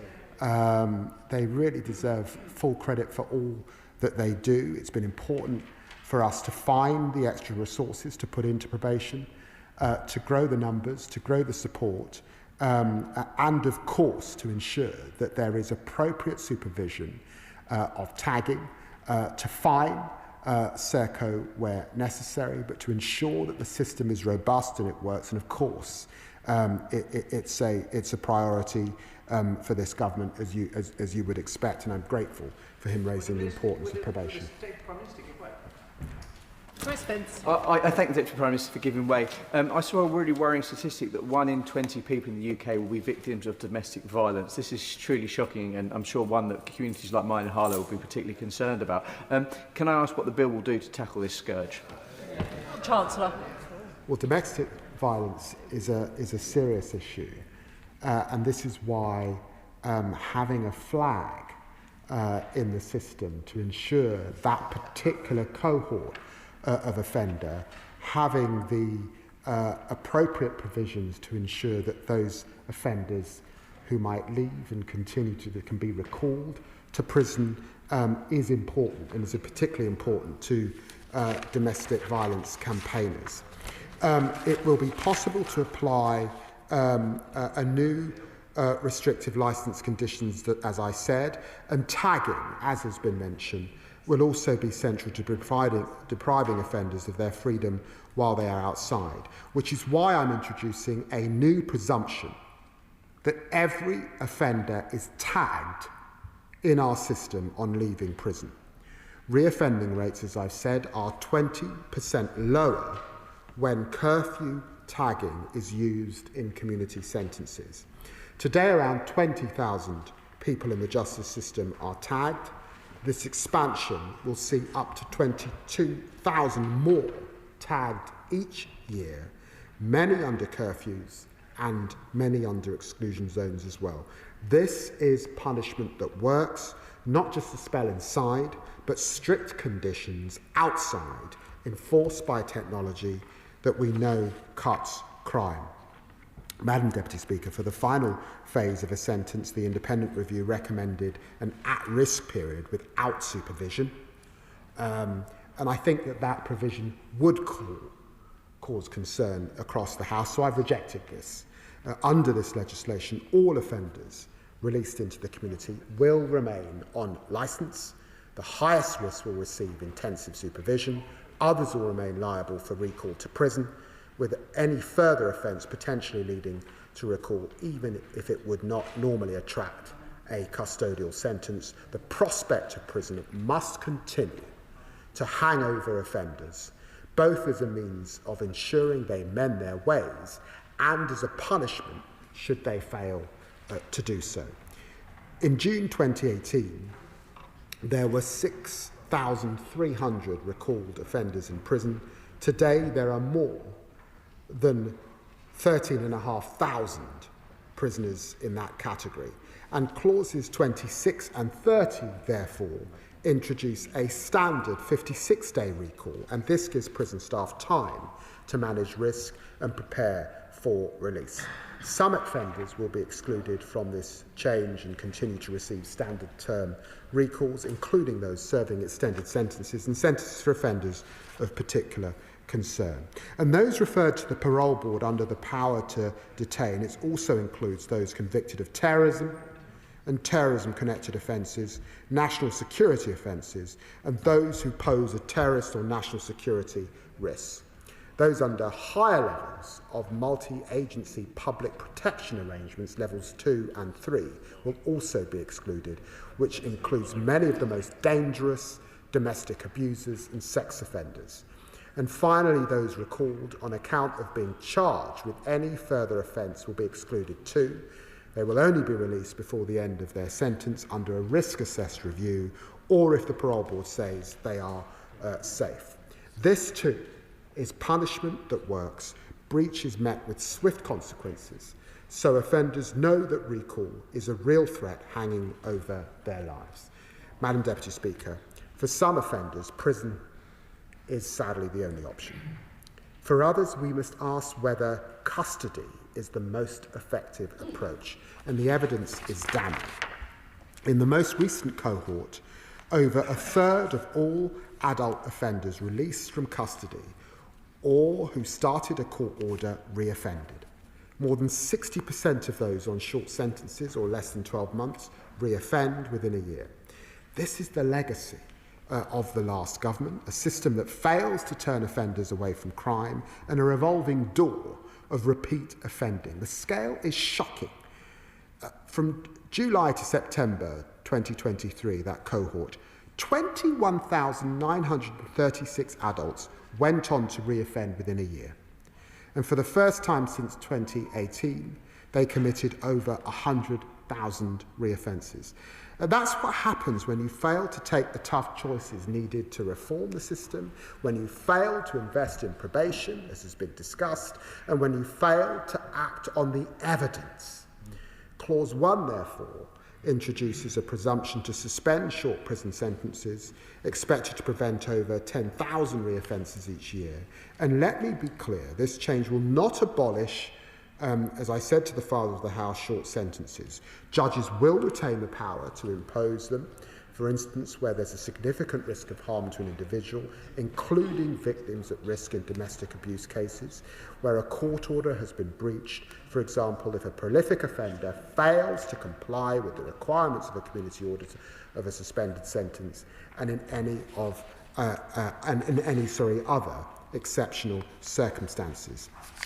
Similarly, Madam Deputy Speaker, in Clause 2 widens the scope for suspended sentences, increasing the limit from 2 years to 3, but custody will remain available wherever necessary to protect the public. Clause 41 also updates the no real prospect test in the Bail Act 1976, clarifying that bail should be granted if custody is unlikely.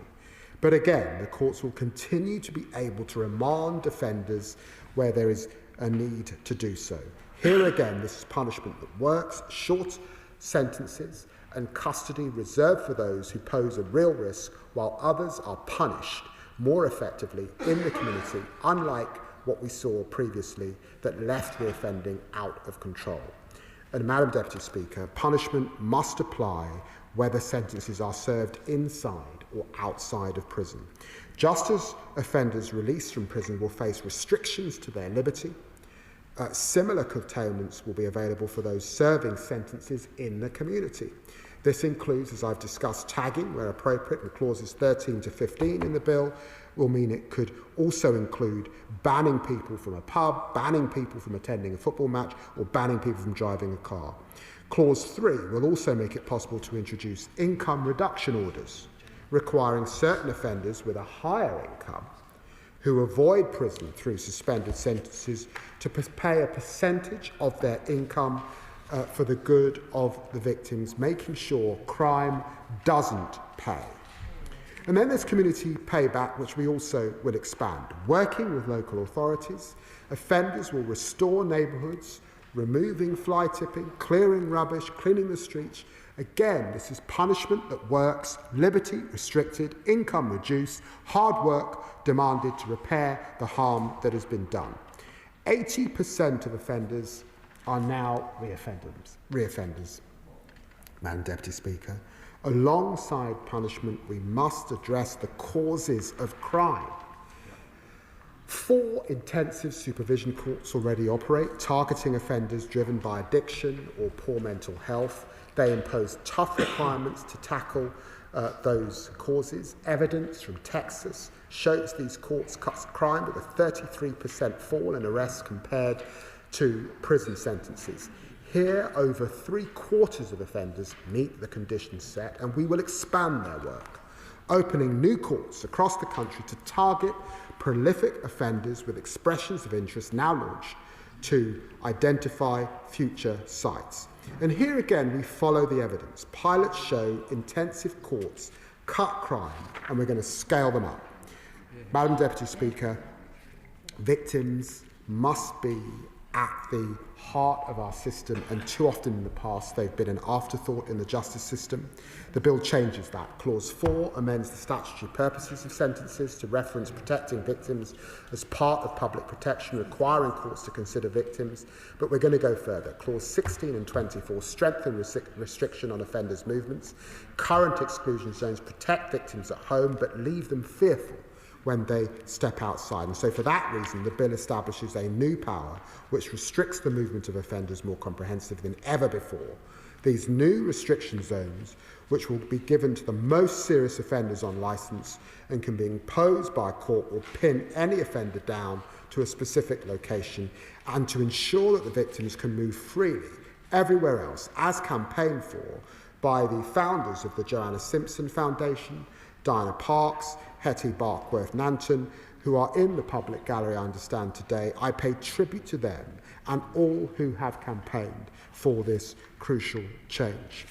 It's vital that we ensure our monitoring is equal to the risk offenders pose and the protections that victims need. Clause 6 introduces a new judicial finding of domestic abuse in sentencing, and this enables probation to identify abusers early, track patterns of behaviour and put safeguards in place. I will give way.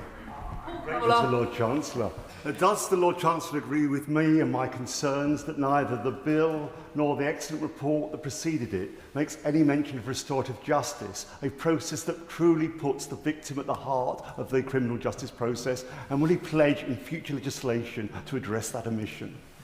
Before the Lord Chancellor responds to that particular intervention, there are a huge number of his own backbenchers who would like to get in this afternoon. He might like to think about getting to the end of his contribution. Lord Chancellor. I'm grateful for the steer. You know how it is, Madam Deputy Speaker. My first outing, I was getting a little carried away with how good this bill is. The intensive supervision courts, of course, will be able to look closely at restorative justice, which the Honourable Gentleman rightly says is a fundamental part of our criminal justice system. Madam Deputy Speaker, there is this growing area of crime in relation to sexual offences, and I do think it's important that I mention the trial that has now been running for 3 years in the South West, piloting medication to manage problematic sexual arousal, and these drugs restrain sexual urges in offenders who could pose a risk to the public. They're delivered alongside psychological interventions that target other drivers of offending, including asserting power and control. And while the evidence base is limited, it is positive.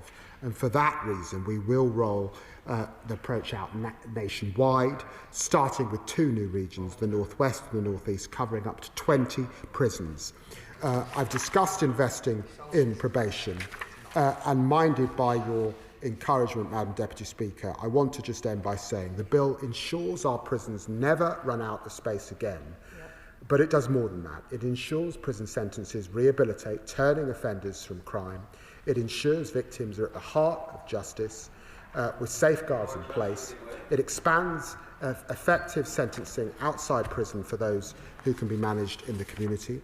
It follows the evidence of what works. It's pragmatic principle protecting the public, and it draws a clear line after a Tory record of failure.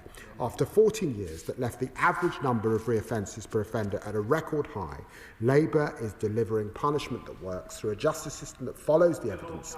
Keeping the public safe is the purpose of sentencing. I will give way. Lord Chancellor for giving way. I want to, before he finishes, welcome and highlight the measures in the bill on offenders, particularly clauses 7 to 10.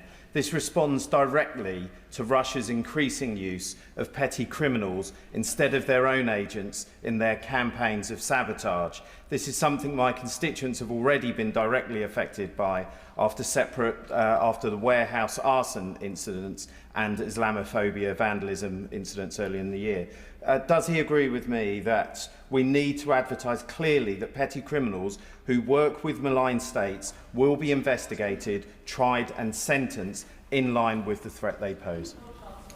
I'm very grateful to my honourable friend, and he knows that unfortunately in my previous role I saw the increased risks of state threats and the pedagogy that states are pursuing to pursue these crimes. It is absolutely right that a sort of cohort of young men, petty criminals, are being used, not just by Russia. There are other states that we could mention as well. And it is important that those crimes are dealt with here. So I will give... Before the Lord Chancellor finishes, could I direct him to Part 4 of the bill, which is one of those parts which applies to the whole United Kingdom, and it provides for the deportation of criminal offenders. Has the Lord Chancellor considered the viability of that necessary clause in light of the fact that within Northern Ireland, because of Article 2 of the Windsor Framework, there are enhanced protections, sadly, by virtue of the importation of the EU's Charter for Fundamental Freedoms? And will the Lord Chancellor take steps to ensure that Part 4 will in fact apply to all the United Kingdom by imposing a notwithstanding clause, notwithstanding Article 2 of the Windsor Framework, that the same provisions will apply across the United Kingdom, because it really would be preposterous that foreign criminals could be deported from one part of the United Kingdom but not from another? Well, I want to say to the Honourable Gentleman, our intention is clear, that foreign national offenders must be removed from our system. We will study this in detail in committee. I'm proud that under my watch as Foreign Secretary we increased by 14% the returns that we were making. It's hugely important that they do not feel able to come to our country and commit crime unimpeded. I think I must draw to a conclusion. I'll upset Madam Deputy Speaker. Keeping the public safe is the purpose of sentencing. It's the purpose of this government, and I beg to move that this bill now be read a second time. The question is that the bill be now read a second time. Shadow Secretary of State Rob Jenrick. Well, thank you, Madam Deputy Speaker, and can I welcome the Right Honourable Gentleman, the member for Tottenham, once again to his position and congratulate him again on his demotion to Deputy Prime Minister. When he rose to introduce the sentencing bill earlier, I half expected him to rise waving a flag instead of a bill. Not a Union flag or a St George's flag, of course, although if he were inclined, I'd be happy to come to his constituency and help him put those up. But instead, a white flag. A white flag because this bill is nothing less than a complete and total surrender. A surrender of our streets and our safety to the criminals presently terrorising them.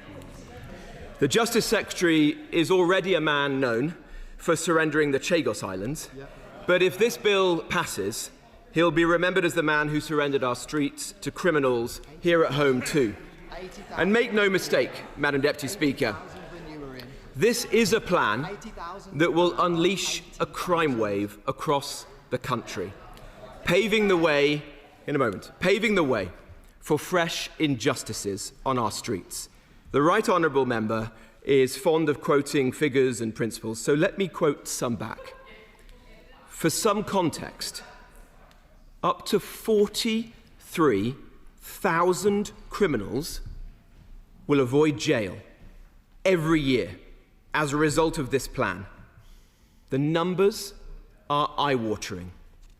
That is over half of all offenders who currently go to jail. This is the biggest single reduction in sentences in British history. The backbone of this bill is a brand new presumption against short sentences. In practice, this means Labour are abolishing prison terms under 12 months. It is all bar impossible for an individual to be sentenced for 12 months or less. And who is this? Who is this? Because let's be honest with ourselves. Let's be honest about who we're talking about here. Burglars, shoplifters, thieves, even thugs convicted of nasty assaults will henceforth be spared jail and handed a community order instead. If we apply this bill to those imprisoned last year, that would mean up to 3,000 thugs jailed for assaulting an emergency worker, avoiding jail. 3,000. 1,200 violent offenders convicted of grievous bodily harm, avoiding jail. 11,000 shoplifters terrorising communities in each and every constituency in this House, avoiding jail. 2,700 burglars who rob families of their peace of mind, avoiding jail.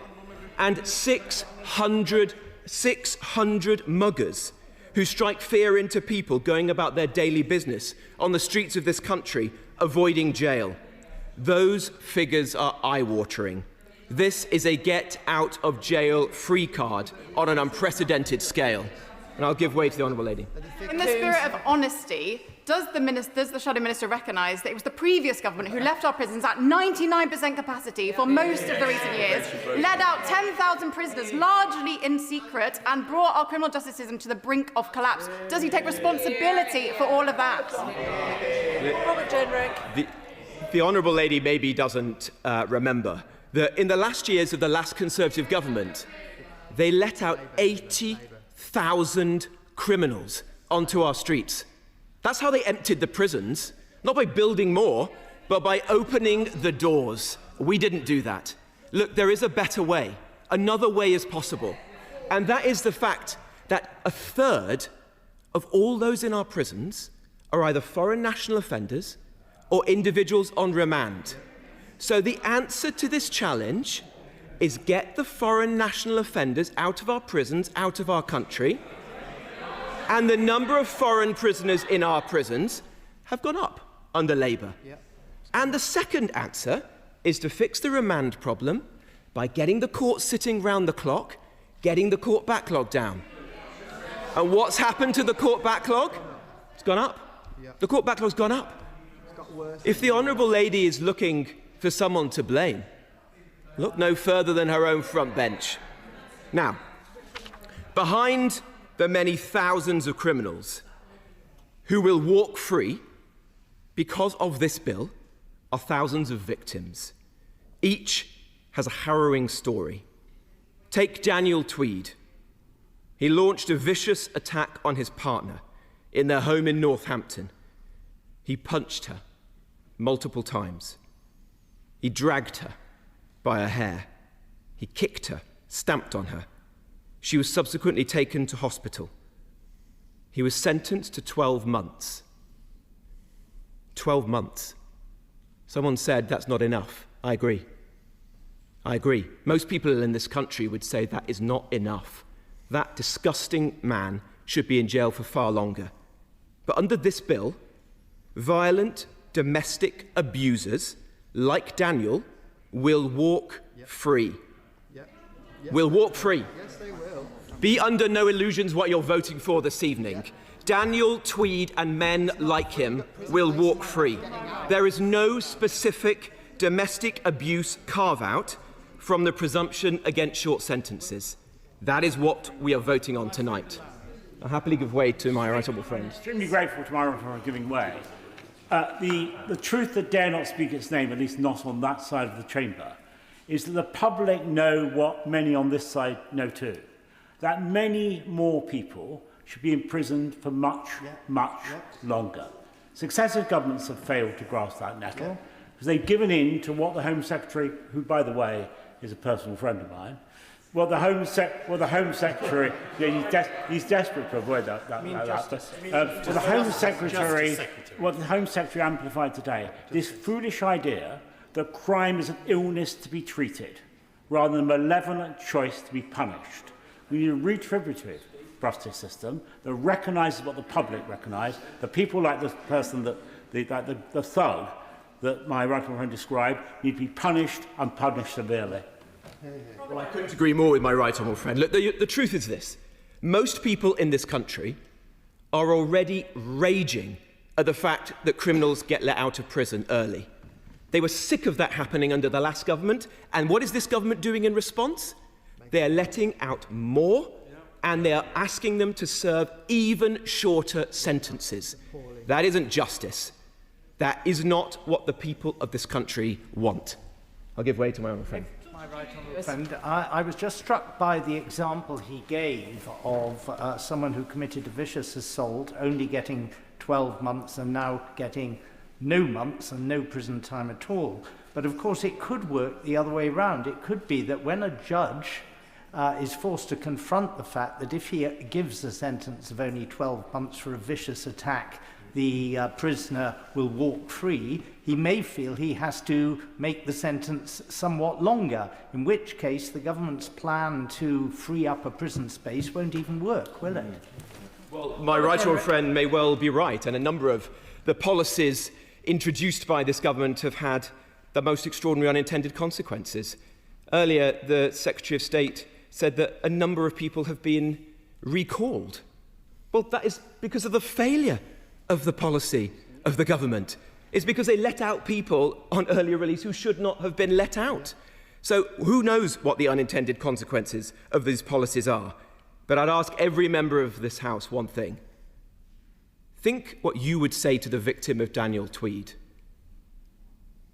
Should that man be walking the streets of this country, or should he be in jail? I know what I would say. I know what we believe on this side of the House. Now, ministers defend this by saying short sentences are counterproductive, noting that 62% of offenders who serve under 12 months reoffended within a year. But here's the thing. 100% of criminals left on the streets have the opportunity to reoffend immediately. It is cold comfort to the victim of burglary that a man who ransacked her home gets a stern talking to. Unpaid work, or worse, prison outside prison, that ludicrous and empty slogan put out by the Right Honourable Gentleman's predecessor, rather than even a few months behind bars. Short sentences exist for a reason. Sometimes a short, sharp shock is exactly what's needed to change behaviour. And sometimes, frankly, a short sentence is the only thing standing between a dangerous individual and their next victim. The approach in this bill is totally naive. Now, Madam Deputy Speaker, the government celebrates their new earned release progression model as the centrepiece of this bill, a Texas-inspired scheme, we're told. Well, this couldn't be further from Texas if the Right Honourable Gentleman tried. Texas has triple the incarceration rate of England. Who exactly will benefit from the Justice Secretary's new scheme? Burglars, rapists, paedophiles, and those convicted of domestic abuse-related offences like battery, stalking, coercive and controlling behaviour. Disgracefully, all of these prisoners who supposedly behave themselves will be released after serving just a third of their sentence. Yes, 1/3. Behave themselves, not rehabilitated, as the Secretary of State suggested. They're not having to come out with some skill or a course or restorative justice. Just not be a thug whilst they're in jail. Is that all we're asking for now? Only the so-called most dangerous offenders are excluded. Forgive me if I'm not reassured. If a violent domestic abuser who was given, say, 9 years can stroll out of prison in 3 years because he attended a few workshops and kept his nose clean on the inside, how exactly does that protect the public? How does that protect the victim? How is that justice? Well, the Conservative government had actually moved to toughen sentences for serious crimes, requiring many violent and sexual offenders to serve 2/3 of their term before release, precisely to stop such tragedies. Now the Justice Secretary seeks to reverse that vital progress and water it down again to half. Hard-working, law-abiding citizens are being told that their safety hinges on a criminal's good behaviour after conviction rather than the severity of the crime itself. Public safety should depend on what criminals did to their victims and whether they remain a threat to the public, not on whether they earn gold stars on a prison conduct chart. To sugarcoat the largest reduction in sentences in the history of our country, the government promises intensive supervision of offenders in the community. And even that assumes our probation service, which he was right to say is stretched to breaking point, has the capacity to monitor the beeping lights on all these new tracking devices. At questions earlier today, the Secretary himself that the contract wasn't working. He said it himself. And yet we are now going to place even more reliance on tags. Tags, for goodness sake. Is that justice? Madam Deputy Speaker, who exactly will watch them? We're told probation officers are already swamped, struggling with huge caseloads and staff shortages. There are 104% capacity. Now, every petty thief, burglar and drug dealer who would have spent a few months in prison will instead be out in the community with a mere tag between them and their potential victim. How does the Justice Secretary seriously suggest that this will stop a violent offender from abusing their partner? If he does, he should explain it to the House.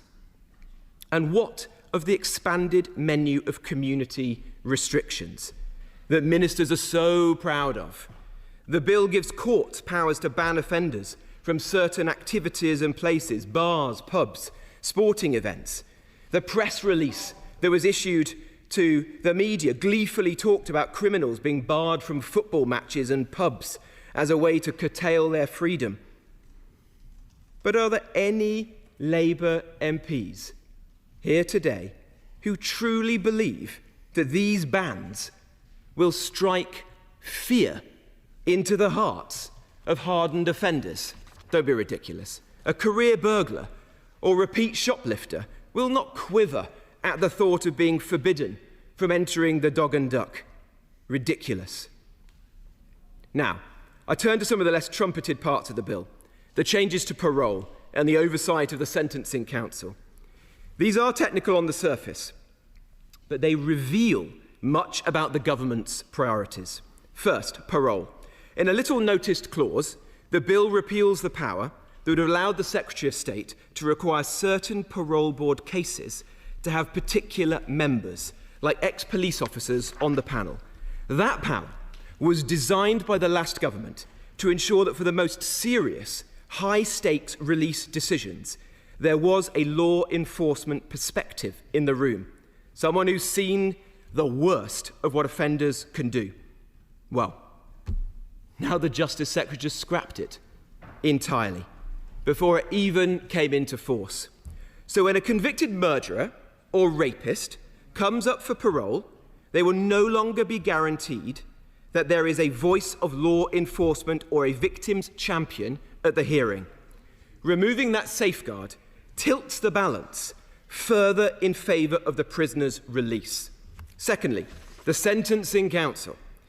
The Labour government's new sentencing bill lifts the central idea from a bill we previously put before the House, which they voted down, but now support, having wasted Parliament's time with an interim act.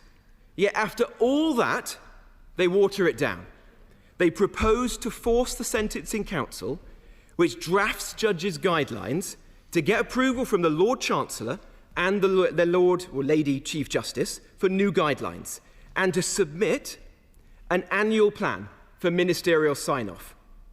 This is political oversight in principle, something Labour voted against when we proposed a stronger version, but in practice, it's too little too late.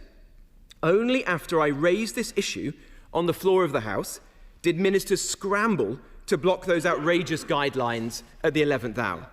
Even the former Justice Secretary had to admit such differential treatment is unacceptable, her words. But remember, if Labour had listened to us sooner, this entire debacle would have been avoided. The Sentencing Council is a creature of the last Labour government, a quango, deliberately insulated from democratic accountability. We warned that an unchecked council would go rogue, and it did. Sure enough, it tried to rewrite sentencing by stealth, and almost succeeded. Labour's belated tweak, requiring ministerial sign-off on guidelines, adopts our position that the council needs democratic oversight, but it barely scratches the surface. The truth is that the council is a totally flawed structure. When Labour set it up in 2009, they made it answerable to nobody. As a result, an unelected body nearly smuggled in identity-based sentencing. And if he really opposes identity-based sentencing, then let's look what's in the pipeline.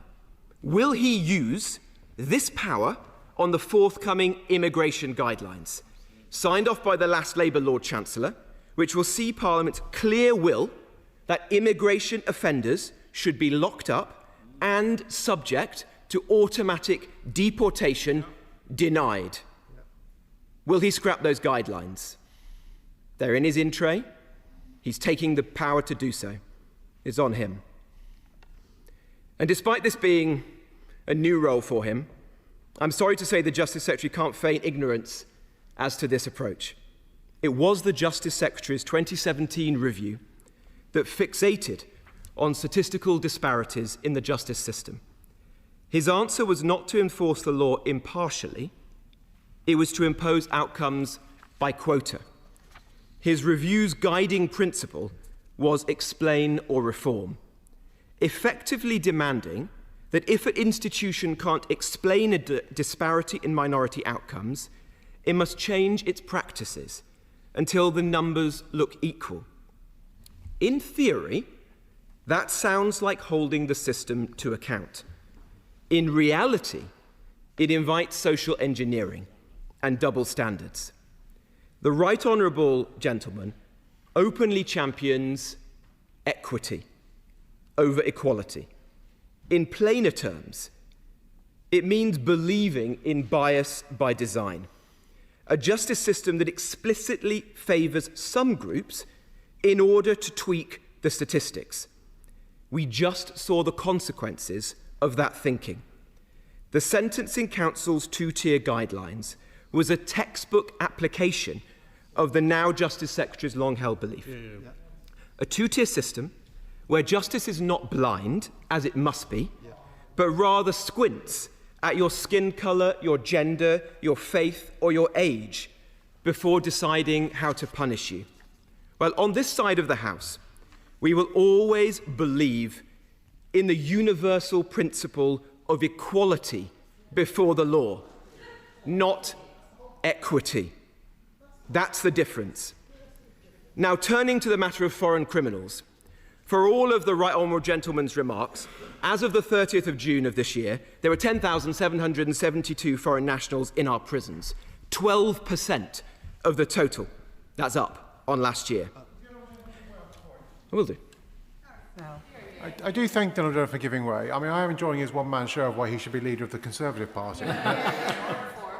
He will get no argument from me on the fact that we need to reduce the number of foreign national offenders in our prisons. I agree. I think my party agrees that that is what we need to do.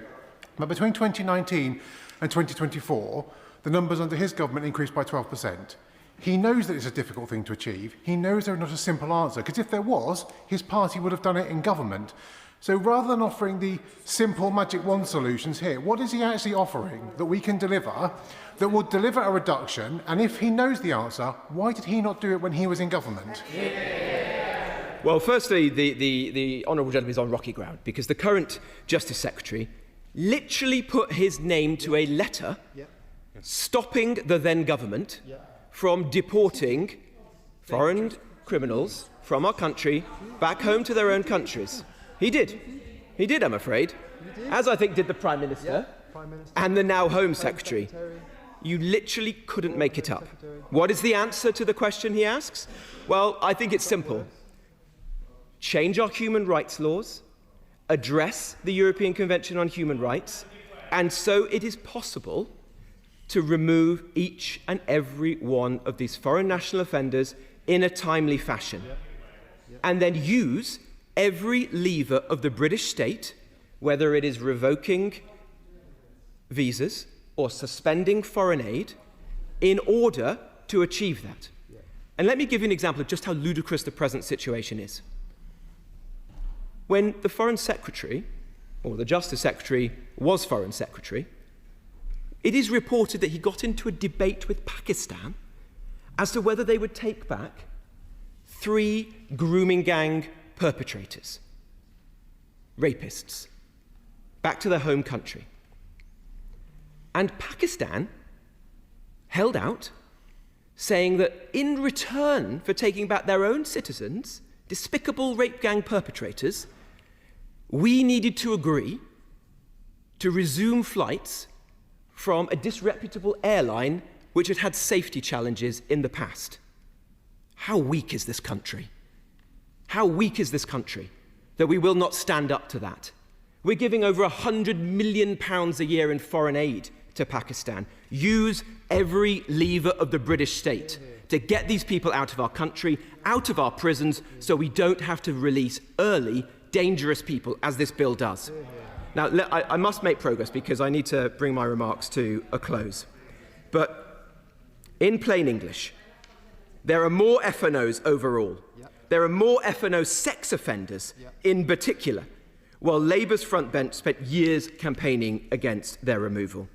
This will only change if the Justice Secretary confronts the broken ECHR, which is the biggest legal obstacle to their removal. Everything else is tinkering. Everything else is tinkering. For the good of the country, I would urge him to support anyone within the government who seeks change to the ECHR, because he will never resolve this challenge unless he does. Now, Madam Deputy Speaker, this sentencing bill is soft on crime. is soft on criminals and brutal on the hard-working, law-abiding people of this country. It offers oven-ready excuses to offenders to get out of jail early and cold comfort to victims. The Justice Secretary has a choice.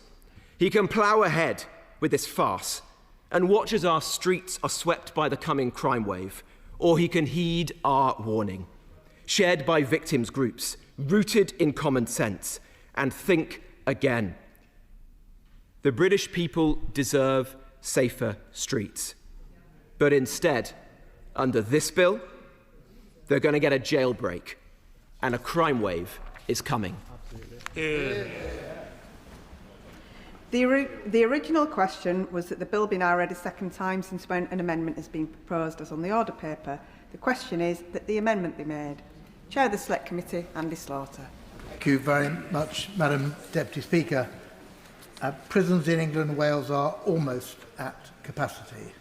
The prison population currently stands at 87,578, with the current operational capacity being 89,664. The latest prison population projections estimate that the population will rise to between 95,700 and 105,200 by March 2029. This troubling picture means that reform is essential if we are to reduce the prison population and return to having a functional criminal justice system. I welcome the reforms suggested in the bill before us today, both as a necessity and as the right direction of travel for an effective prison system. The government's taken up most of the recommendations made in David Gauke's independent sentencing review, which, if taken together, will reduce the numbers in custody by almost 10,000. The prison system is in a unique place. It will accommodate the highest number of inmates in history while working hard to find non-custodial punishments for a growing number of offenders. This is necessary following the irresponsible neglect of the criminal justice system under successive Tory governments. It's also the first step to a prison and probation system that puts rehabilitation alongside punishment as an objective. Yeah. That objective being a reduction in reoffending with its beneficial outcomes for offenders, victims and the taxpayer alike. Yeah. So I have no issue with the strategy, but I do have serious concerns about the specific measures needed to achieve its purpose, and I turn to them now after giving way to my friend. Sir John Hayes. He's also courteous in the chamber. So let me be clear then. Is this policy, this bill, a result of too few prison places? And I acknowledge, by the way, that successive governments have built too few prisons. Or is it driven by a certain sort of ideology? Is it about rehabilitation, what I describe as the treatmentist approach to crime? Because there's a confused message emanating from this chamber. Yeah. One hand, we're told it's a matter of convenience, because we haven't got the places. On the other hand, we're told it's a matter of principle, because we don't believe in prison. Where does the honourable gentleman stand on that? It's not easily confused, and I'm going to turn to exactly that point later. But in brief, it's both. And there is a contradiction in it being both. Well, there is going to be a massive expansion in prison places. There are going to be more people in prison. But at the same time, partly to reduce that burden for the need for even more prisons to be built, and partly because there are alternatives to custody, there will be people leaving prison as well. It's a difficult trick to pull off. I appreciate that. My honourable friend, I'm sure, is very much up to the task. Yeah. The sentencing bill shifts the focus from custodial sentences to dealing with offenders in the community. It's paramount, therefore, that probation services are adequately funded to manage the substantial increase in workload, and that supporting resources, such as electronic monitoring, are both available and reliable. There are several measures in this bill that will increase the pressure on probation services. These include a statutory presumption to suspend custodial sentences of 12 months or less, an extension of the availability of suspended sentences to 3 years rather than 2, and new community orders, including banning offenders from public events and drinking establishments and prohibiting offenders from driving and imposing restriction zones on them. Its 2023-24 annual report and accounts, in that report, the overall annual leaving rate for probation service staff was over 10%. His Majesty's Inspectorate of Probation said, high workloads and a lack of support are critical factors in driving practitioners away from their roles. A report leaked to the BBC estimated there is currently a shortfall of around 10,000 probation staff, 4 or 5 times the number being recruited. I welcome the extra 700 million pledged during the spending review period to assist the probation service in dealing with these increased pressures. And this will be vital for filling this shortfall and increasing staff retention. And my friend the Secretary of State acknowledged that in response to my question earlier today, Justice questions. The success of the measures in this bill relies heavily upon the use of electronic monitoring, primarily through the use of tags. The Justice Committee has continually raised its concerns with the performance of Serco, the government's current tagging provider. In correspondence with the committee, dated the 7th of May this year, the Prisons Minister revealed to us the shocking fact that Serco had at that point received financial penalties for poor performance every month since they took on the electronic monitoring contract a year earlier. In oral evidence to the committee, ministers have recognised that Serco's performance has been unacceptable and that stronger punishments are possible for Serco should they continue to fail. These should include possible debarment and exclusion from bidding for public contracts. Indeed, some of us wondered how Serco was ever awarded that contract by the previous government after the appalling fraud that they committed during their previous tenure as contractor. Now, ministers have reassured us that Serco's performance is beginning to improve. It's difficult to see how the government continue to have faith in Serco, but it's also evident that they cannot easily shift to another contractor, as there appear to be no viable alternatives. If I may turn to another aspect of the bill, which is the earned progression model. But yes, of course, before doing that, I will give way. For giving way. Naturally, I had assumed that if people were not going to serve short sentences, they were going, in many cases, to be tagged. It's very worrying to hear what he says about Serco's performance. Is he saying that effectively the people who are being tagged are not being properly monitored? In which case, does this not put the viability of the whole system into question? I think that is a valid concern from the right honourable gentleman. Ministers do assure us that the performance on the current contract is improving in exactly those areas. But of course, we're not just waiting for that improvement, we're putting a huge additional burden so that all of those offenders, the ones who would now not be incarcerated but will be in the community, will need tagging. So I worry that an unreliable contractor with a poor record, even if improving, is now being given a great additional burden. As I say, let me turn to another aspect of the bill. It amends the Criminal Justice Act 2003 to revise down the statutory release points for standard determinant sentence, SDS, prisoners, to 1/3. Though additional days added to time in custody as a consequence of breaches of the prison rules, 1999, known as adjudications, will be served after the 1/3 point. These changes follow the Sentencing Review's recommendation that the government should introduce an earned progression model for those serving SDS.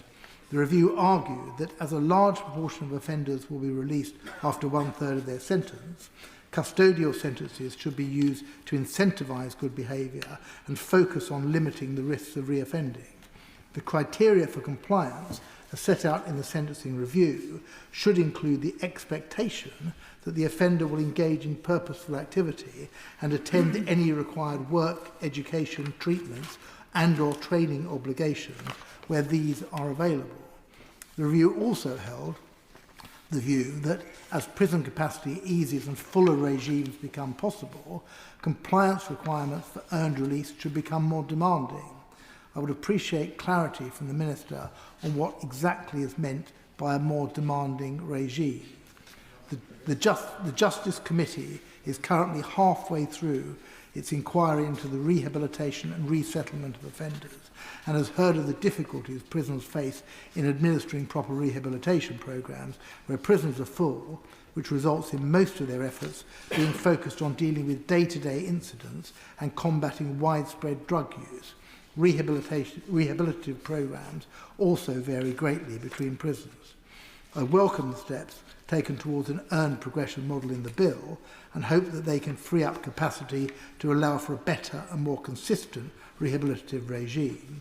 It's important that once these changes are made, rehabilitative regimes remain robust and continue to be focused on combating the behaviours that lead to reoffending, rather than being focused primarily on prisoners meeting the goals that lead to their early release. It's a rare point of agreement with the Shadow Lord Chancellor. Under the earned progression model, there is also the possibility that some prisoners may stay in prison for longer than they currently would, as they have not met the new criteria for release and are required to serve additional days. And that, of course, puts further strain on the numbers in prison. Prisoners should be provided with clear guidance setting out how they should implement the earned progression model. This will ensure consistency for prisoners subject to the model and ensure that victims are informed of what to expect under the scheme. So, in brief, I think we need, first of all, to ensure that the reasons for rehabilitation are clear. Are they undertaking additional work, or are they simply keeping your nose clean in prison?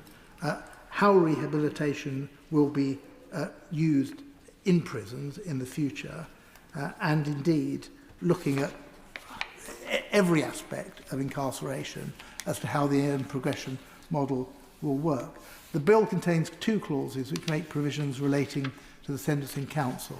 Clause 19 introduces a statutory obligation on the Sentencing Council to obtain joint approval from the Lord Chancellor and the Lady Chief Justice for all sentencing guidelines before final definitive guidelines are issued. It is borne out of the former Lord Chancellor's disagreement earlier this year with the Sentencing Council regarding their revised guideline on the imposition of community and custodial sentences. The revised guideline was the subject of much and often poor quality political debate at the time. The Lord Chancellor promised to further review the Sentencing Council's powers during the bill stages of the Sentencing Guidelines Pre-Sentence Report Act 2025 in April this year. At second reading of that bill, I expressed my concern that it could cause damage to the relationship between Parliament, the Executive and the Judiciary, and I express regret at how it had been used to support attacks on the judiciary. Concerns have been raised regarding the impact the Lord Chancellor's veto in Clause 19 could have on the judicial independence of the Sentencing Council.